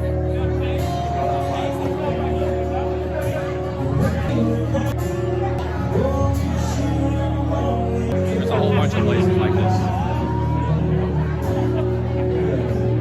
But they're not as many open on Wednesdays.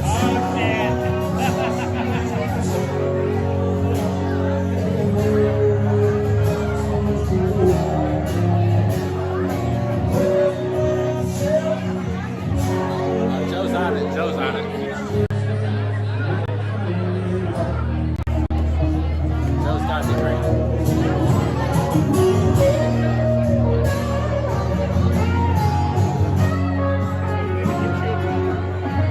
Like on the YouTube channel, you go. Yeah, this is the first time I've ever been like in a Texas saloon. Different.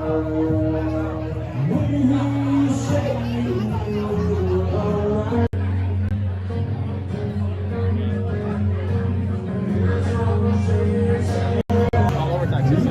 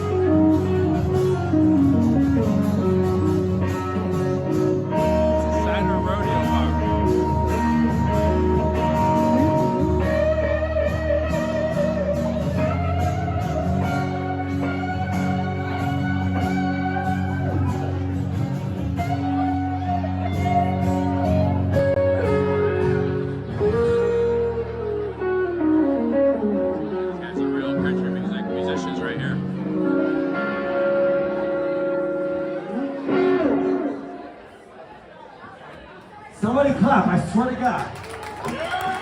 It's the easiest. I love it when we get tips. I love tips, but that is free,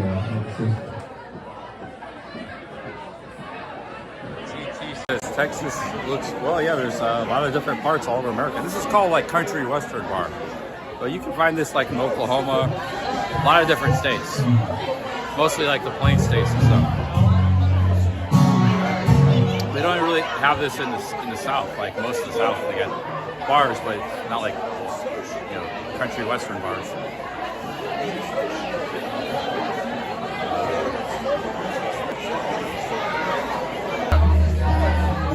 I've never been. I'm gonna sit by the bar. It's been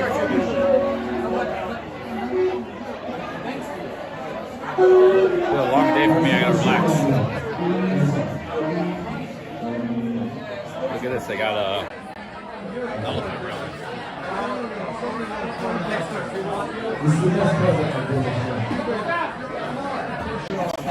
Yeah, Texas is kind of strange, man. I've never really been here much at all.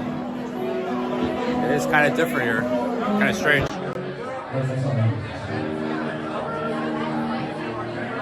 You really take that cowboy stuff seriously. It's not just a football team.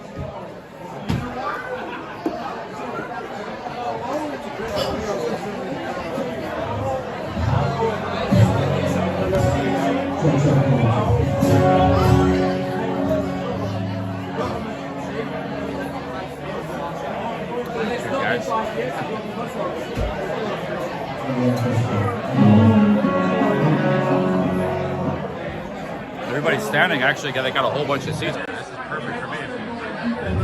So I can just talk with you guys and be a bar stool fly. Got the music in the background. Maybe some pretty ladies will be walking by.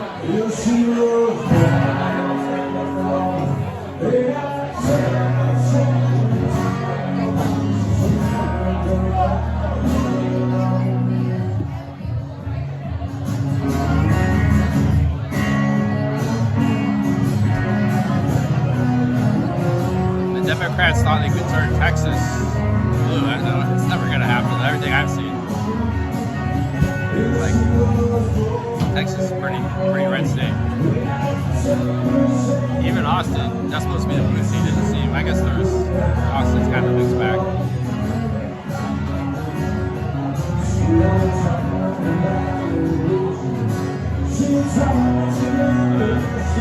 There, just in there.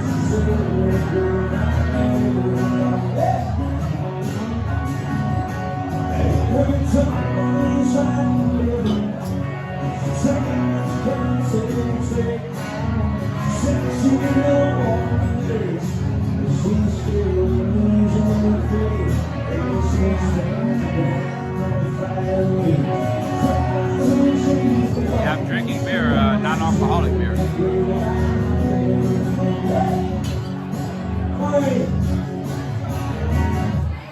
Jeff likes it better than potato.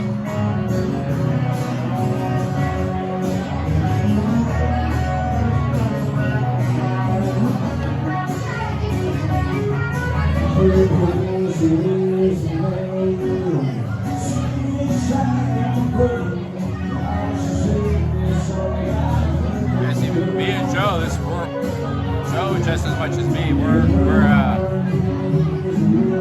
from the north, like cities, very different element. So it's like good fish out of water here, you know.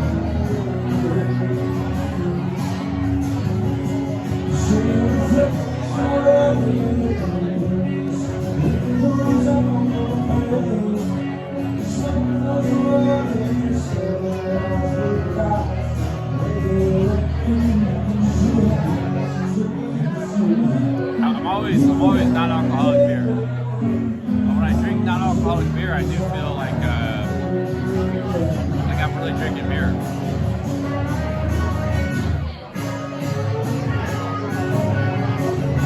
Yeah, Shiner box.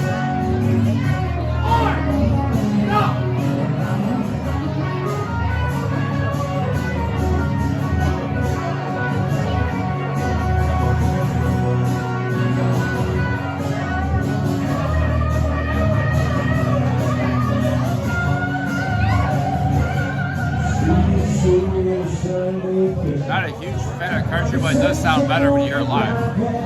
Those guys are pretty good.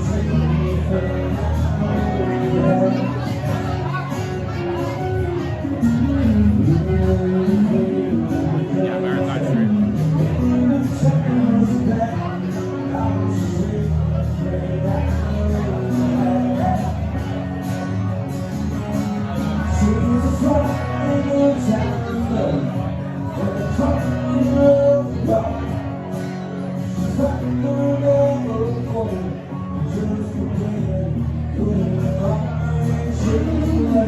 Lone Star or Pearl. I think Harold Baldwin made a vlog in Texas once. He drank some of those beers. I never even heard of those beers.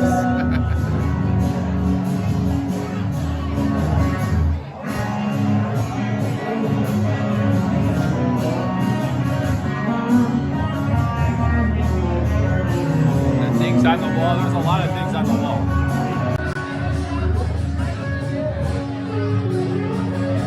But there's like 15 bars in this area just kind of like this. This is just one of many. But this does seem pretty popular.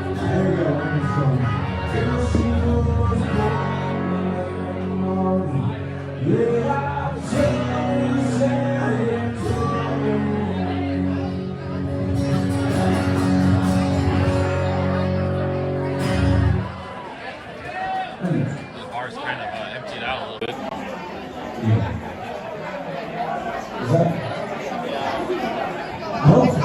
Let's go. How do you like this beer?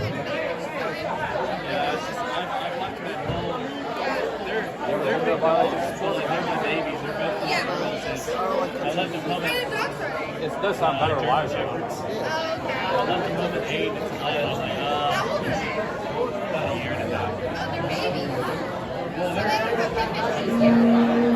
Is that Fresno? Somebody said they wanted to see this stuff on the wall.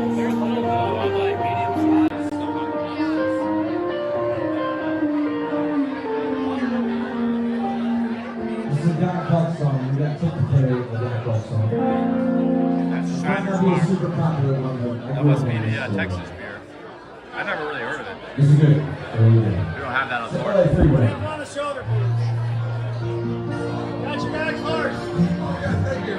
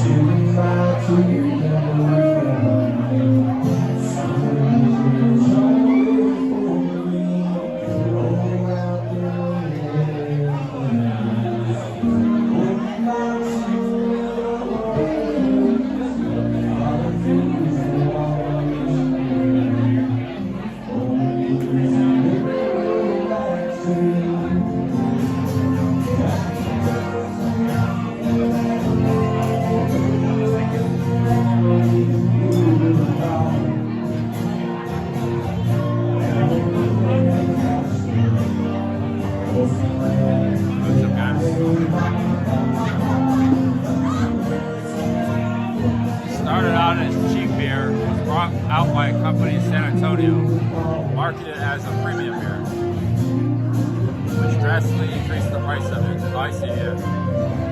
It was like it used to be a lot of different beer brands in America, like a whole bunch of them in the Midwest. I forget the names of them. Most of them are pretty awful. Like, you know, Miller and Busch. Those are just like the last beer brands of hundreds. There used to be hundreds of beer brands.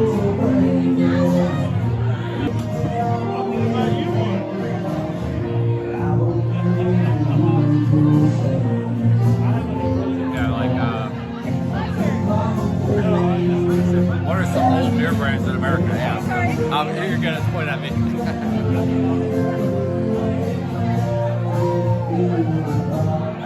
Like, what was the name of some of those beer brands? I can't think of them. A lot of them from like the Midwest. Somebody in the chat should know.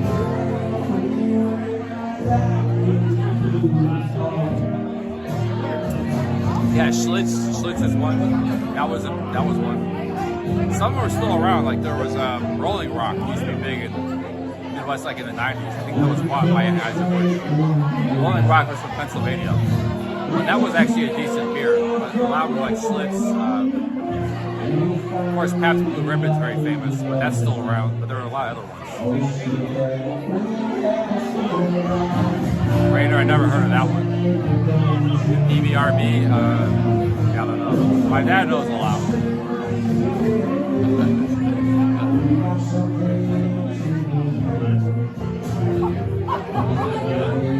Some of them stopped, prohibition. So even an older person would know.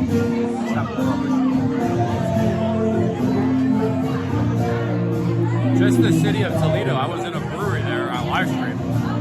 Toledo is west of Cleveland. Not that big of a city. They had like 200 breweries because there are a lot of German immigrants there. Like 200 breweries just in that city. Like 200 types of beer. Coors is still around. They're a huge brand. They're from Golden, Colorado. Yeah, we're talking about like both their brands.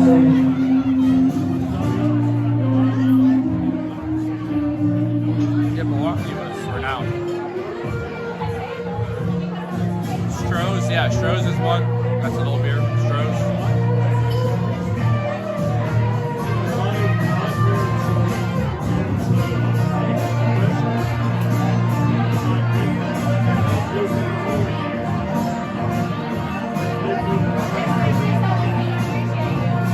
Schmitz, I never heard of that. Yeah, there's a lot of them.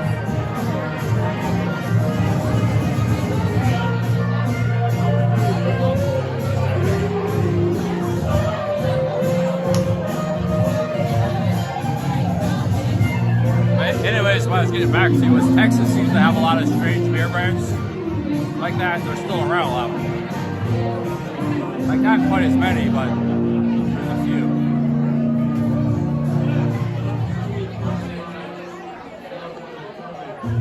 Mickey's, I remember that one. It had I think that's still around. It has the beer. It had the Bumblebee. Mickey's had the Bumblebee label. Now, like, here to sort of Dos Equis, that's a Mexican beer. You see a lot of Mexican beer in America. But American beer is not that good.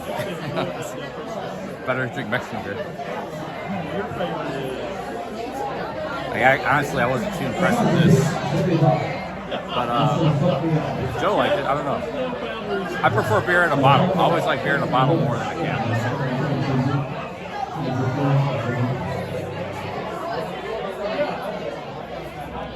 Yeah, Mickey's, that's a blast from the past. It's like a green bottle. It's a little green bottle with like a bumblebee on it.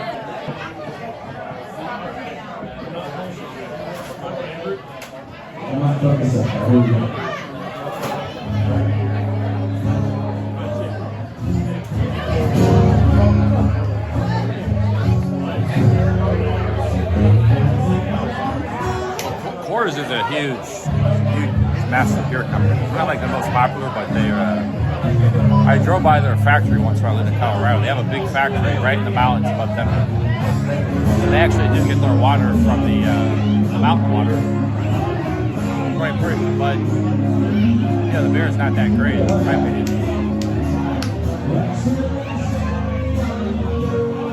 But there are some like microbreweries and stuff. There are some like decent beer brands. There's a lot of beer brands in America, but most of it's not that good.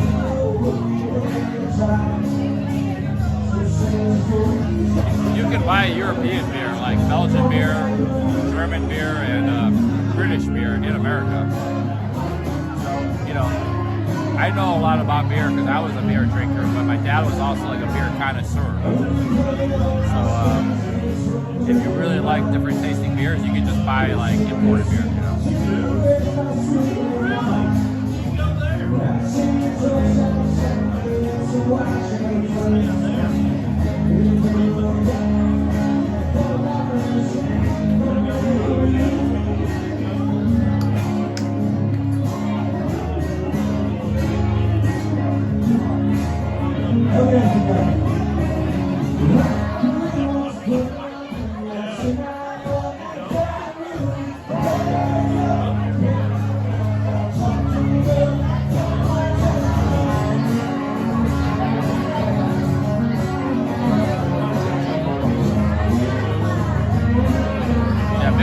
go around, they're still pretty big. But a lot of those, Michelob's not very good.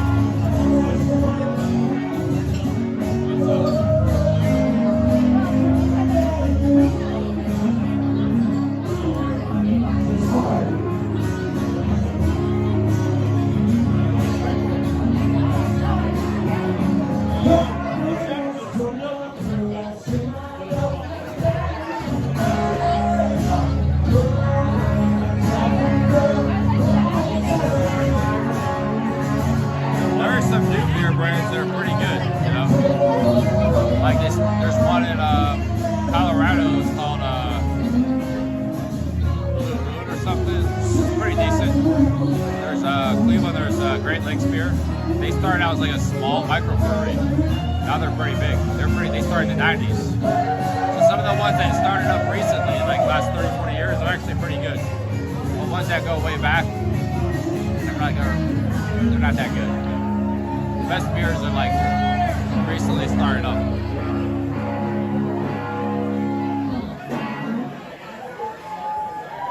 Yeah, it's great time.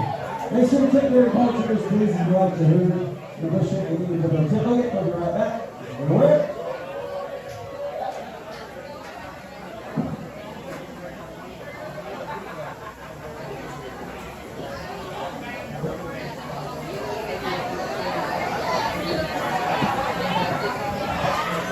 I'll probably be back here tomorrow. I want to see the cows in the street walking around. I'll come back here before sunset. And yeah, maybe hang out all night. See, if I was a drinker, I would just drink a lot. Back in my drinking days. And then I'd probably have a lot of fun. But it's hard to do if you're not drinking. I can hang out all night, you know, if I was drinking. But I'll do what I can do.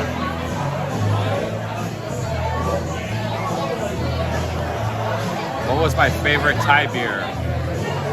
My favorite beer in Thailand was Heineken. I know that's not a Thai beer. Beer Lao was pretty good. I actually kind of like Chang beer. Chang is Thai is elephant. Hey, pretty good. Like Chang Draft is actually pretty good. Everybody doesn't like Chang, but if you get Chang Draft, sometimes the Go-Go's have it on sale. It's pretty good.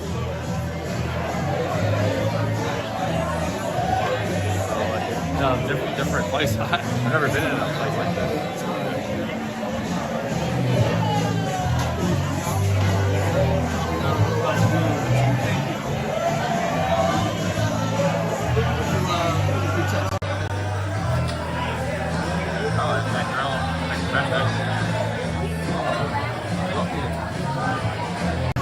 Dang, that girl at the bar texted Joe back before.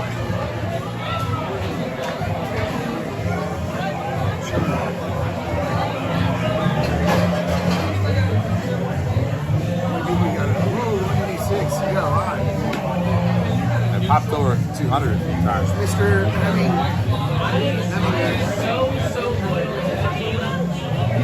I'm so loyal to tequila. I don't know, this one guy, that one guy, I don't know, there's a couple of nice girls in there.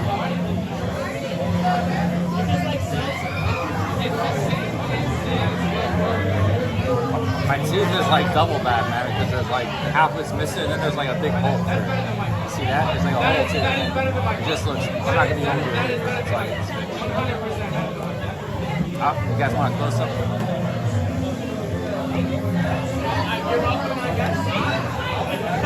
So it's like, there's a hole and then another hole. Right?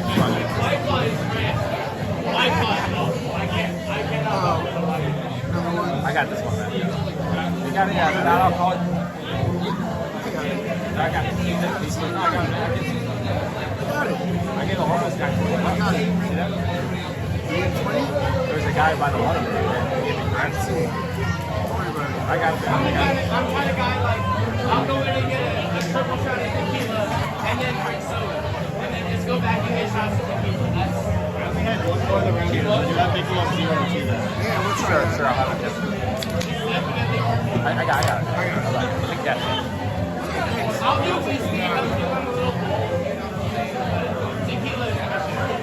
Somebody mentioned Michelob. I got the Michelob all day. You get the I'm not picky. If it's alcohol, I'll probably drink it as alcohol. I never had this one. Michelob Zero.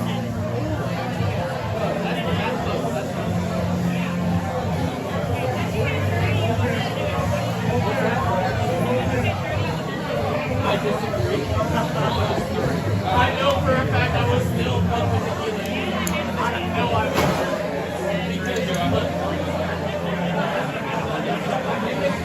$5 a beer. Not bad.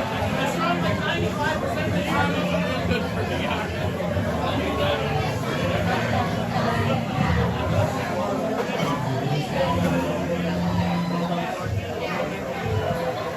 I think you can.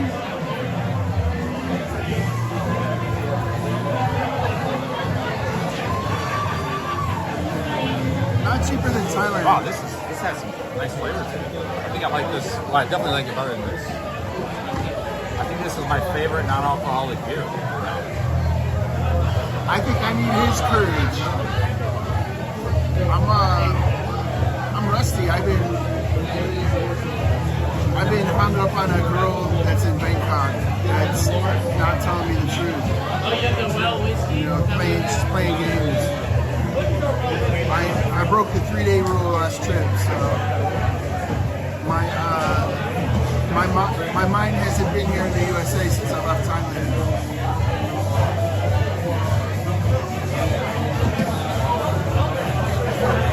So his heart's a little bit heavy for his last Thai girl he's with last trip. Back in May, April. Bill West, always mean, never nice. Yeah, I didn't hide from Ricky drama.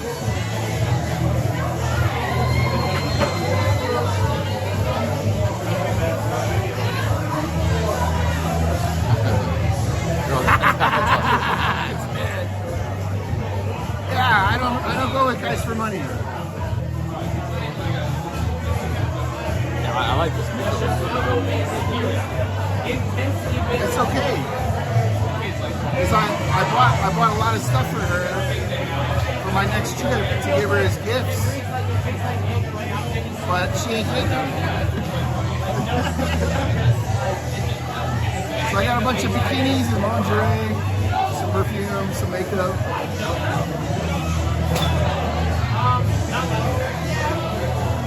About this. It was bigger than you were. This is about what we did. Yeah, if you can get to Thailand right now, Thailand's good right now. There's a lot of girls and no guys there, no customers. I could not drink in that environment. I couldn't do Is this the shirt competition now? These are Joe's shirts. I'll work in it. That's fine. I'm getting paid for it. Why wouldn't I? I tried the bikinis on, but they don't fit real good.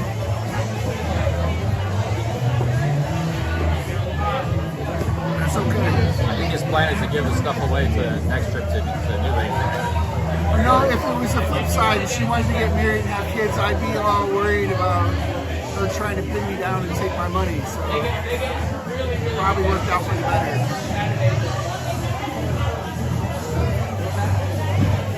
Life's not easy in the warehouse. You need that attention. Ron's not a bad looking guy, so I'll take that as a compliment. Yeah, 1,000 is what I'm hearing. Yeah, prenup didn't work for Kevin Costner too well.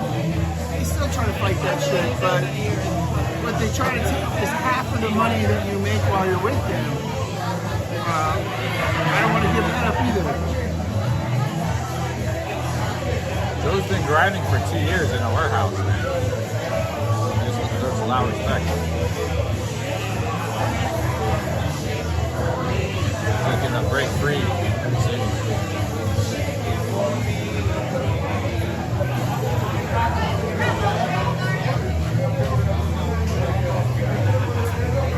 A new guy doesn't live here.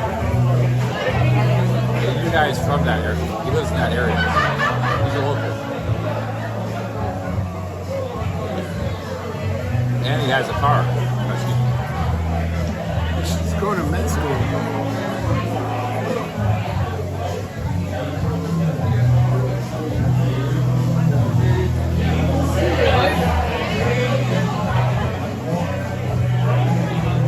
There's a girl with some blue jeans, shorts on, and sort of pretty brown hair. You might go get a spot by the dance floor. Charlie's actually really tall. A lot of people don't mind him. He's taller than what I thought. We're about the same height. Yeah, a lot of people they said they thought it was like by the camera. Yeah, I'm 6'2", so.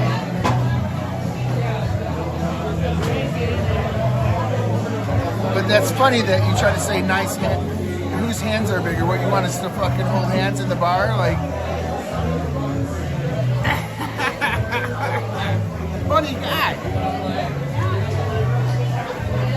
You gotta go lose it cool. I love it. If you need something, jump down to the street. All right. ATM, there's one outside.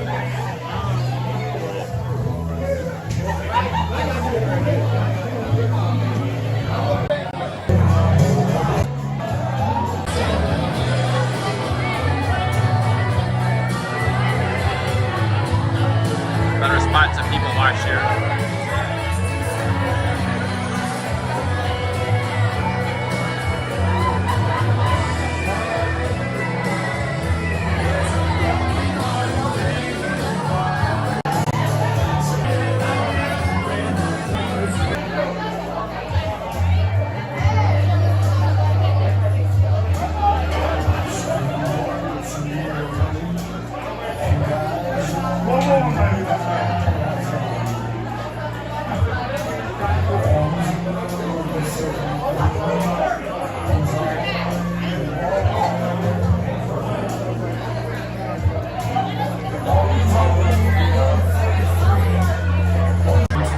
For some reason, I think Texas is kind of like America, like what it was like in the 70s or something.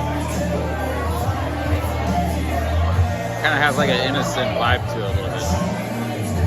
A lot of America's lost. That's why I kind of feel about Texas a little bit. Damn, gorgeous women walk by. Unfortunately, the camera pointed in the wrong direction.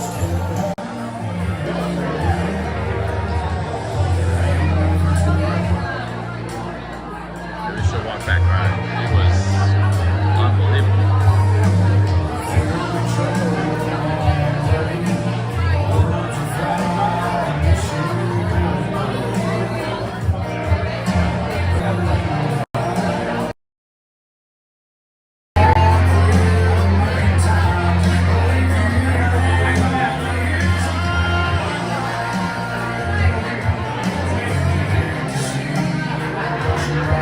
Not as crowded now, so you can kind of feel. But it's still crowded, it's kind of uncomfortable.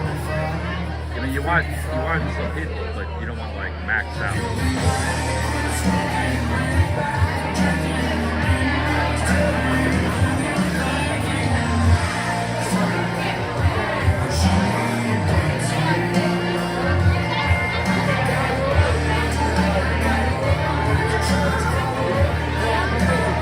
I'll show you guys that one.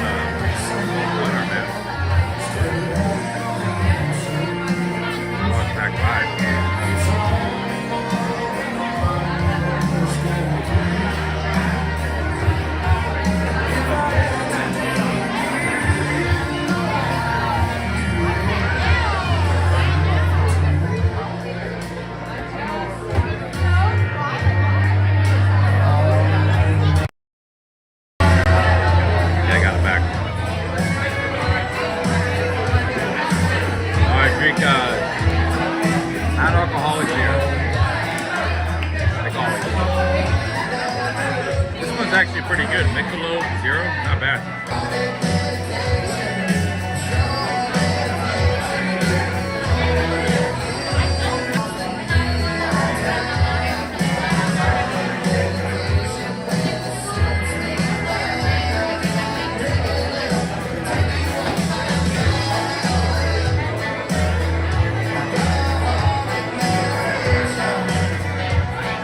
It has 29 calories. I don't really care. I say the more calories, the better. It just means like it's more food. You're getting more bang for your buck.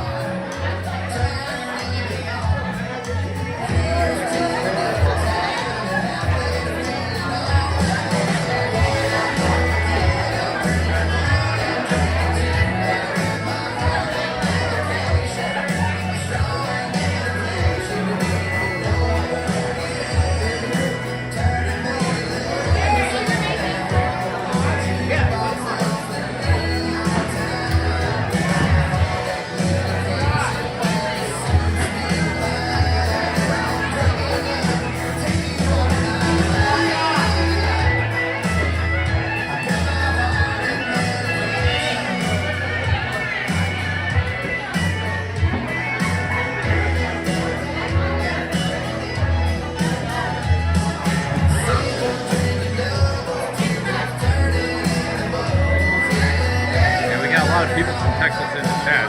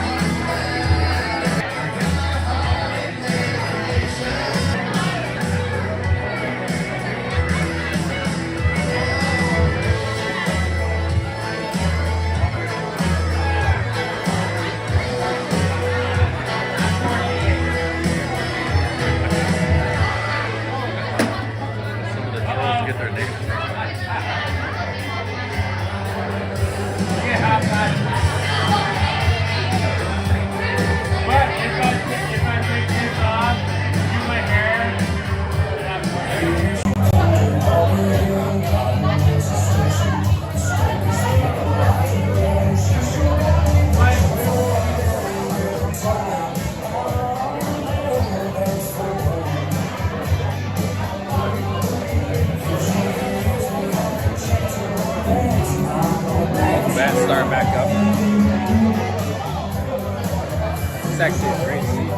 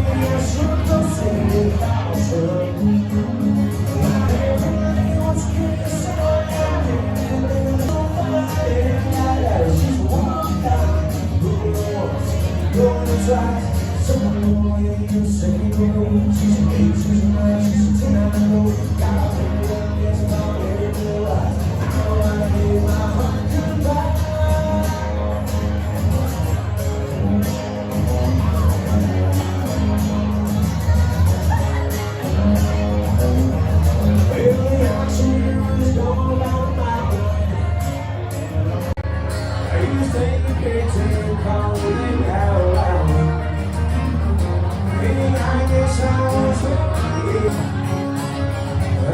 Come on.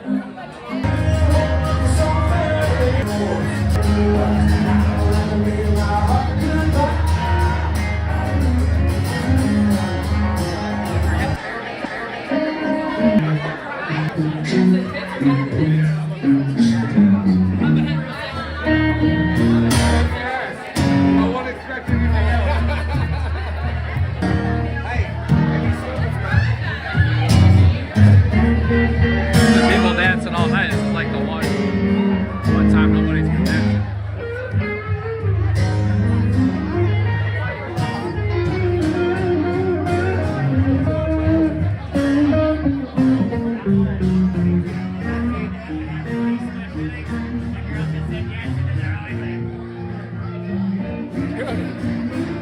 They said the connection's bad.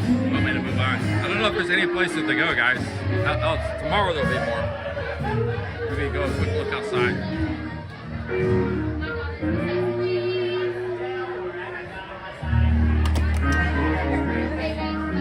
It's a nice t-shirt too.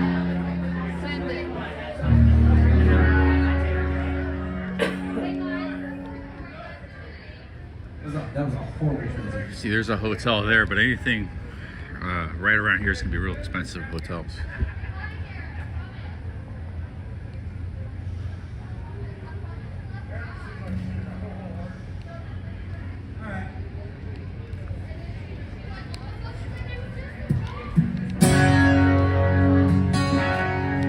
The White Elephant Salute has got its own Fort Worth's most famous gunfight took place here in 1887.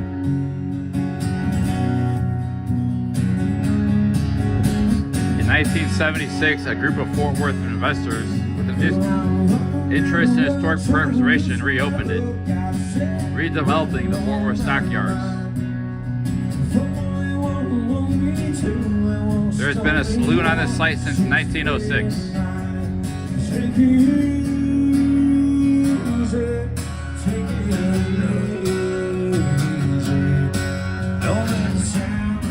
But there's like there's a bunch of places like this, but a lot of them aren't open. They're open like Thursday through Sunday.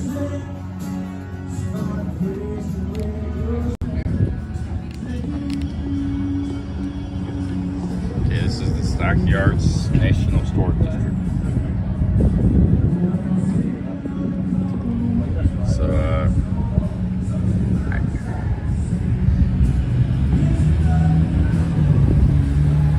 pretty cool.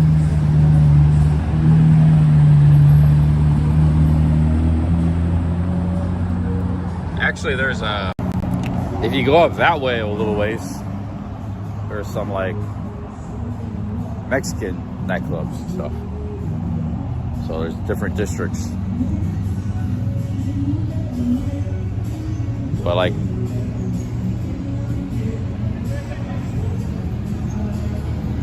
well, it's past midnight. I'm getting pretty tired. But the thing about like say a Mexican nightclub or a Latino, same thing in New York. They'll have like say a Colombian nightclub or something in Queens. Or when you go there, if you're not like from that ethnic group, kind of like fish out. You can go like in Colombia and go to a nightclub, or in Mexico you go to a nightclub as a foreigner. That's fine. But when you go like, say you're in America and you go to like a Mexican bar, nightclub, it's like rural locals, you know, place. And then you go there as like a white guy or something. It's just kind of weird, man. Kind of weird. Yeah, a lot of those places in New York and stuff.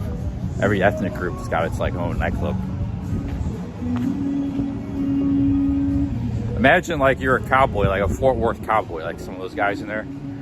And like in the 50s, you go to like where the mafia, Italian mafia hang out in New York. You go to New York, like a cowboy, and then you go to like the Italian bar, nightclub where they go out, or you go like 80s Scarface. You go to like a Miami nightclub. You know, it's just, it's like there's culture clashes, you know. You see that a lot in nightlife. No, same thing like me going here, just kind of like, it's interesting. But everybody was nice, you know, nobody had a problem with my filming. Everybody was having a good time. Everybody was, you know. So I think it was cool. Actually, I would, if I was drinking beer, I would have a good time and go back there. I had a good time as it is. There's a nice bar, restaurant.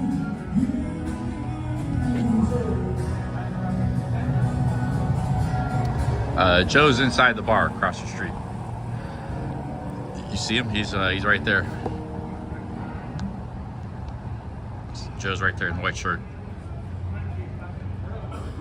That was the Travis Trick version. What'd you say, John?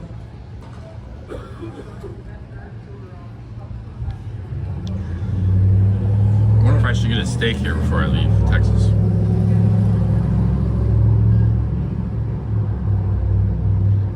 Actually, I'd rather just get barbecue. Like, the barbecue's good. Steak is just steak and a potato is nothing really special. I mean, a steak is always good, but when you get Texas barbecue, it's like unique.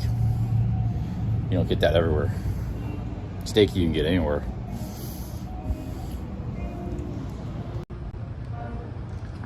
I like that place. It's I like, you know. But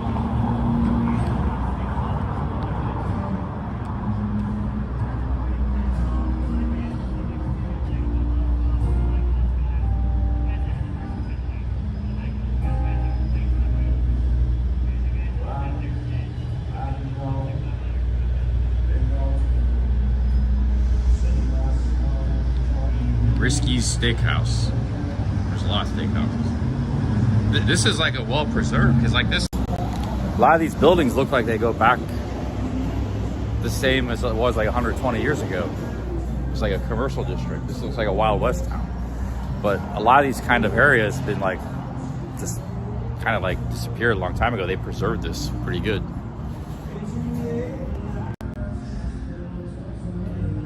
I mean, it's, yeah, obviously it's a little bit, you know, a little bit different. These are how the buildings were back then and stuff.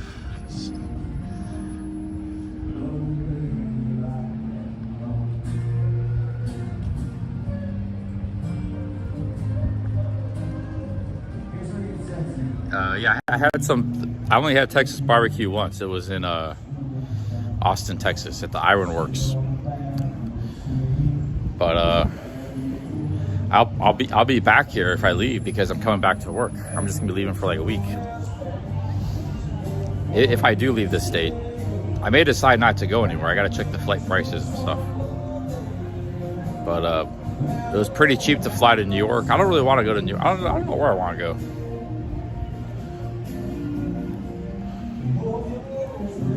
I have to figure out. I kind of wanted to go to Mexico to stream, but all the flights were really expensive, even from Dallas. You kind of think like the airlines are like a cartel, because like I don't really have an interest in going to Houston, but I just checked the flight prices. Like, what's it cost to fly from Dallas to Houston? You would think, being 5 hours away, that's kind of a long drive. But they're the two major cities in Texas, two of the biggest cities in all the United States. You would think there would be like a lot of competition on that route, and businesses trying to get like, you know, there'd be really low, cheap flights. It was like $400. And it was like, you had to transfer even. They wouldn't give you a direct flight.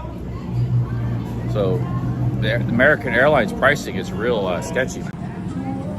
Likewise, you would think it'd be cheap to go to Dallas or to Mexico, because we're close to Mexico, but it was like cheaper to fly from Cleveland to Mexico. There's Joe.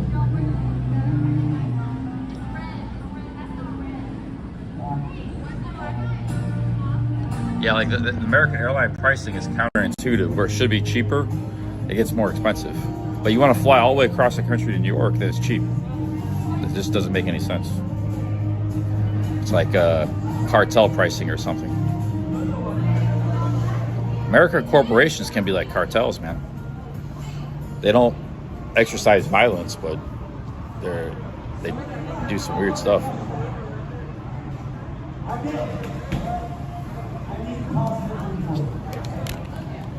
Yeah, Vegas is too hot right now. It's only good for a couple of days of streaming.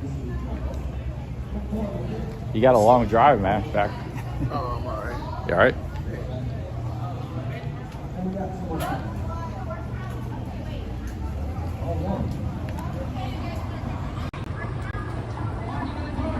That place was interesting.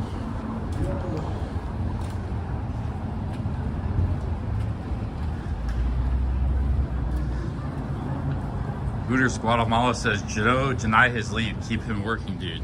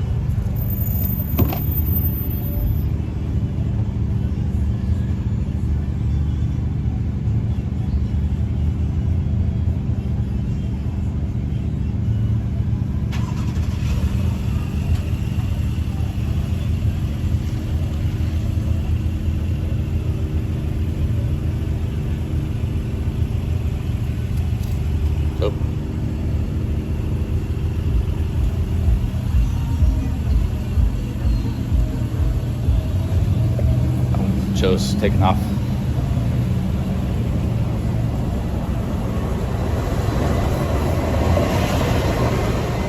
You gotta get a ride back?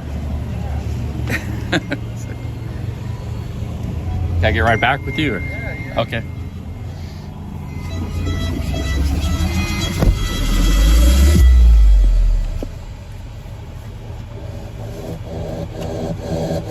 I'm going downtown.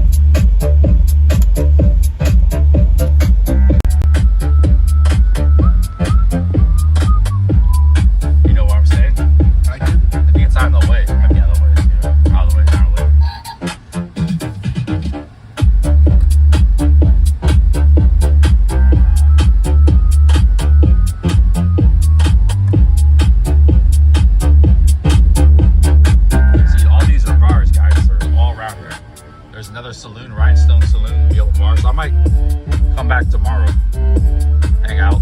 It's off night tonight.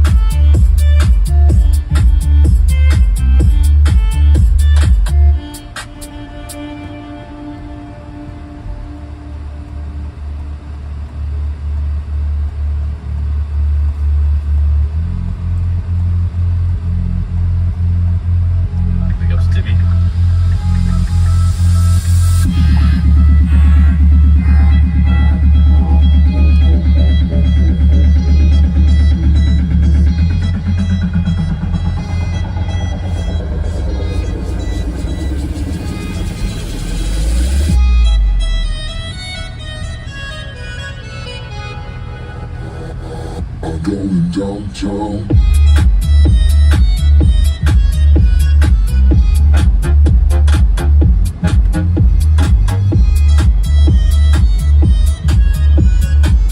Go down to Waco. That's in between Fort Worth and Austin. We drove through it.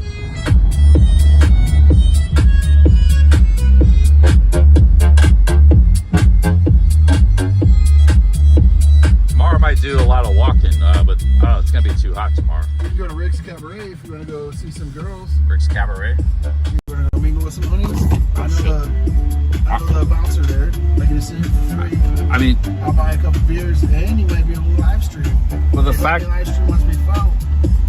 is it here in Fort Worth? Yeah, it ain't far. I mean, the fact that there's so many beautiful honeys here in this city, here in Texas, I kind of want to go, but yeah, it's gonna cost money and stuff, man. Too much It's money. all right. We No. can check it. I'm not. I don't have a girlfriend anymore, so.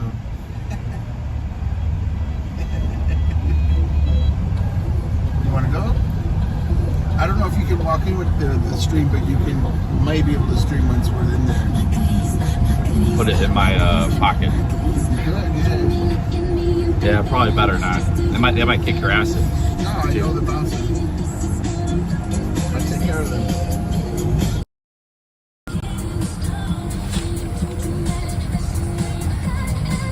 You want to go? I'll pass. All right. Save it for Thailand.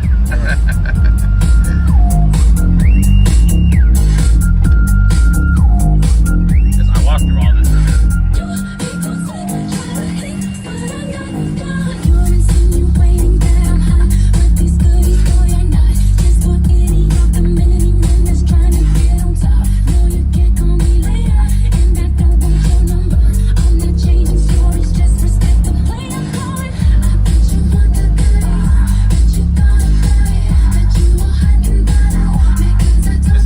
I walked through, guys, to get here. I walked the whole way.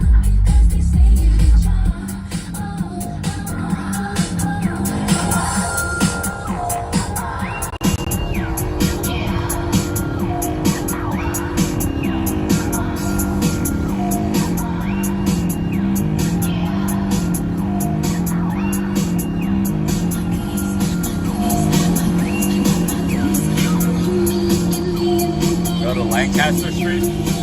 I'll look that up. That's the word for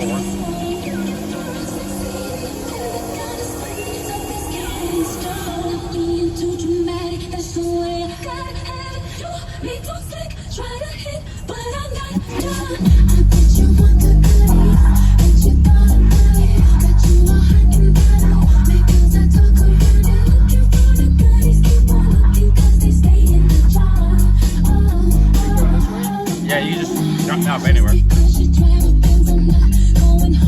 Right in there. You just drop me off. Yeah, get out.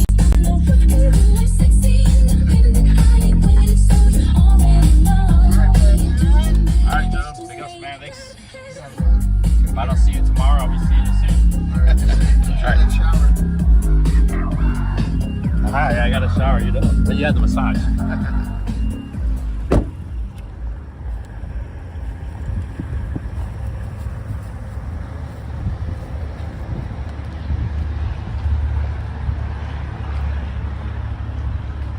Alright guys, back at the hotel. So I got a room here. I don't really know what I'm going to be doing tomorrow. I guess I'll probably go back to that area. I walked all the way here before. It's actually not that far of a walk, but at nighttime it's a little sketchy. It's like a mile and a half or something.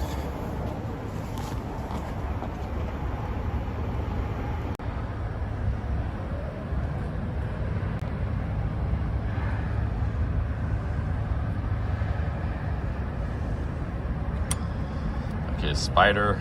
I don't want to go away. Spider, go. I want to go my room. There it goes. Got the message.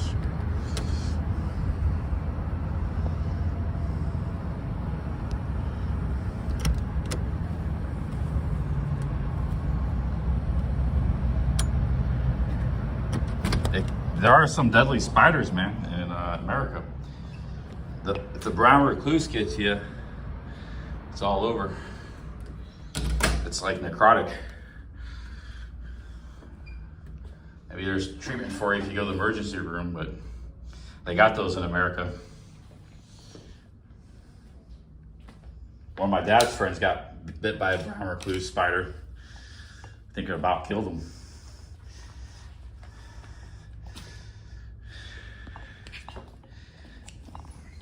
I don't know what, I think that was a wolf spider. That one right there. Wolf spiders aren't poisonous. That was a small wolf spider.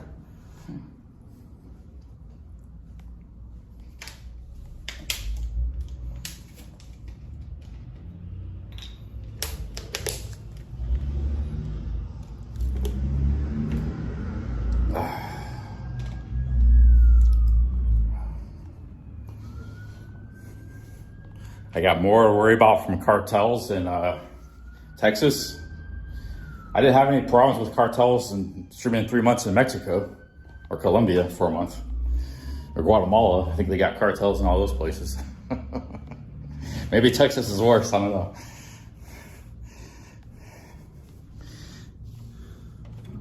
I turn the aircon back on.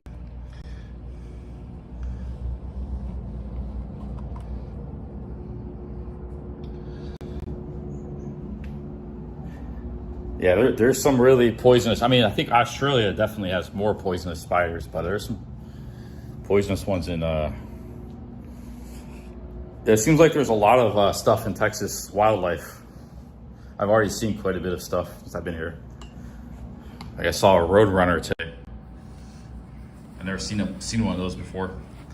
Ow, shit, motherfucker! My nail, man. I got these cuts from working.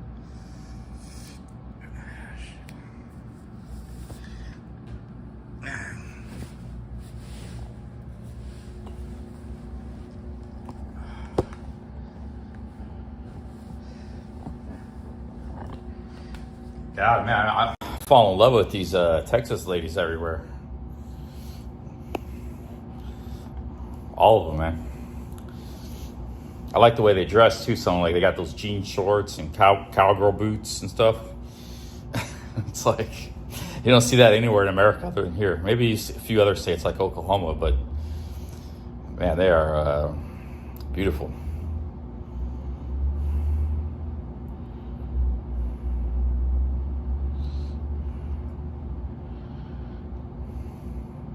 I didn't pick my nail. I got cut while I was working.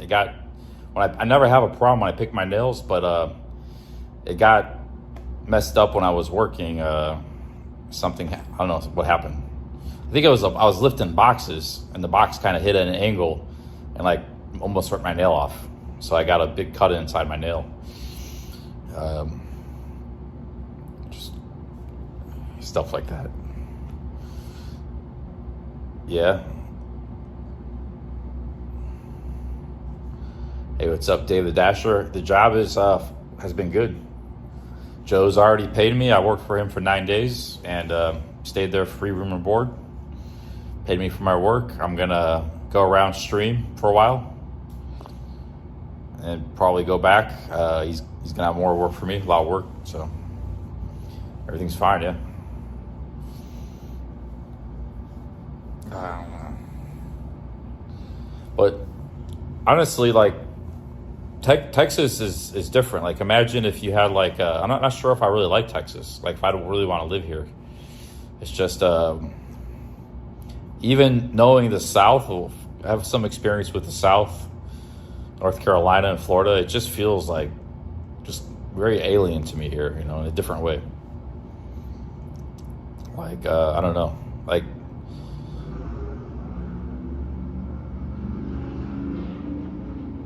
I feel very estranged being here, you know. Austin, I kind of fit in a little more. But Texas, small town Texas, even Fort Worth, big city, it's,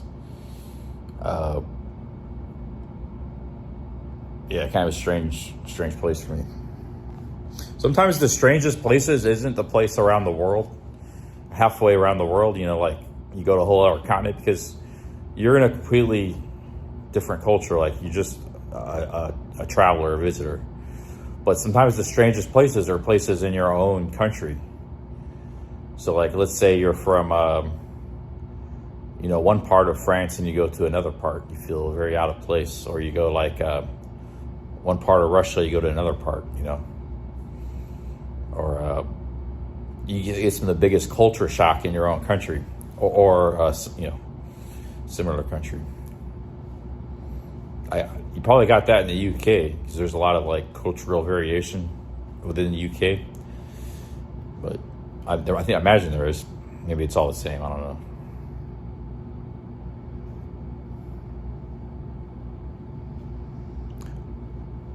Hey, what's up, Ryan Boundless? You went to California. You felt the same way. Aren't you from California? Yeah, I don't know. Yeah, there's two different things though.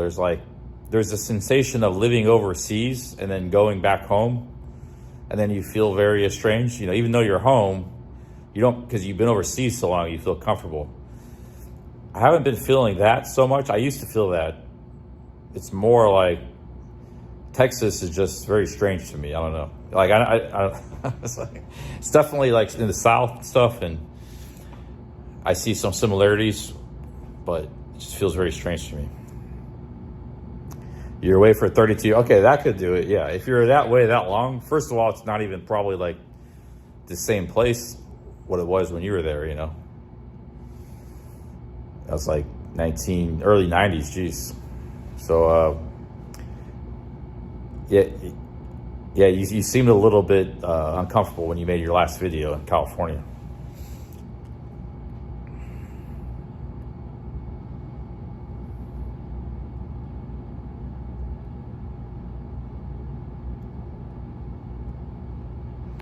I'm not saying Texas is bad, like, you know, like a lot of those ladies, they all look like really sweet, having a good time. Like I said, there's like an innocence here a little bit to Texas. Like, it's like America from the 70s or something, you know, it feels like sometimes in parts. So I've been to some small towns. I've been in some different places already in Texas. But it's like a lot of people like from a small town vibe, and they're just having a good time and working and drinking, and that's great. I don't know, but it feels just weird. I don't know. It's hard to describe. But then at the same time, you come across some real assholes. Like, I've already come across quite a few. So there's like, you know, but I also come across some, like that one guy from Fort Worth, that he was really nice, you know. I don't know. Culture's just different here, man.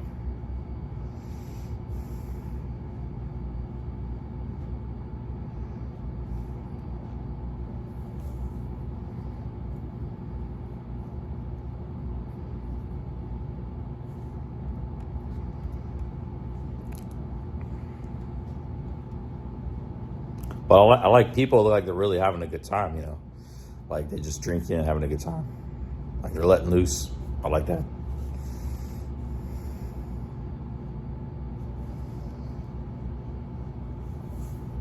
I'm not the only one that feels... Rosson Royong said he was here. When he was in Dallas, he said he didn't like Texas. Well, I think it's either you like it or you don't. I'm not saying I don't like it, but it's just... I gotta get to know it more.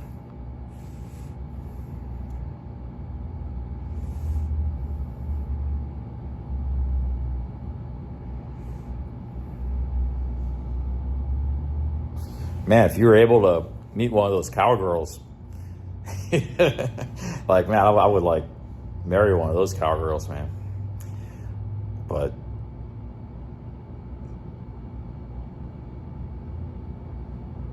that'd be nice.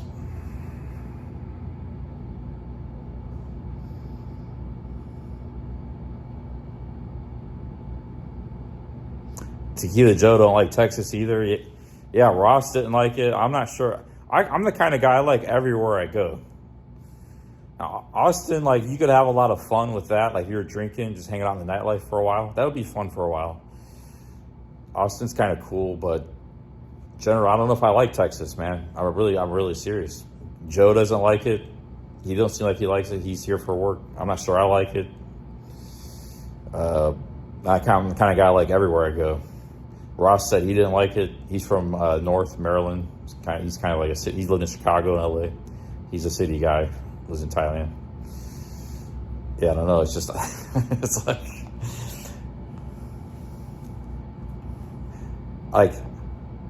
I can respect a place. Like, Texas got it going on. You know, people are having a good time.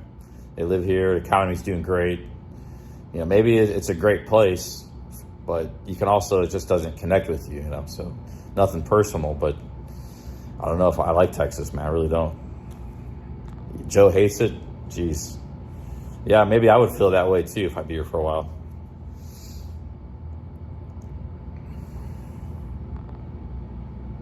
Bird Dog loves Texas, best day ever lived. Yeah, it's a personal kind of thing. I mean,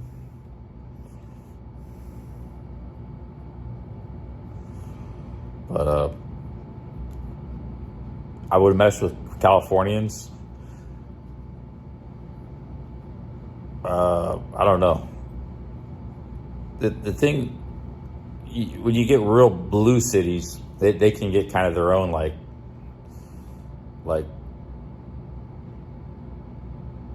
where would I mesh in America? Because I don't really do anything in America. You know, like I work, or I'm just waiting for my next trip.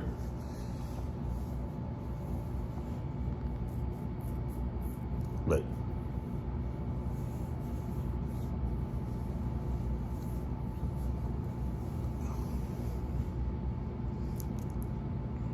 I mentioned Thailand.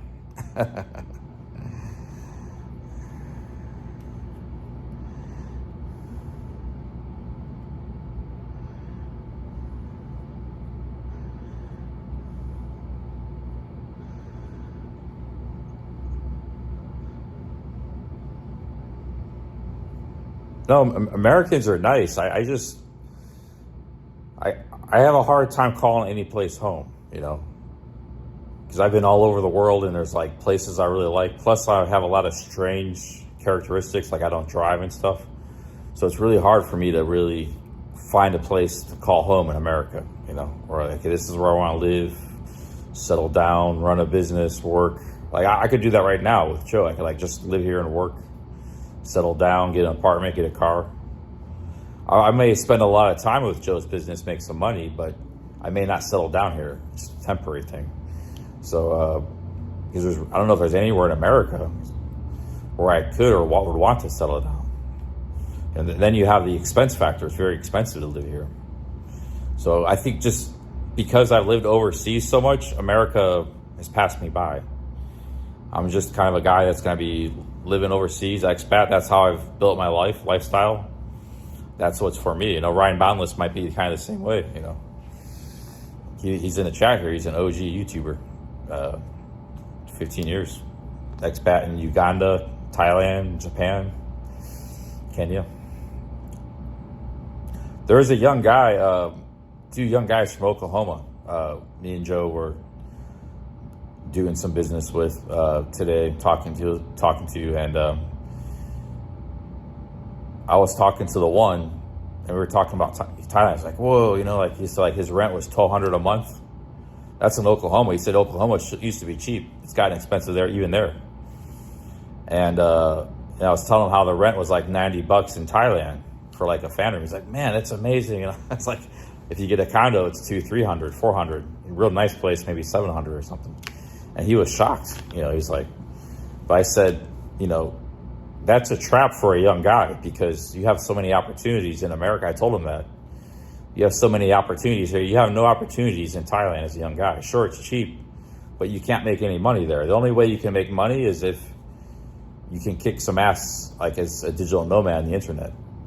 That's not easy. He said, yeah, I can't really do anything on the internet. I don't know. It's like, so, you know, otherwise, yeah, you might go there and have a good time, but you're not advancing in life being there, you know. Especially as a young person. Maybe, you know, you're older, more settled, or you have money, you have things going on, but you're passing up a lot of opportunities if you're young and you go to Thailand, you know. And then you might get hooked on it too, you know.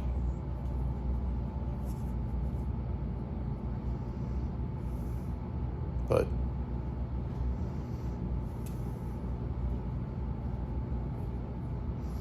a lot of the places I might like to live, like say New York City, they're just like so crazy expensive too. So it's like just living here, like say you want to live in Fort Worth, that's one thing. You're going to be spending maybe $1,500 a month for an apartment, which is a lot, you know.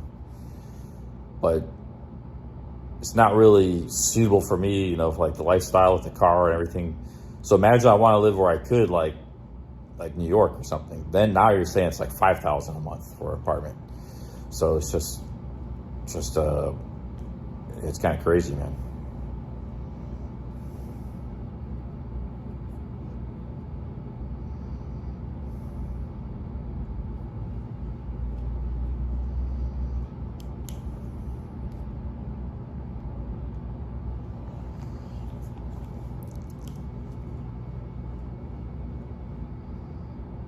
Bird Dog says he can live on $1K a month. Yeah, it can, yeah.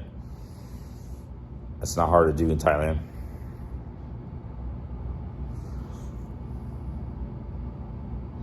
But, you know, I was one of those guys that could make money online. I just didn't make a lot. Like, I wasn't killing it, but I did pretty good with poker. I did all right. I was making like $3,000 a month. And there was time on YouTube I was making like $5,000 a month with AdSense, just not live streaming. Before, just with the, because I was getting so many views in my videos. I was killing it on YouTube for a while, you know. So had I kept that going, you know, I would have been that's you're making $5,000 a month living overseas. That's really good. But you know, yeah, it's hard to make that kind of money live overseas. Now, Joe might have an opportunity. You know, I may have an opportunity again in the future, but yeah, it's not easy. Your best bet's just to. But you know, that guy from Oklahoma, he was saying like he works all the time and he just basically pays. Like he said, well, that's great. You get to travel and live stream. You know, I told him I'm just pretty much break even usually. You know, I break even from the travel expenses and stream. He says, well, but you get to travel. Like I do the same thing. I work here in America. I just break even, pays his expenses. He just pays his living expenses. So he just pays for his, you know, his rent and his car and everything.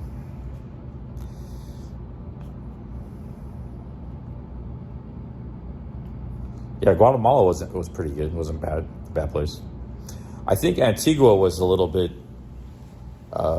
overrated. It's like a beautiful little city, but Antigua didn't really connect with me. There's other like colonial cities I like more, in Mexico and stuff. But the country as a whole was pretty cool. Like there was a lot of cool stuff about in Guatemala. I'm not sure if I went to Guatemala, where I live. So I said I didn't really connect with any one place, but like I said, the people, the culture, some of the unique things about the country was pretty good. You know, even the standard of living wasn't bad. It's like, yeah.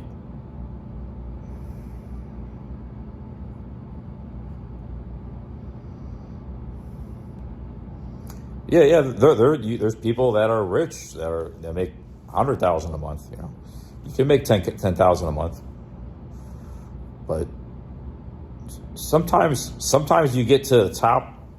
You know, you have to work 2-3 years. Keith worked a long time. He doesn't make it just from his YouTube channel. He's got like a lot going on. He's really hustling. He has like 4 or 5 revenue sources. You know, he sells like I think he said he does like people hire him to make videos and stuff. Like he does a lot of different stuff. He sells courses. So he's really hustling. It took him a 2 or 3 years to get to that level. And even when you get to that level, you don't always stay there. I was at a pretty good level at one time, but then you might drop off. You know, a couple of those revenue sources dry up. Your income is down now. So yeah, it's not easy to live. That's why you only see either you see guys that are like rich already, that have a lot of money, or they're like retired because they got a pension or Social Security, they got savings. You don't see too many younger guys over there because, you know, there's not really any future over there. Also, when you're a young guy, you go over there, you kind of like, it changes your priorities in life where you don't care about America or like finding a girlfriend or wife. You get fixated on that, on Thailand, you know. You don't care about like getting a home and settling down, or if you do work and get a business, it's always like a temporary thing until you can get back over there and just save some money. But yeah, it's all good. I don't know. My life has worked out pretty good. I've been kind of helter-skelter going in this direction, and I wouldn't trade it. I had a lot of great memories. But, you know, like at the same time, you know, a lot of things have passed me by. I wouldn't be able to get one of those cowgirls for myself. You know, it's just, I'm too old now and I'm broke, and it's just, whereas maybe one day I could have, you know.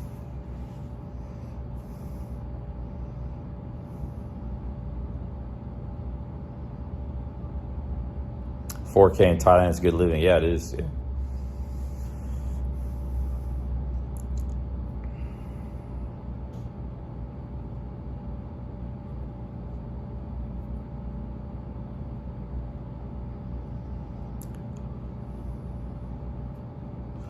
I like that style. I like that they wear these boots, and then they got like jean shorts. Nice top. It's like casual, but it's also sexy. Well, you know, they might have a cowgirl hat. I don't know. It's just, I think it's pretty hot, dude.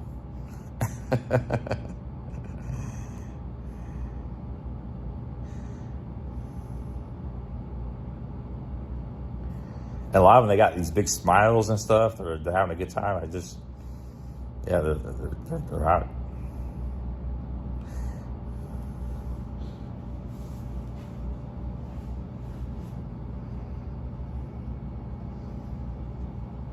Oh yeah, it's good. Yeah, I mean, I don't know. Well, I'm not like trying to diss Texas or hate on Texas. It feels the place feels a little odd to me. A little bit of fish.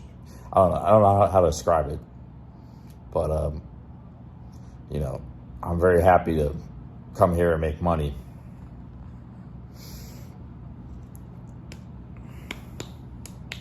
Yeah, some were super cute. Yeah.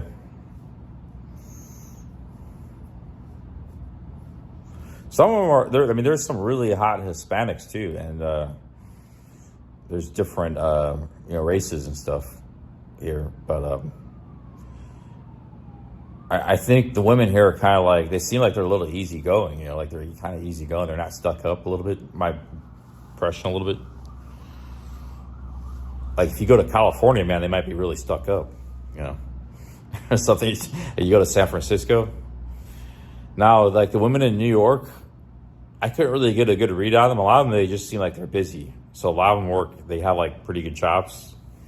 You know, they're just, you can tell a person's kind of always tired because they just got off of work. They have to walk, ride the trains. The women there are just kind of like overworked. So they're not like free spirit kind of really easygoing, like they seem like they're here. Nor are they like stuck up. They're just like workaholics, I guess. I don't know. In New York, that's, you know, they don't seem like they're having a good time, but they're busy, you know. Here, like, they seem like they're really having a good time. And then maybe you go to California, maybe they're all like sour, you know. But I don't know. It's good. I don't get out a lot in America. Then I spend a lot of time traveling, so I'm not like an expert on American culture or anything.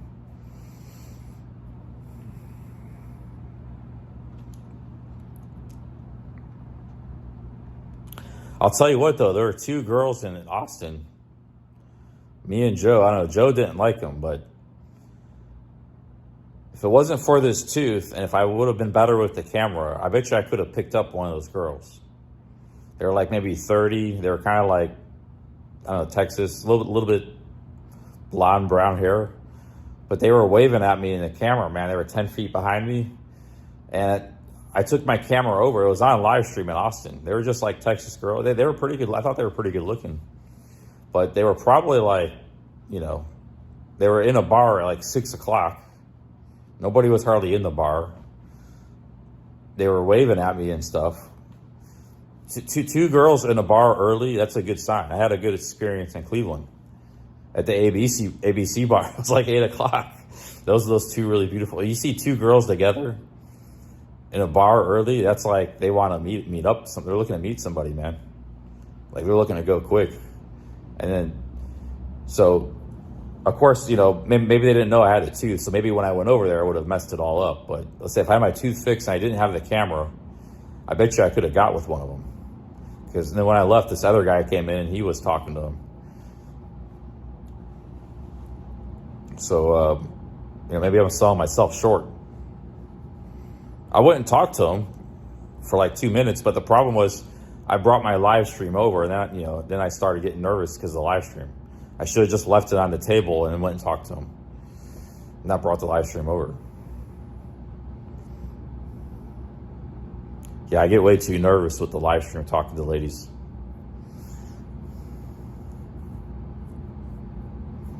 Well, anyways, guys, everything's going good. Tomorrow we're gonna explore Fort Worth some more.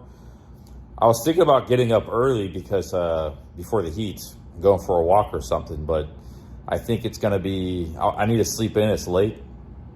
So I'm going to get some rest, sleep in. I don't know what I'm going to do in the afternoon. It's probably going to be too hot, but maybe I'll start streaming around like 4 or something, 5.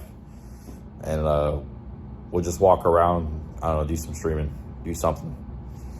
And then I'm here 2 nights. I could have just got 1 night, but I thought I should check out Fort Worth because this is where my boss lives, the employer, you know. So I was like, I need to check the city out a little more.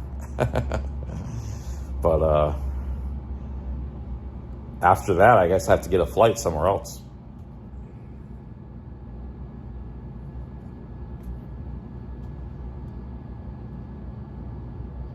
Yeah, see, that guy probably didn't have the courage to talk. He's a guy that he could talk to ladies once he was in there and do it and talk to them good. I saw him do it. He was in there for like 20 minutes talking to them. But he couldn't approach. He was too nervous. He saw this goofy guy with a buck tooth and a camera coming over and putting a selfie sticker right in their face, which I did all that in the stream. That just gave him like ultimate courage. And then I walked away. And it's like, damn, he was right in there, man. It's like, so I helped that guy out probably a lot. He might even get married, you know. He should thank me for, but he didn't have the courage initially to approach. So I can approach, I just can't hold it. I can't hold their attention in conversation.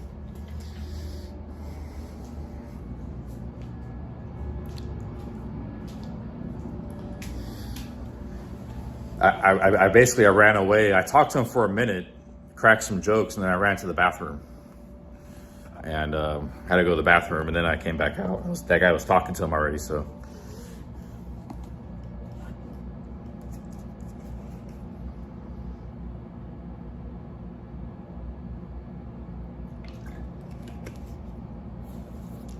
All right, guys, I gotta charge my stuff up.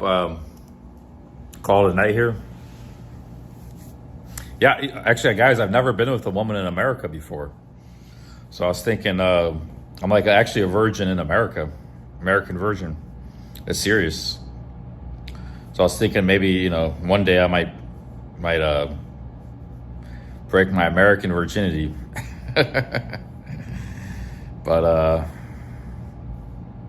it's true. I've never been with a woman in America, 44 years old, only overseas. The American virgin. But I'm not a virgin by any means. I've been with a lot of women, but just not in America. Yeah.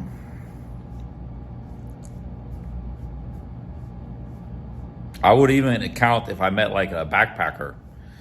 You know, overseas, American backpacker. It hasn't happened either. But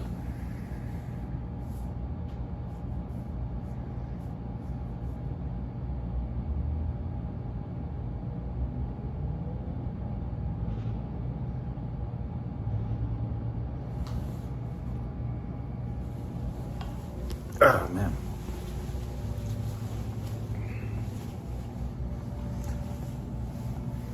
I don't know if I would count mongering, but I've never done mongering in America either. So I don't know if I would count that though.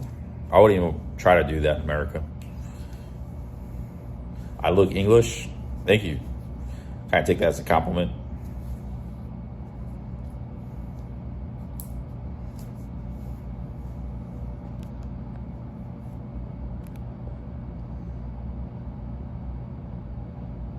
Yeah, I don't want to like, that would be if I'm going to break it in America, calling like an escort service or something, that would be very, I wouldn't want to do that. If I ever meet a woman in America, it has to be like legit, real, you know. I wouldn't want to do like an escort thing. Or go to like strip club. Like Joe invited me to a gentleman's club, you know. I've never been in a gentleman's club or a strip club in America, so that's why I kind of want to go there.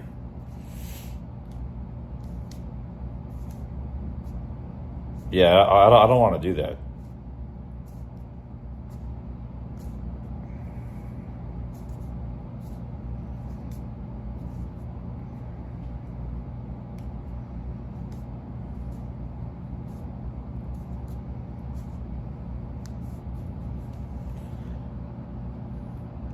Honestly, guys, if I never traveled overseas, I probably never would have had a girl, man. Never had a girl. But, yeah.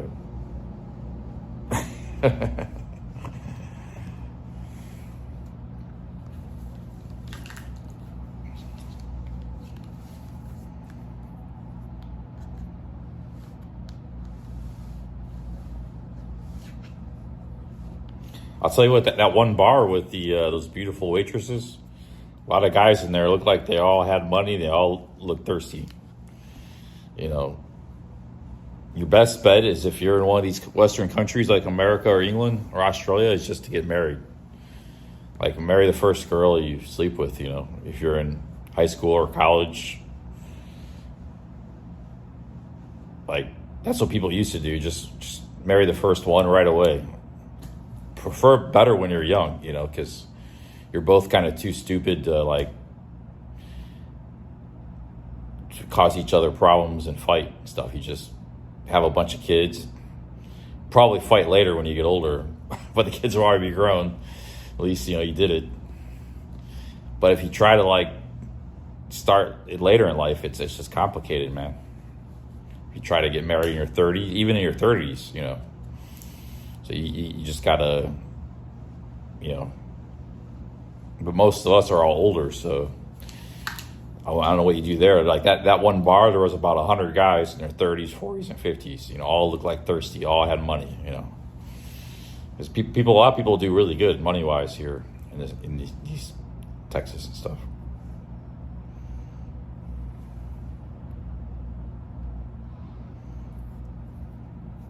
Yeah, half of them would end in divorce, but hey, at least, you know, you had a good marriage with a woman, started a family, and you would be your kids would be grown by the time you're in your late 30s. You know, that's what a lot of people. My parents had me when I was like they were real young, like 20 and stuff. That's what a lot of people used to do. Most people I know, their parents had them when they were young. They didn't wait till like their 30s or 40s to have kids.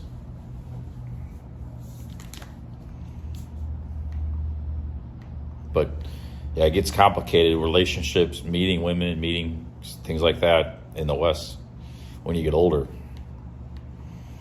You know.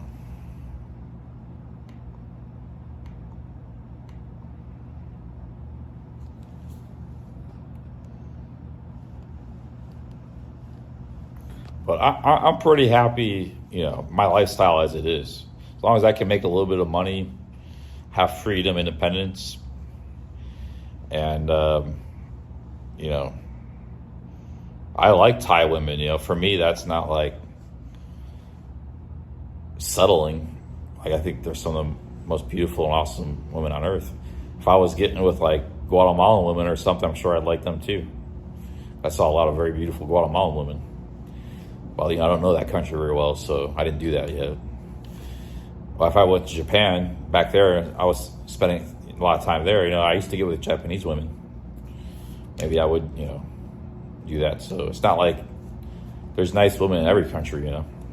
Even when I was in England, that's not a country people think has beautiful women. Man, I saw so many beautiful.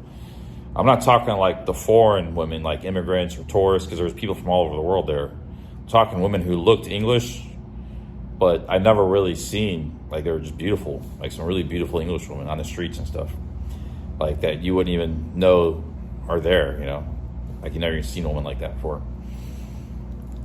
So there's really beautiful women everywhere. Oh man, yeah, I agree. If you have a fine taste in women, I have a fine taste in women.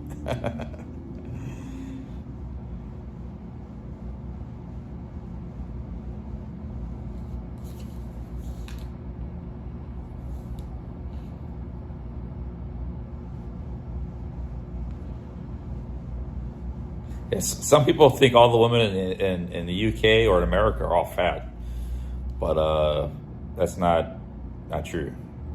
Either place.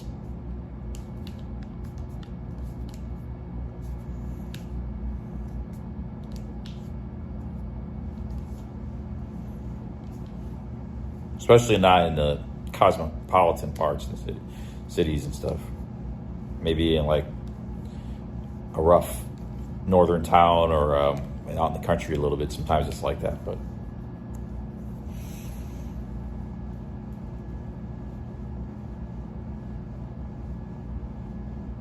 I gotta go to sleep soon. I think I'm gonna sleep in tomorrow.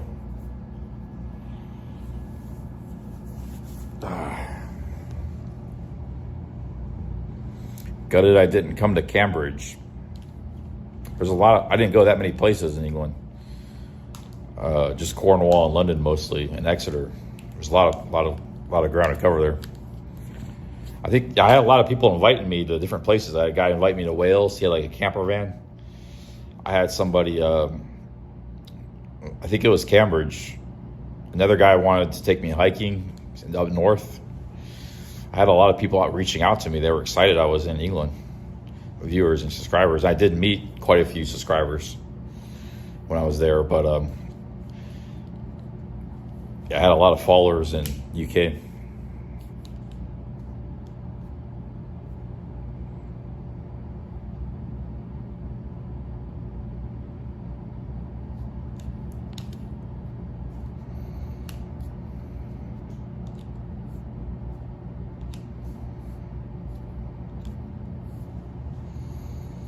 One thing I want to do is get really jacked. I think I can do it. You guys see me with my shirt off like today and stuff. I don't look that great because I got like a little bit of a bloated belly. That comes and goes. Sometimes, you know, I got a little bit of that going now, but I put on a lot of like hard muscle, man. Like last few months. So if I keep doing that and then get lean, I'm gonna have my physique will spellbind the ladies, you know. Not a lot of guys will have like what I'll have, you know. You saw like at that bar, there were a lot of beautiful women, but the guys were like, they were older or they were kind of fat. There wasn't really any great looking guys in that bar. I saw literally like 15 beautiful women, and the guys were just all average. They were just average cowboy guys and stuff. They were just like, yeah,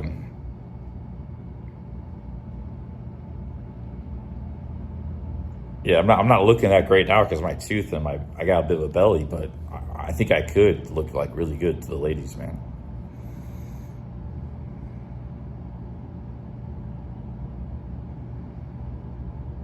Well, looks can work wonders. You know, if you got that attraction thing going on, because maybe those ladies back in that bar in Austin, they saw me from behind streaming and they were like attracted. Then when I got up close and started talking, that might have fell out apart real quick, but they saw my tooth or something and my awkwardness, but there was some initial attraction, and that can go a long way, man. I know from experience. So don't discount that. You only got 4 teeth, Jimbo? I never even noticed your dental situation.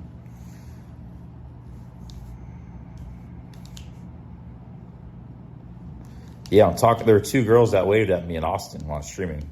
I went and talked to them at the bar in Austin.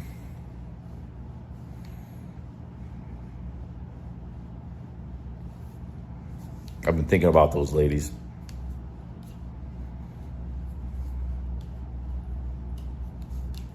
I actually think Austin, if I really wanted to break my America virginity, Austin would be a good place. Like just hanging out in that nightlife area, especially if I was drinking, I would get lucky there. But the problem is, like, where are you going to stay? The hotels are expensive, you know.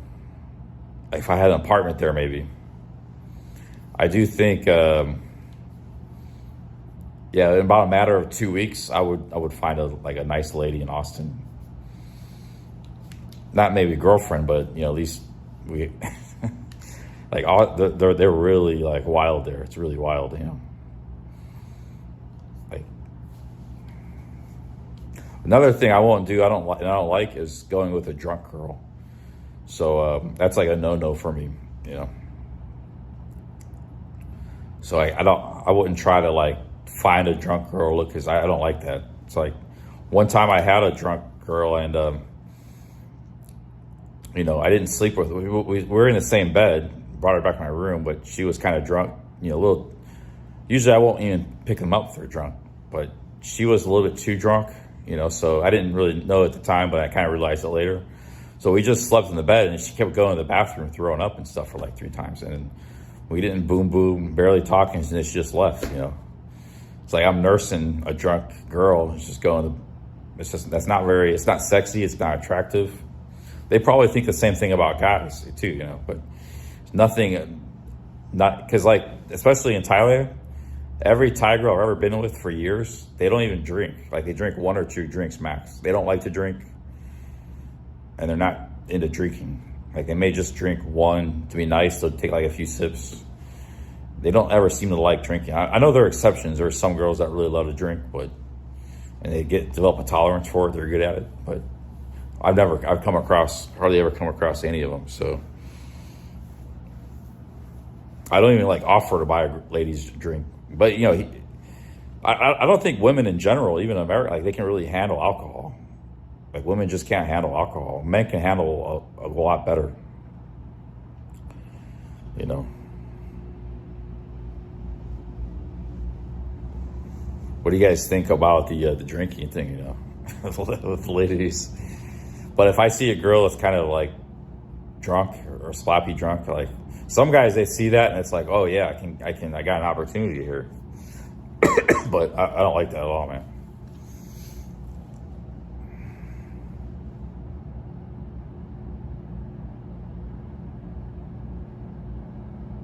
Well, it's one thing if you're with a girl and like you're just together and she wants to party and get drunk. Yeah, that's different. I'm just talking like girls you don't even know. You're hanging out, bar, nightclub. You know, if you're like, let's say I had a good time with my girlfriend my girlfriend wasn't a big drinker, but there were a few times we both got kind of drunk. We had a lot of fun. It was just like something we shared it together, an experience, you know? So like, if you have a girlfriend and she wants to drink, that's different. That's, you know, that might be a romantic time because you're with her, but it's creepy if you don't even know the woman and she's getting drunk, in my opinion, you know. It's not like a good experience. For her, she's too drunk, or it's not really good for you. It's not good for really anybody.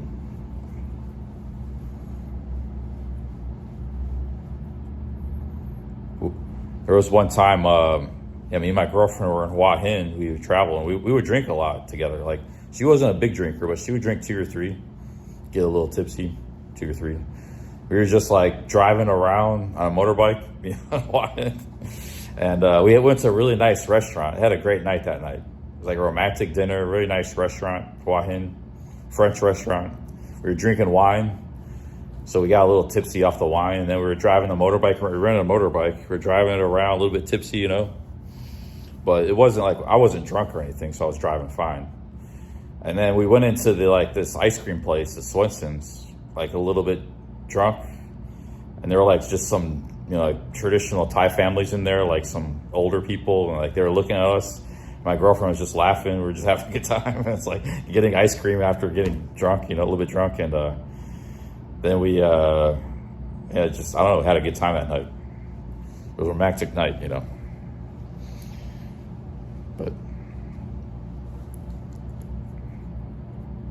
But then my stupid ass, I wanted to get back to Pattaya. She was having a great time traveling. I was like, no, I had enough. She wanted to keep going south, and we had a big fight and broke up because she wanted to keep traveling.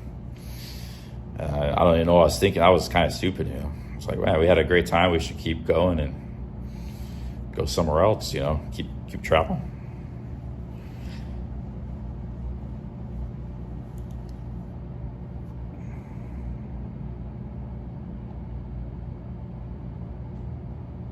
Well, what the night was is like we went to a romantic. We got to Hawaii the previous day, so I don't remember what we did that day. We rented a motorbike, and we went to this nice French restaurant. Had a nice romantic candlelight dinner. It was kind of like overlooking the ocean. It was a good spot. I could tell my girlfriend really enjoyed it. We were drinking some wine, you know. Got a little tipsy on the wine. And we were driving the motorbike around town and stopped in an ice cream store, got some ice cream. You know, families, oh my God, like look at these monger and stuff, looking at us and stuff. But it's like my girlfriend, who was not a prostitute, you know, sometimes she would say people would look at her like a prostitute. She would tell me this, like Thai people would look at her because she was with a foreigner, you know. So they would assume we would go to other cities, other parts of she said other parts of Thailand, if you're with a girl's with a foreigner, they look at the girl like a prostitute. But she was a little bit tipsy. I just saw she didn't care. She was just having a good time, you know. And it's just a very memorable night, you know. We were just having a good time together.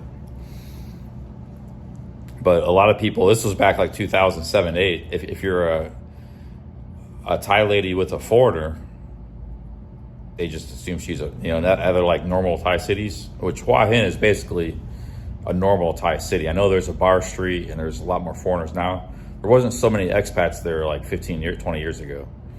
There was some, but it's way more popular now with expats. It was kind of like a normal Thai city back then. Yeah, they just assume, that was my last one, man, yeah.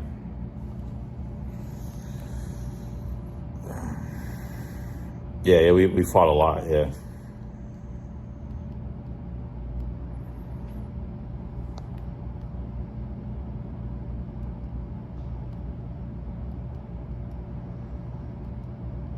Yeah, she was mad that I didn't want to keep traveling with her. And we were like, first we took a bus back and she didn't say much. Then we got to Bangkok, we had to get a taxi to get another bus back to Pattaya. And then in the taxi, we had a big fight. I just told her to get out of the taxi. I left her in Bangkok and I just went on my way. And I know it sounds harsh, but I couldn't be around her. She was just really yelling and getting really. So, but I saw her like a week. But I was also stupid. I was bad. It's like I wasn't the best boyfriend. So But then I saw her we ran into each other a week later by Big C. I was just driving a motorbike, and we got back together. We just ran into each other. So yeah, it was a good time, but I felt like I kind of dropped the ball in that relationship, though.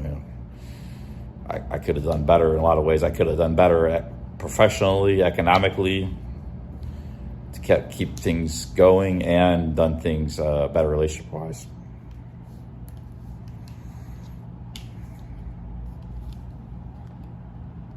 Yeah, I probably just took a taxi back to Pattaya. I don't know if it was the same taxi or not, because that guy was probably a little bit. The taxi driver was probably a little bit disturbed. But I don't know.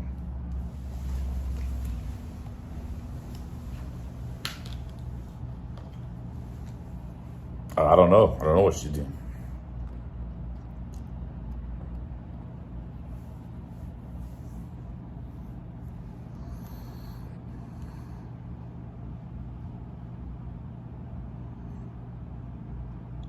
Tony Light says, singleness and marriage are both gifts from God, but suggests singleness can offer unique opportunities for devotion to the Lord. Yeah, well, all monks are single.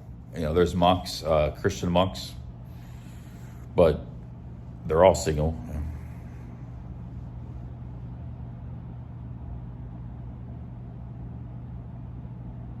Because it involves going to I can get a Thai lady easy. I can go to a lot of countries. I have no problem getting a woman, just not American. But I like Thai women, always have.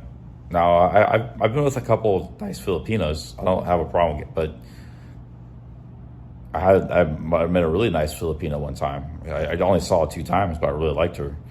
But the Philippines, getting a Philippine woman means you got to go to the Philippines. That country kind of sucks. And some of the women are great, but I like Thai women. I got so much experience with Thai women, though, that I know all the types. I know exactly what I'm dealing with anytime I mix it up with a Thai woman. So, I've been around the block with that culture and those women. So now you might have some Thai women watching this right now laughing. Oh, he thinks he knows. I know too much. I'm sorry to say it, but I do. I know, just like I know the Lima Bravos, ladyboys from the women, I can tell that's not a woman. Not every guy can do that. I kind of can read the Thai women like a book. I'm sorry, it's just the way it is. I have a lot of experience with them, a lot of different capacities over the years. So, I know them like well. you know. Not an expert in Thai culture. I barely know any of the language. But, you know, some guys could see me as like, pay me to be a relationship coach. Like, I'd probably be pretty damn good at it. But, you know, I never offered that or anything. But that sounds arrogant, but I just feel like I'm very confident knowing about the Thai women. I know a lot, and I kind of know where they're coming from and read them well. Part of that might be a little bit the poker player in me, you know. I could just like I can sit down and read people. I can read people well in general. I know, like, if I know a guy is dangerous, I'm on the street, like that guy today, I was very deferential and nice to him because I know that guy that kind of got really angry at me because I had a camera, even though I didn't film him. I knew that guy was potentially dangerous. I didn't even play around. I was deferential and nice because he was a ticking time bomb. He was not a nice person. So if somebody's really, if somebody's nice and gentle, you know, then I can film them, and I do that. I have a very good sense of people, you know. But that also carries over with women. A lot of guys are clueless with the Thai women. They're like, because it's different culture, and then they're clueless with women in general. They're clueless with people. But, you know, so if I wanted to find like the right Thai woman, I could do it. I believe. I just haven't been really in the game that much. Yeah, there was a guy in the stream earlier in Fort Worth. I was walking down the street and he started yelling at me and stuff because he filming me, you know, which I wasn't. He had a bottle of whiskey in his hand.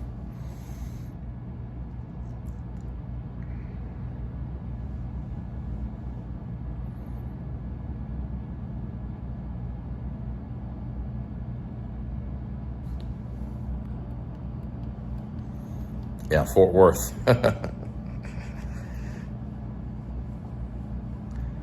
What do I have against ladyboys? I have nothing against them. I just don't want to go with them. So I like to be able to tell apart women from men. Some of those ladyboys look a lot like women. Guys get a little confused, you know. But that's something I don't have a problem with. So I like to know that I'm going with a woman, you know. Not any confusion in the matter. Which for me, I think that's pretty much the case. Yeah. Not work too worried about that. But a lot of ladyboys, from what I heard, like guys that accidentally took one, they were cool with them and they told them, you know, like, I'm not really a lady, right? So they let them know. They didn't like try to trick them. But so there is that too, you know, like if you did accidentally take one, she would let you know before you did anything, you know. But some guys, might make a terrible mistake. Yeah.